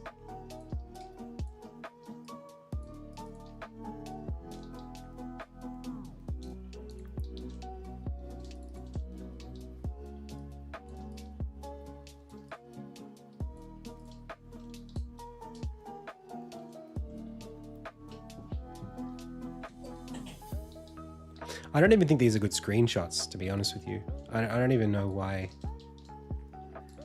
Whenever I try to like screenshot the game, I feel like I'm not doing it justice somehow. Like it just doesn't photograph well.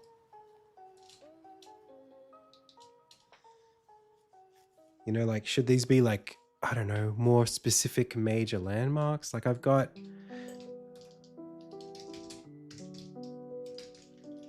like a shot like this.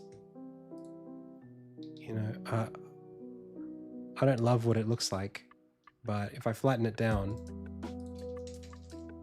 maybe I can, like, maybe that's where that would go.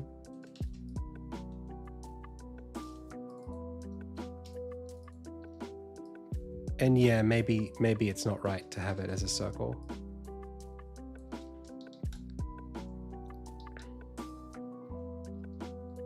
Well, that's what I'm afraid of as well, is the circles ruin it for sure. No question. So let me just, you know what, this is exactly, anyway, let me try something here.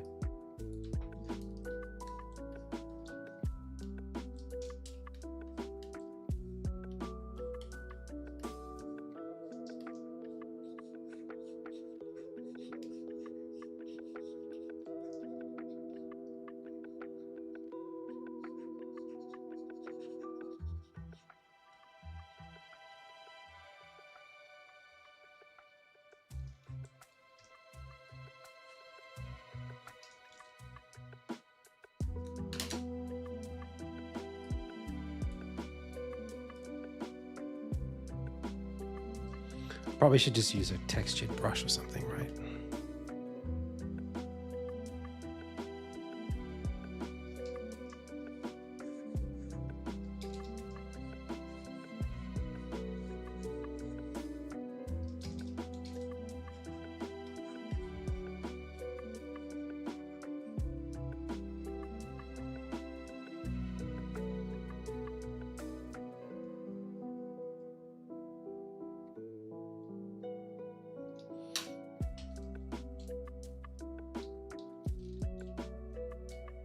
For funding.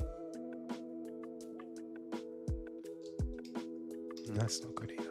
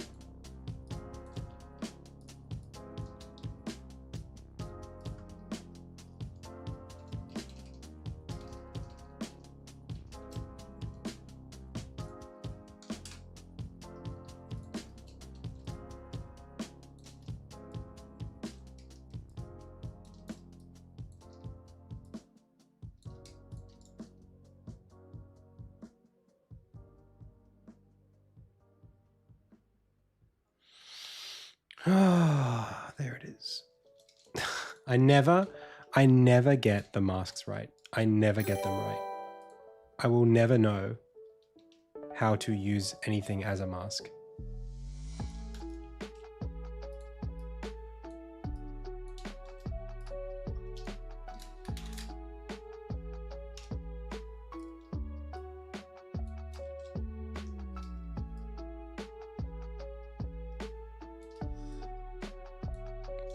That's actually really interesting. do we do this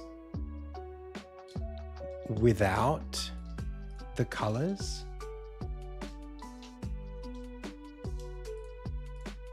Actually came out quite well. I'm actually very surprised.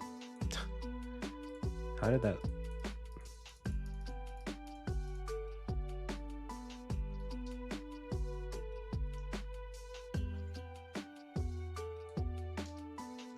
How'd you do that, pals?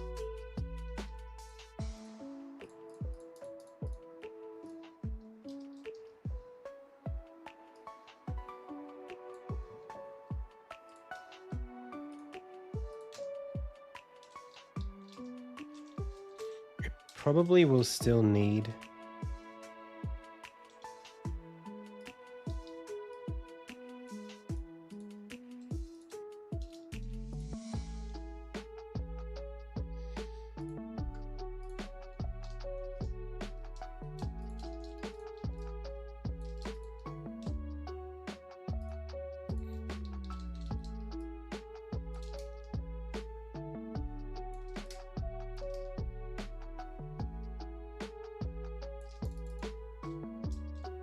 it does look much better though. What the hell? Oh, you guys.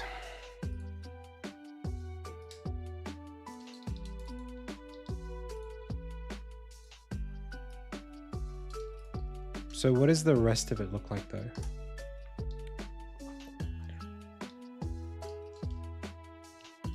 I feel like there's something missing here where maybe we get, you know, these are great for giving us some sort of like idea about, hey, like you go here and then you go here and then you go there.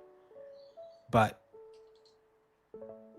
is there, should we be doing, I don't know, is there something here that we're missing?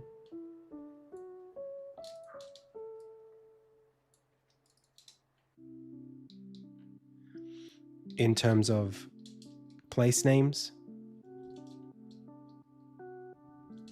And we still need the map. Maybe even still the color behind it.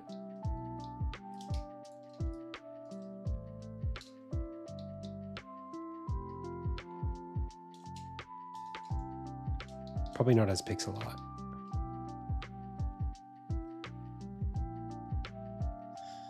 Yeah, maybe a plain hand-drawn map of the whole game. Hard to do that with the angle. Is the angle worth it, I wonder? It feels kind of cool, but maybe it's just distracting.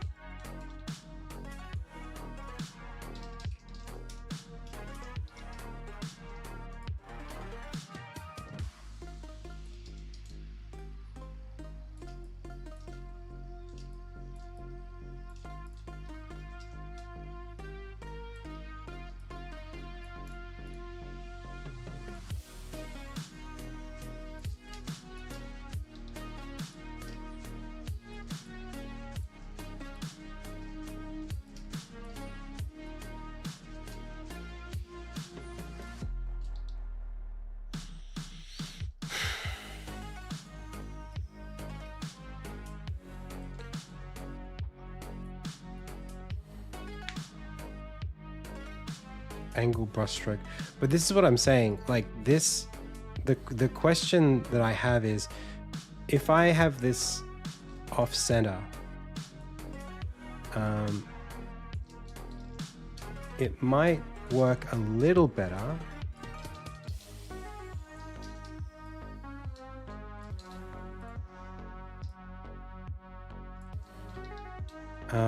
But my only issue is that the brush stroke versus the perspective of the map is going to be a bit weird.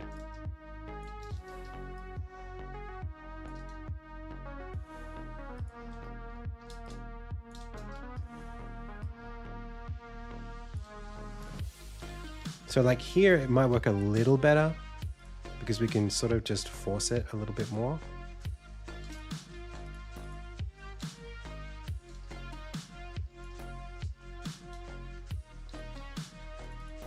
Yeah, I'm saying, should I use this one or this one? If I use this one, I feel like I can be more expressive with the strokes. This one, I feel like I need to either follow the contour of the map itself, so it's like that, or I guess not. I guess I could just do whatever the hell I want.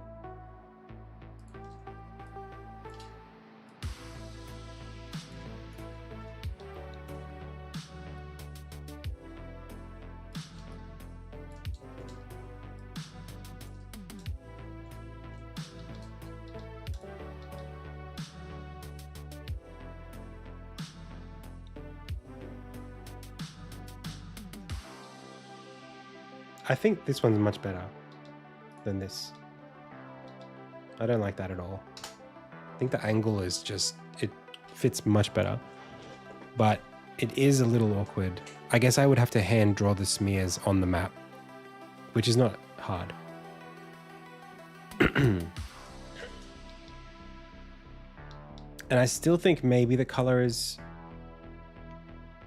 right underneath. Like maybe that's still the way to go.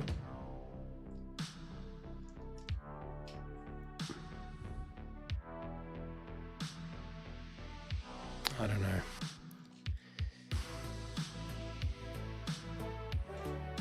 Gosh, I'm so anxious about this. It's really eating me up. I'm so uncertain.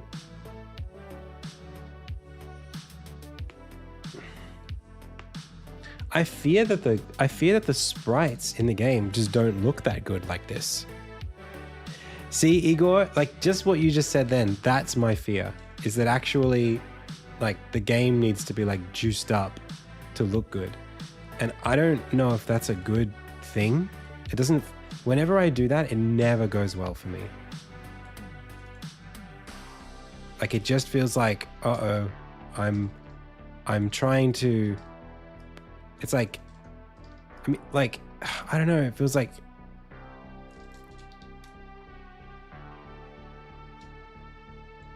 Like, am I putting lipstick on a pig? You know, kind of thing.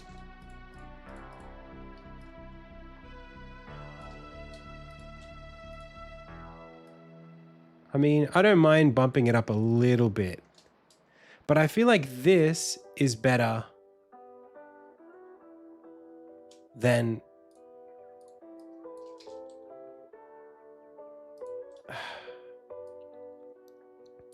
I feel like I have to have a lot of variety to make this work. And each of the things needs to look right in the frame that it's been given. Like having one big one and like a few other ones is maybe okay, but I don't know.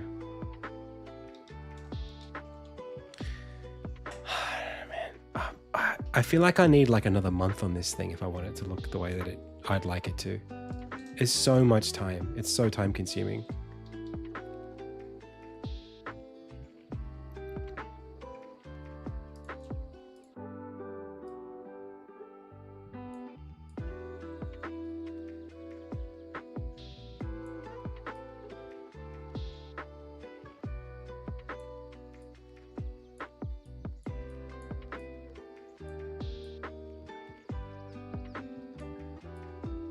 But maybe I'm just not emotionally committed to the job that I have to do. Maybe I'm just not ready to do what needs to be done here.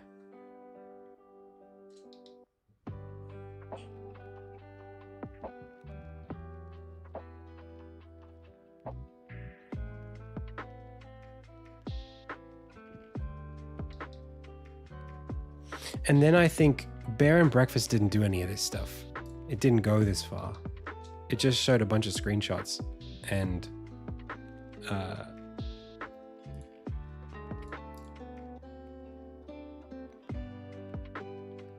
flat design with text on top.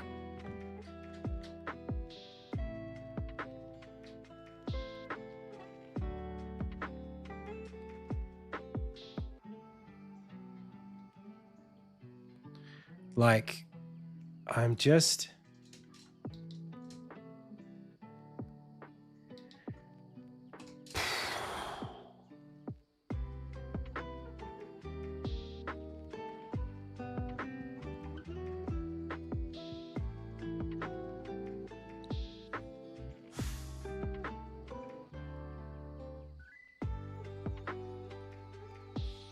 You know what I am?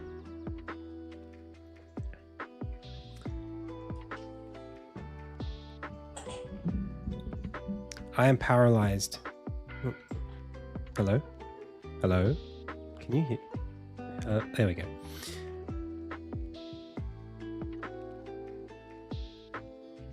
I'm paralyzed by this whole process, particularly having the demo that I need to put a lot of time into still, and needing to do this and the trailer.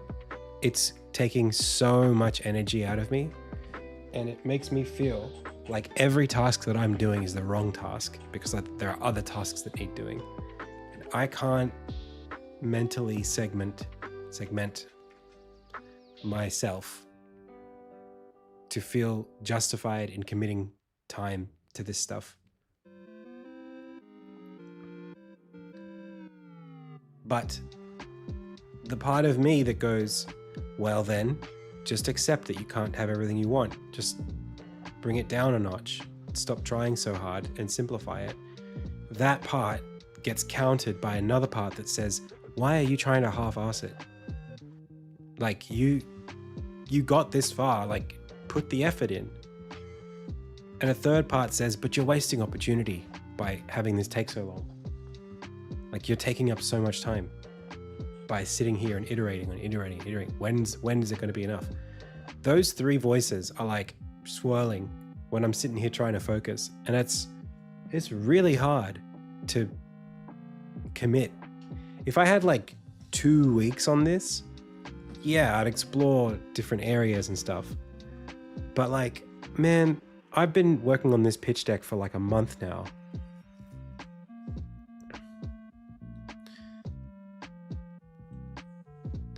I know you're right, Five Nax. You are right. I think it's that it's not that simple. It's not simple versus complex. It's elegant versus rough.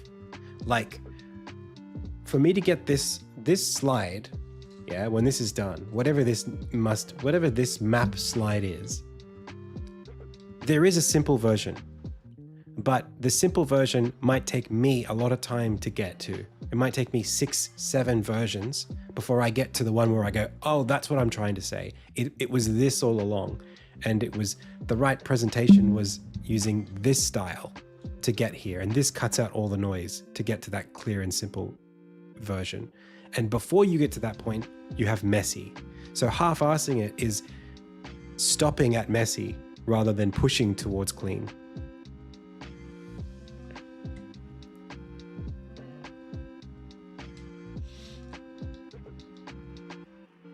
Like, if I'm being super honest with myself, right?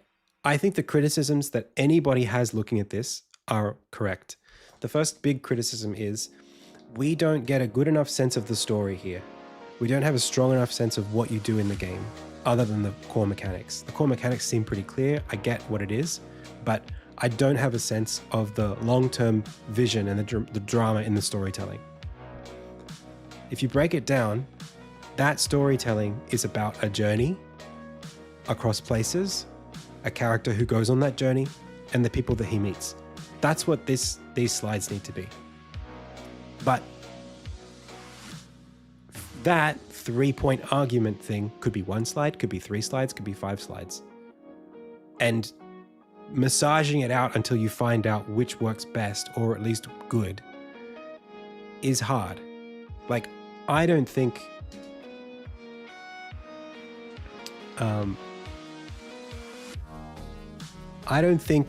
that getting a map slide in there is enough necessarily. It might not do the job that I just said it needed to do just to have a map in there. Anchorage, you got a problem with this nose? Are you nosist? You got something against big noses? That's what his face looks like.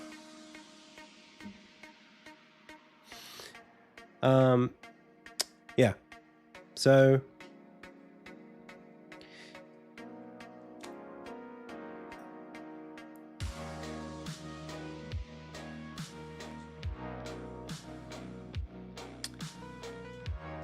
yeah, I just don't know. I just don't know. It's like I need to commit time to getting this right. And maybe we're going to go back even further to the strategy of what these need to be rather than prototyping them. Just walk it back even further to have the descriptions of the slides rather than exactly the content. So like,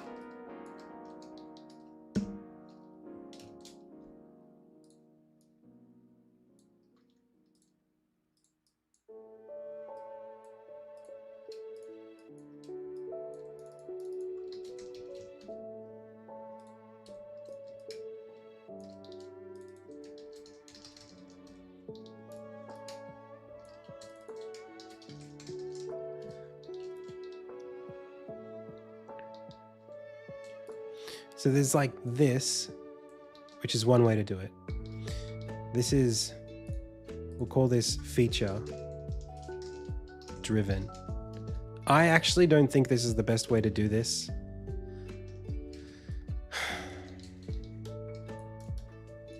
I think it needs to be like motivation. I think it needs to be Armin plus call to action.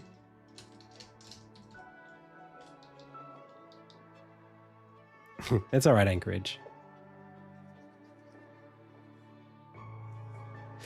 I just like, I don't know what, like, you got to be,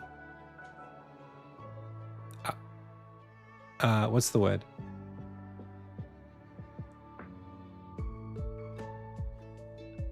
Constructive criticism is something that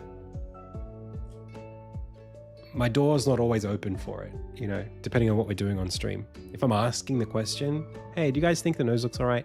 Then please. And if it's super jarring for you and it's like, oh, Adam, man, this is really it's really taking me out of your game. Your character's nose is so wrong.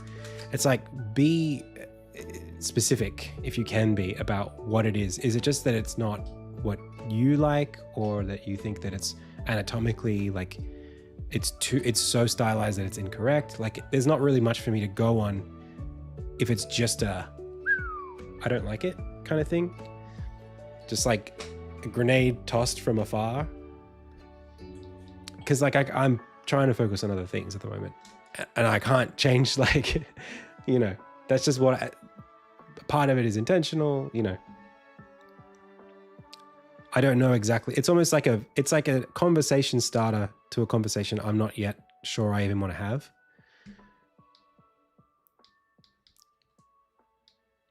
All right. So I'm call to action. And then the next thing is it's about where do you go? Who do you meet? So the journey. And then what's stopping you?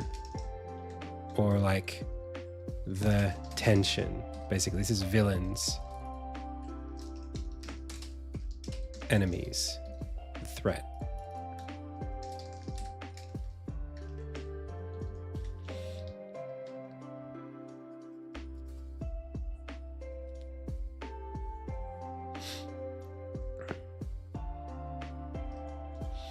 I think this is what we need to see. That's okay, Dimitar. I appreciate it. I think these slides would be good. And in this case, the map is probably a way we could do this. But actually, I think it's the characters too. It's not just the places you go and that there are lots of places, although that's important. It's the journey that you go on and what you do in those places that's important. Maybe this is even something we do over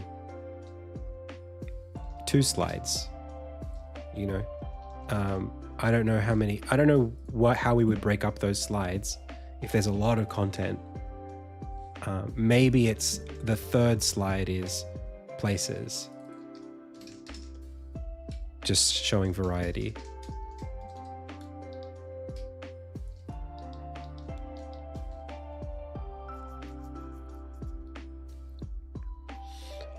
It could also be, this could be like talking about MacGuffins.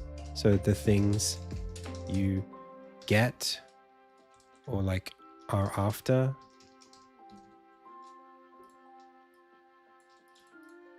In the places.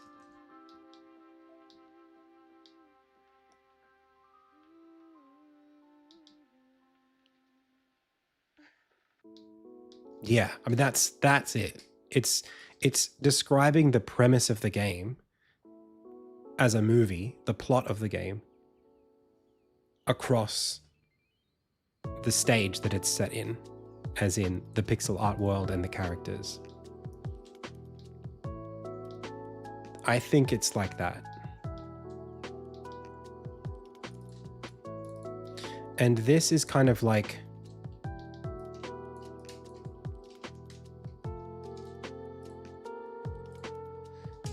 describe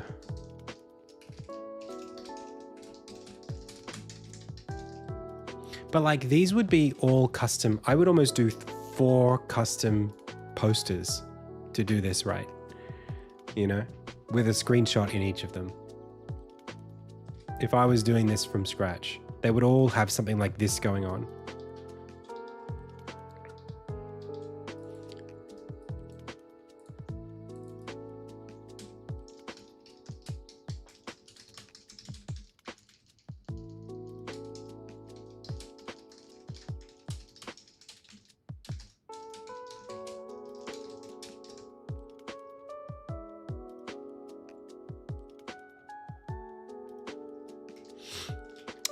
You're talking about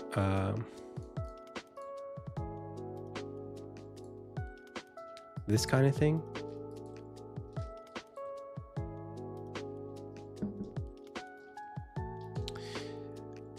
Yeah, they're okay.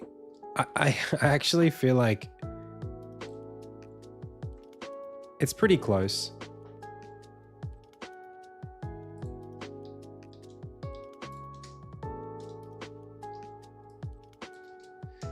But it's a little bit on the dynamic ones. From the animator. Oh, the ones that I drew like a couple weeks ago.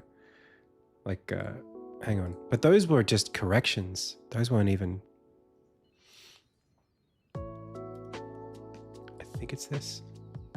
Oh, there were these ones as well. This stuff we were doing. It's a little bit... that was cool.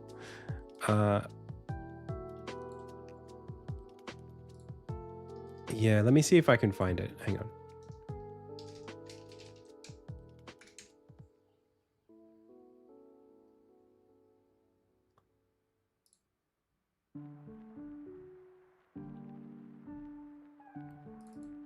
What is this? No.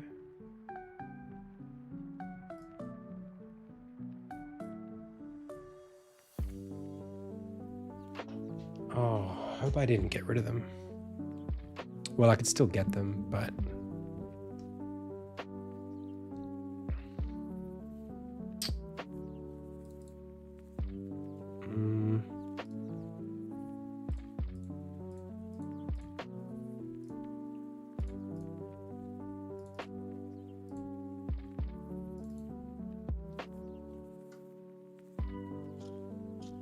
Maybe this shot?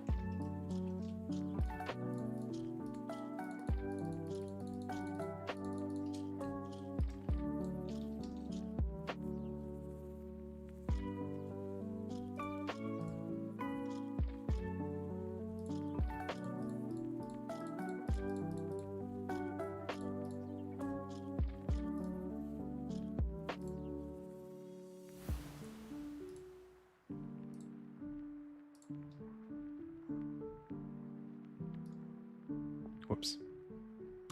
Already had that one.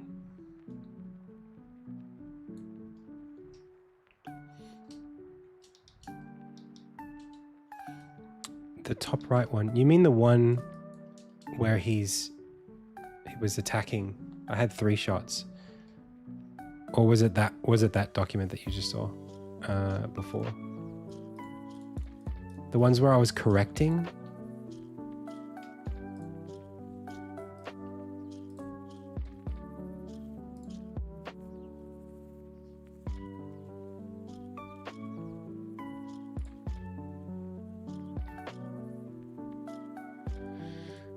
One sec. Thanks, pals, for sticking with me while I stress out. I appreciate it. I know it's not easy.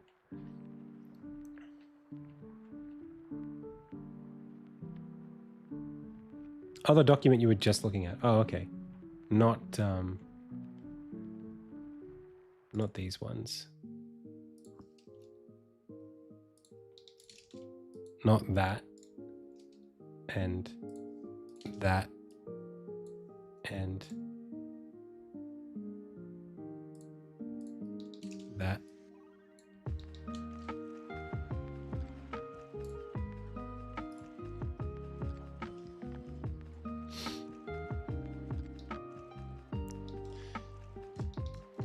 You're talking about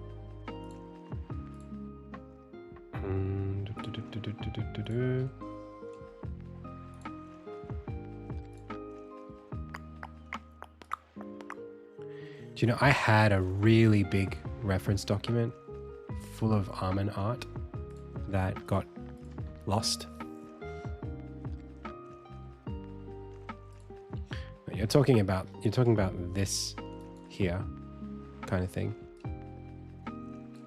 I like it too. It's just not quite right. And I think I over detailed it. I think I like the concept of the pose is cool, but it's not, I don't think it is the brand that I'm going for as much as I like it.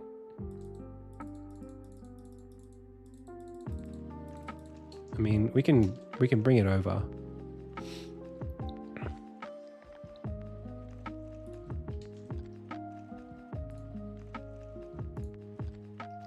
I've got it on the Steam page stuff. I just find it so heartbreaking when I put so much effort into some art and then the next art that I do invalidates the previous because the art style changes. I find that it hurts me so much that I can't just press a button and have them like all come together.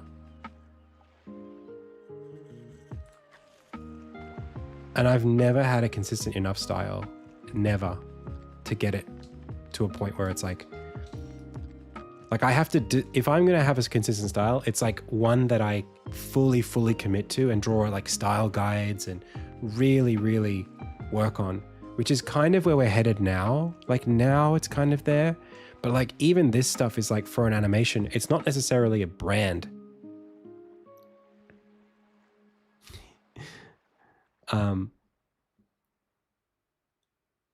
It's like this is kind of like, to me, this is probably the most Armin, almost the most Armin I've ever drawn.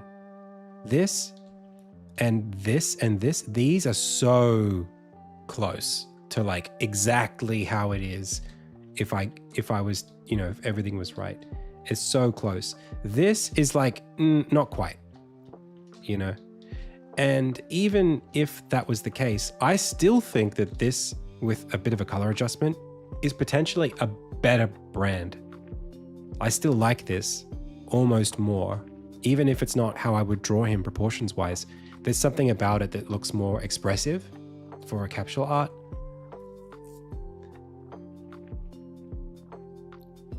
Yeah, you're right. Oh, dude, I mean, look, when I see this, like, I like this. That's cool. I think you'll know. This is weird. I don't know what that is. So you're right. Maybe I'm just overthinking it.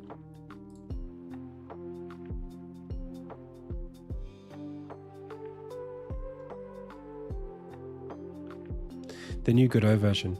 I did see it. Anyway, I'm going to use, if I'm going to use it, I'm going to use this one.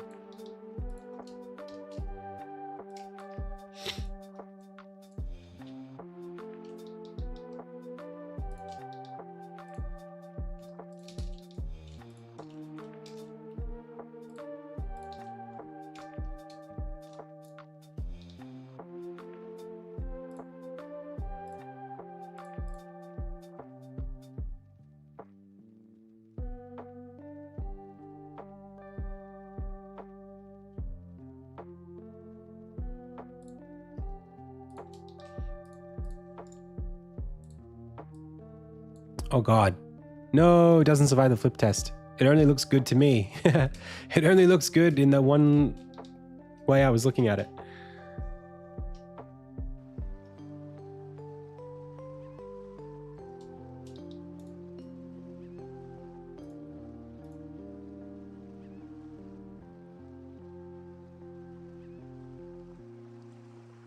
Either lighten or hard light. Maybe I just gotta bump the saturation down to nothing.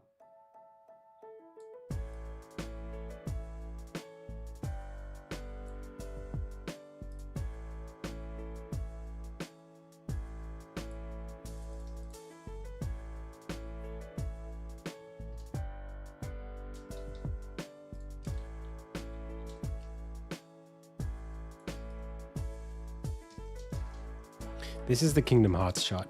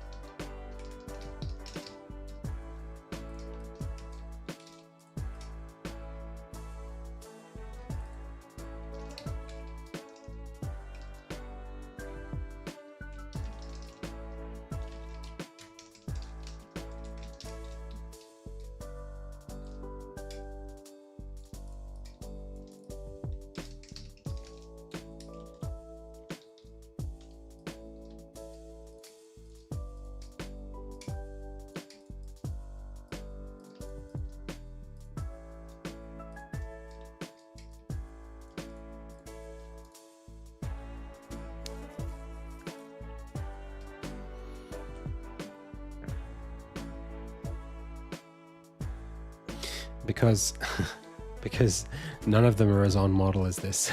That's the problem. The animation I don't know if the trailer's gonna get there. I mean, I think it will look good. We'll get the line art, but I almost prefer my art in terms of for this context. Maybe once it's all done. We had a bit of a conversation a couple of nights ago about like, I basically said, hey, see this frame? I want this frame. Like for a special, for one of the shots, they had an animation of him walking up a hill, turning into this frame and then walking further up the hill. And I was like, maybe we should just stick to this frame on a loop and let's get it exactly right.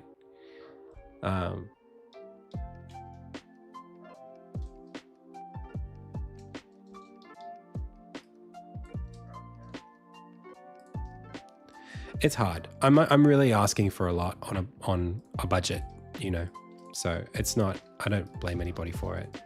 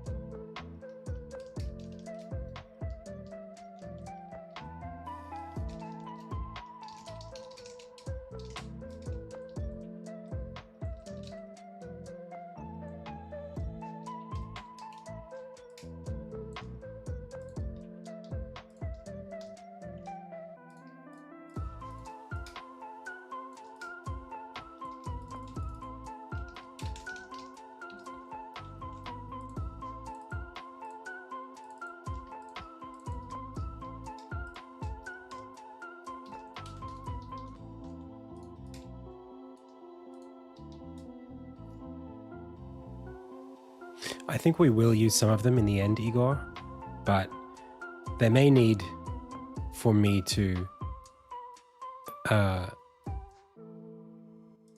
apply some additional art on top.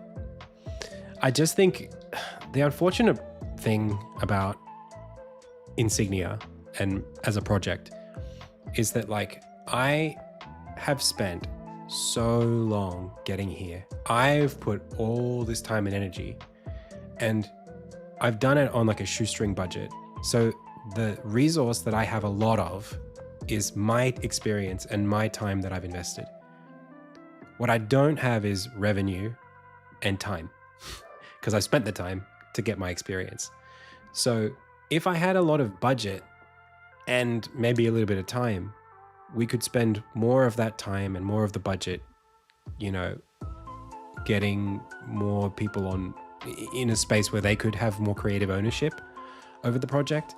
But because of how I got here, it's probably always going to be Adam's game, you know, Adam's characters, which is not, you know, it's kind of what I wanted, but it's also like not that practical for this kind of situation where it's like I'm asking people to come in and just like do stuff on my game. It's like, hey, can you just do this?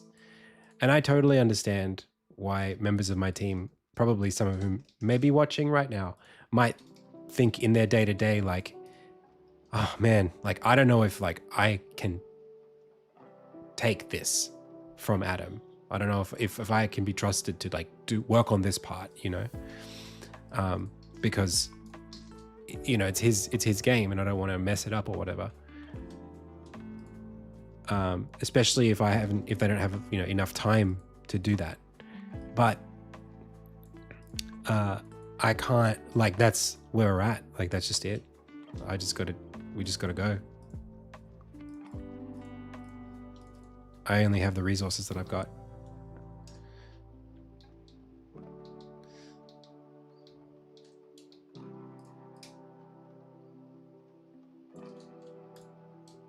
That's pretty cool.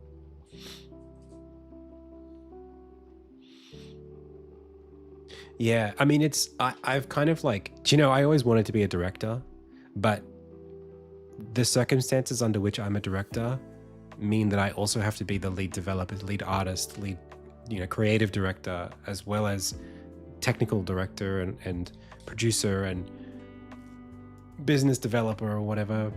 Like I have to do so much stuff that's like making the director stuff harder.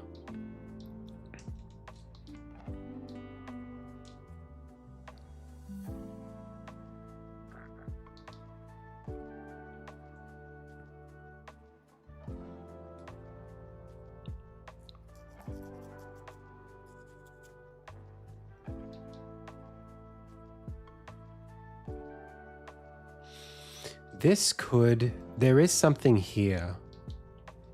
This shot does go there. And there is something about this there that's kind of interesting. Where I put the words on it like that.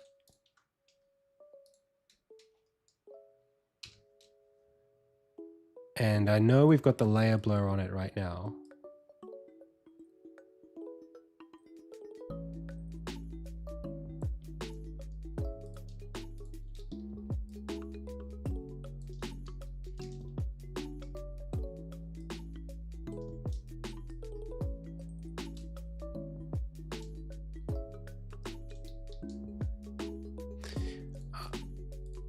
I mean, if I take it away, I gotta not do this.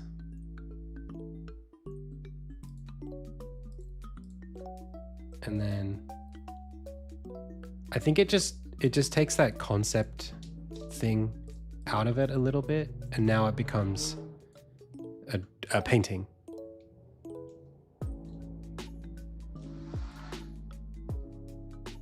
You think that's fine?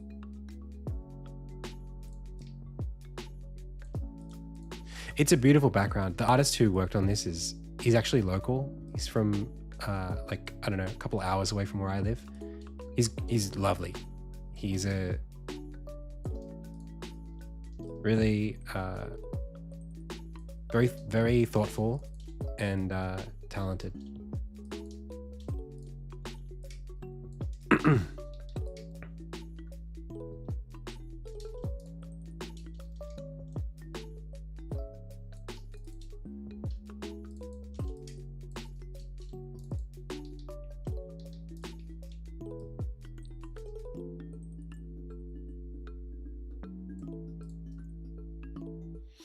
What do you think about the purple versus full saturation?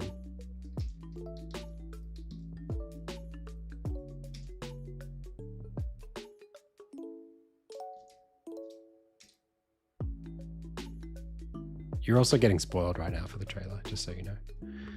Sorry.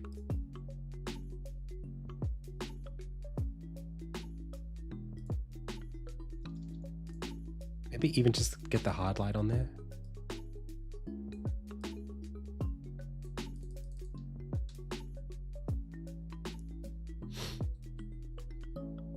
Yeah, I think the purple needs to be not, I need to be able to do this, like,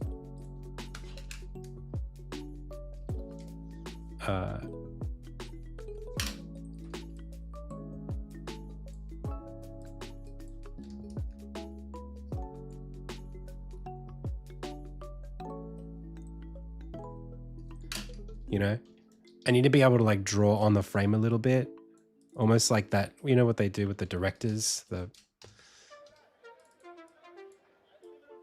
notes on a scene kind of thing. I feel like it's got to have that kind of like blueprinty feel to it. But I feel like we don't have a lot of space here for the text.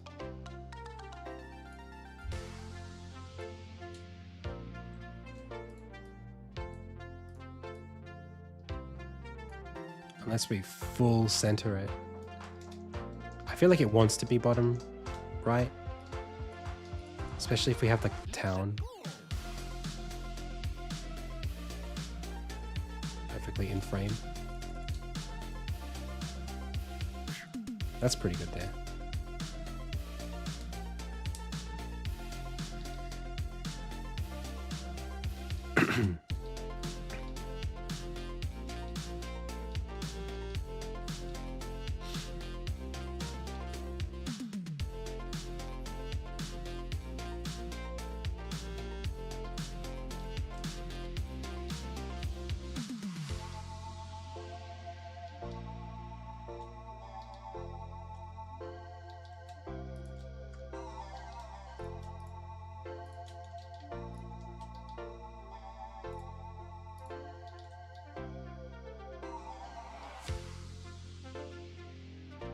And I feel like maybe we should not have the whole frame.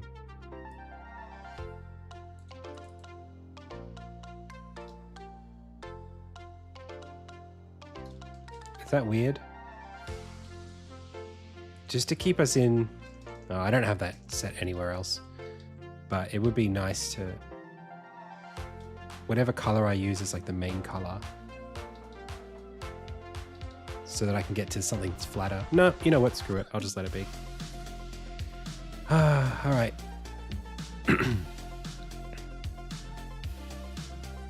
Yeah, I mean, this would be...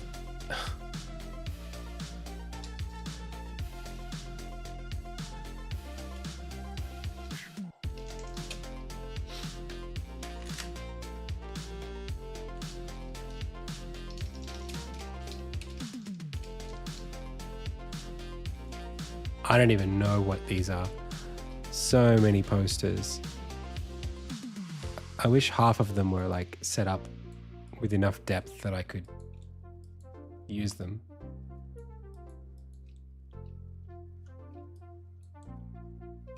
I still love this. These are so old. Long time ago. A long, long time ago. I like this one too.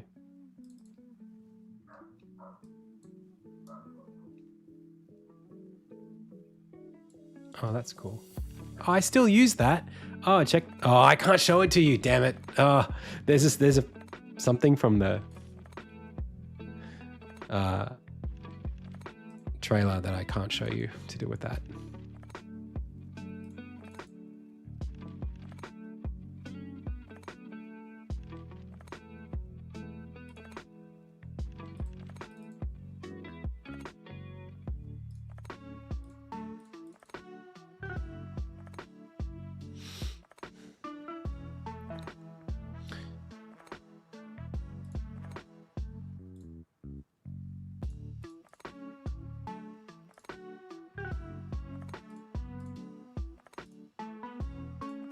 Final. It's crazy. The idea of me writing the words final poster is absolutely insane.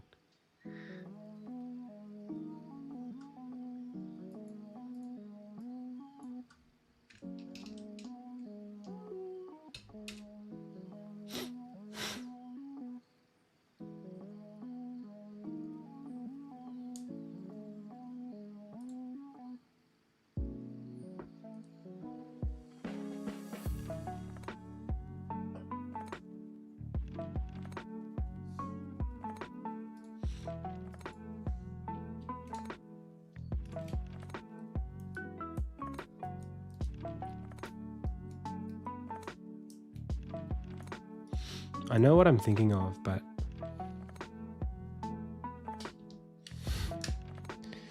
anyway.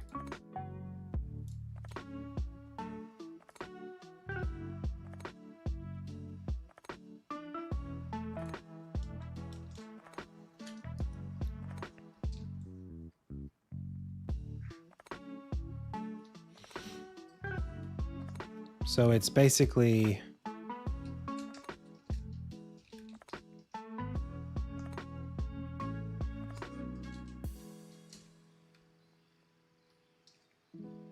maybe Armin.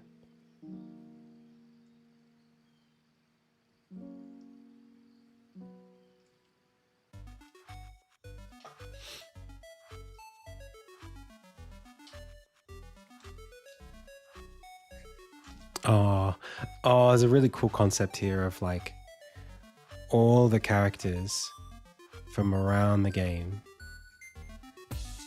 with their arms kind of outstretched.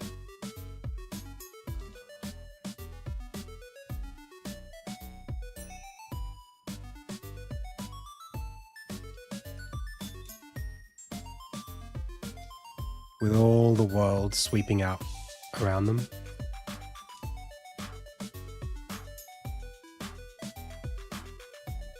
Doing different poses and stuff. Basically me trying to do a version of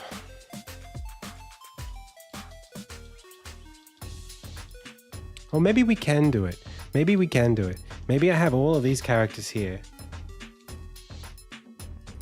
Hang on a second.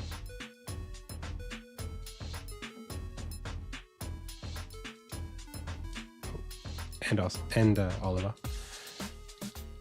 Maybe we do it in pixel art.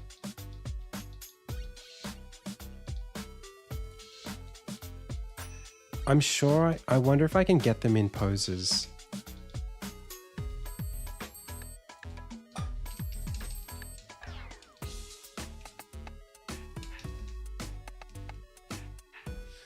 Seven?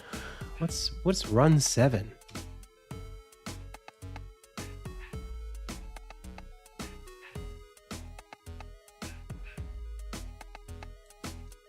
I mean, that'll do for now.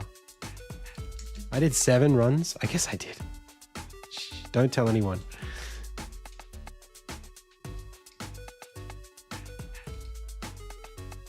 But I feel like the sword maybe needs to be there as well.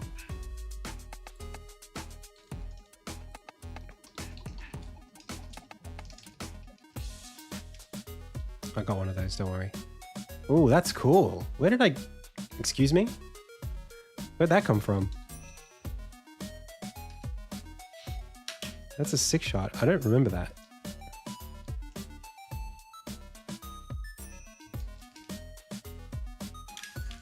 Wait a second. Do I have a sword run?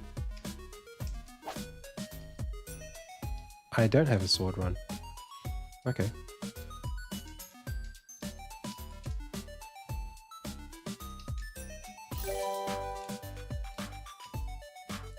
Oh, it's a little meek like that.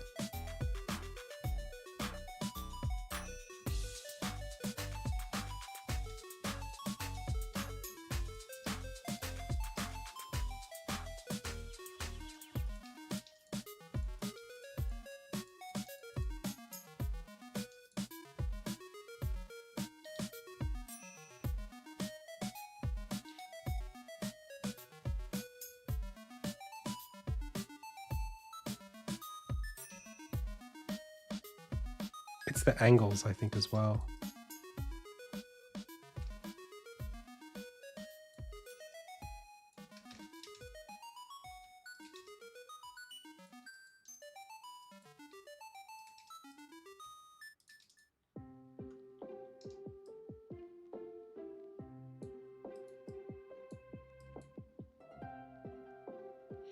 It's a bit...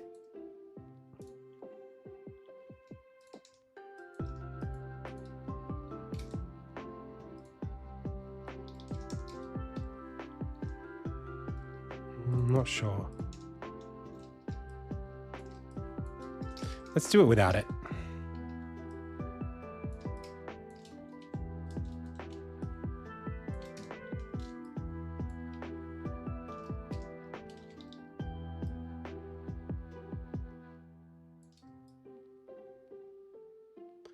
I'm never going to get these sizes right, but it doesn't matter.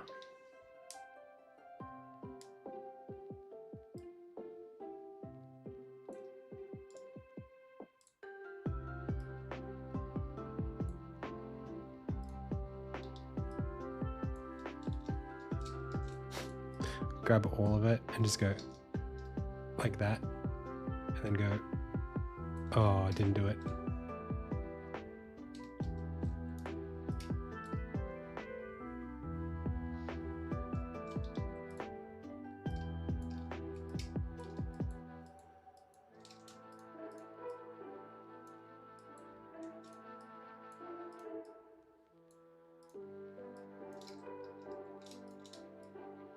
Is this a good concept?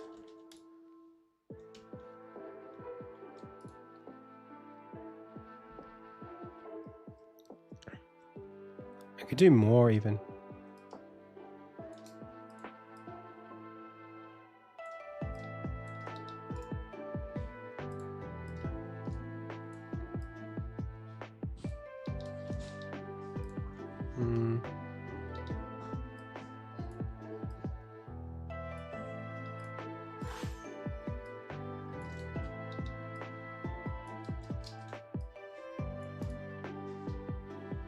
Hello. Hey pals, I'm gonna go.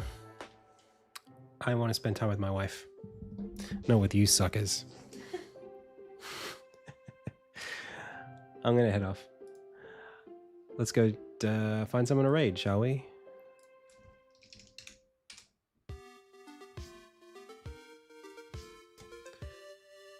Hey.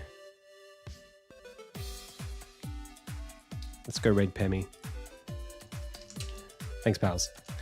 Thank you for those of you who kind of helped me not freak out this episode. I really appreciate you all on Twitch and YouTube. Stick around, I need you. Don't be here next time I stream. All right, pals. Thank you so much for checking out my stream today. If you like my content, go check out my YouTube channel, my Patreon page. You know, we've got a Discord page. Just go and join all the things. Those of you on YouTube, you know, you can check me out at patreon.com/AdamCEunice, or, you know, it's all on the description. Do what you got to do. Thanks, everybody. I really appreciate it. I'll see you around. As always, I've been Adam. You've been the Pixel Pals. This has been the IndieTales Game Dev live stream. Until next time,